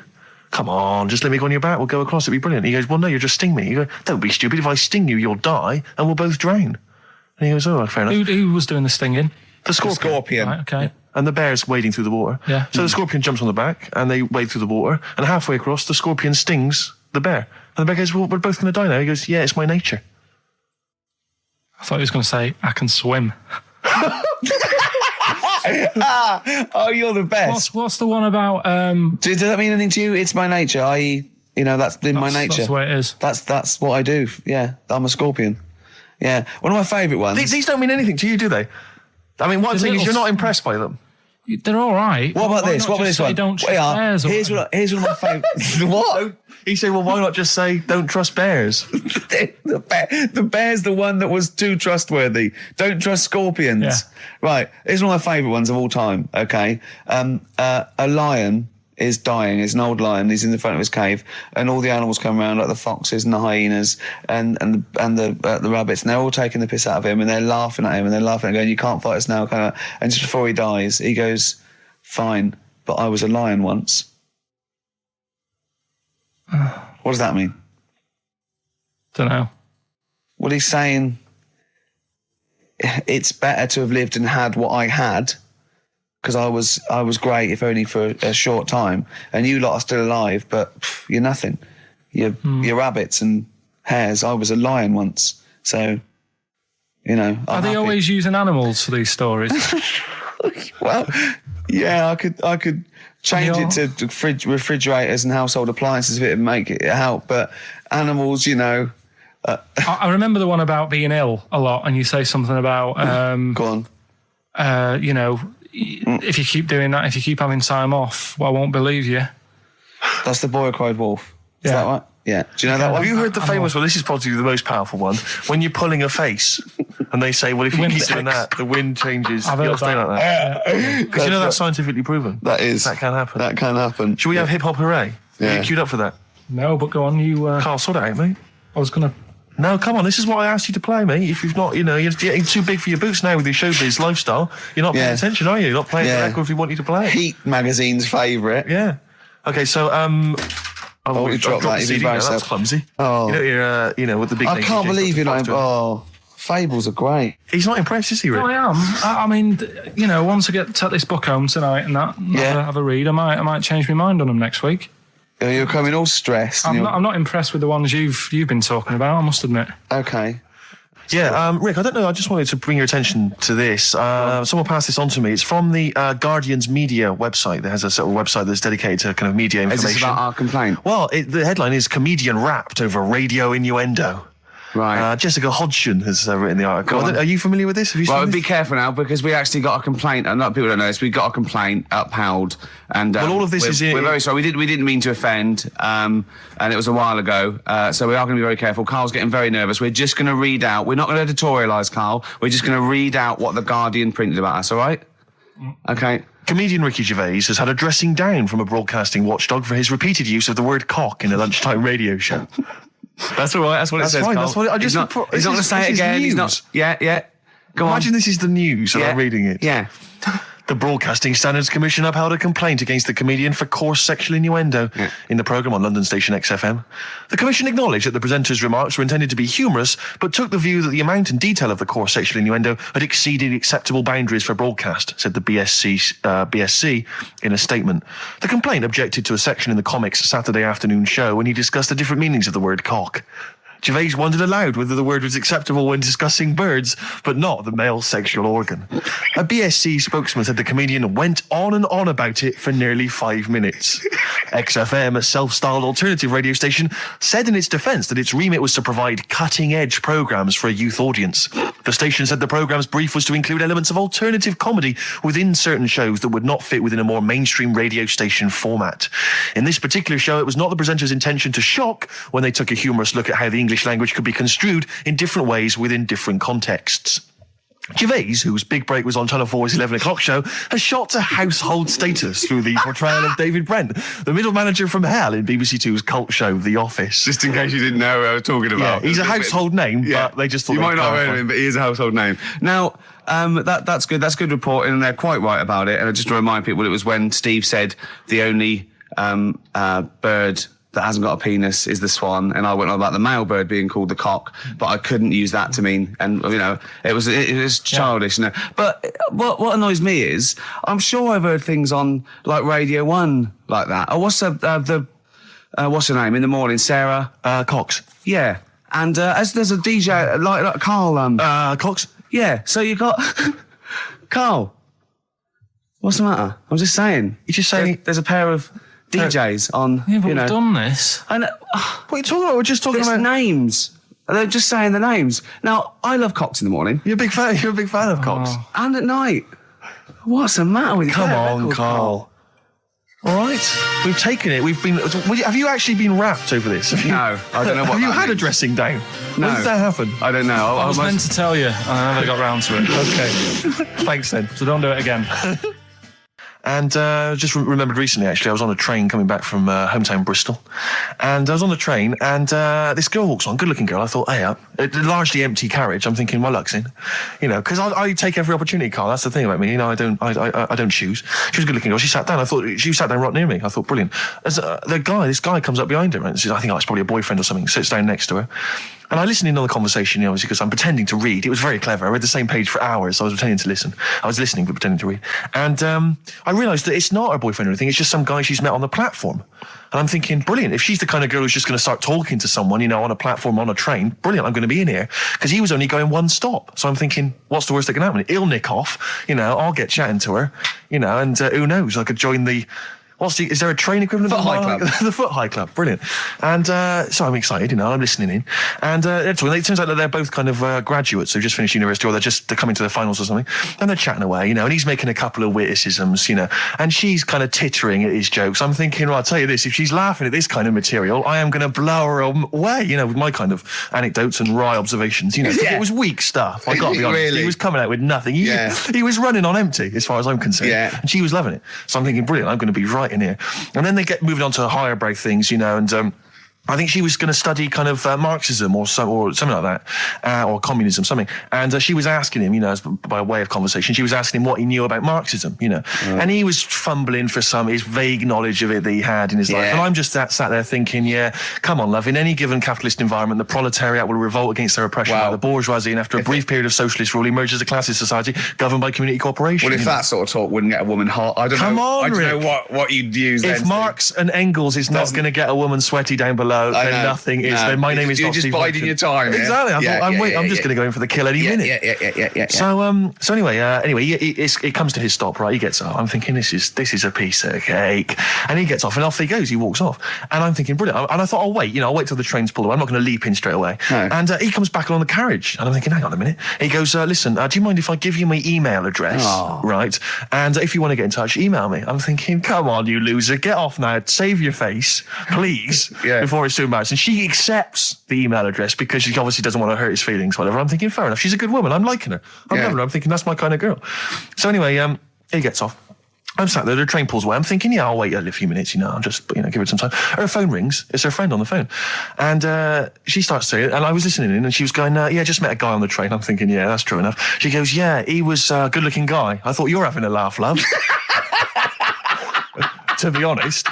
Because I was looking at him, and she said to her friend, he looks a bit like tennis player Boris Becker. I thought, you should be so lucky. Frankly, because I saw him, he had awful facial hair, if that's what makes him look like Boris Becker. Terrible little goatee beard. It was laughable. I thought, I don't know. And then she goes to thing, and she's like, yeah, I met him, we got chatting and stuff, and she was going, it's not often that you meet someone, generally in life, who's, kind of thoughtful and intelligent and funny. I thought to myself, I'm not even going to waste my time with you, love. Frankly, if that's what you thought of him. You just walked away. And I'll be honest with you, I didn't even bother talking to her. No, you were just didn't even waste my it. time with her. If she thinks that bloke is not only great looking, but funny and intelligent, and she got on well, and he was polite, and it was a chance meeting, and he thought, and she thought that you were like a freaky looking dork who didn't even have the nerve to speak. That is what she thinks, then I don't want to know her. I couldn't. You walked away, and good luck to you. And I have my dignity intact. Yes, and she's nothing.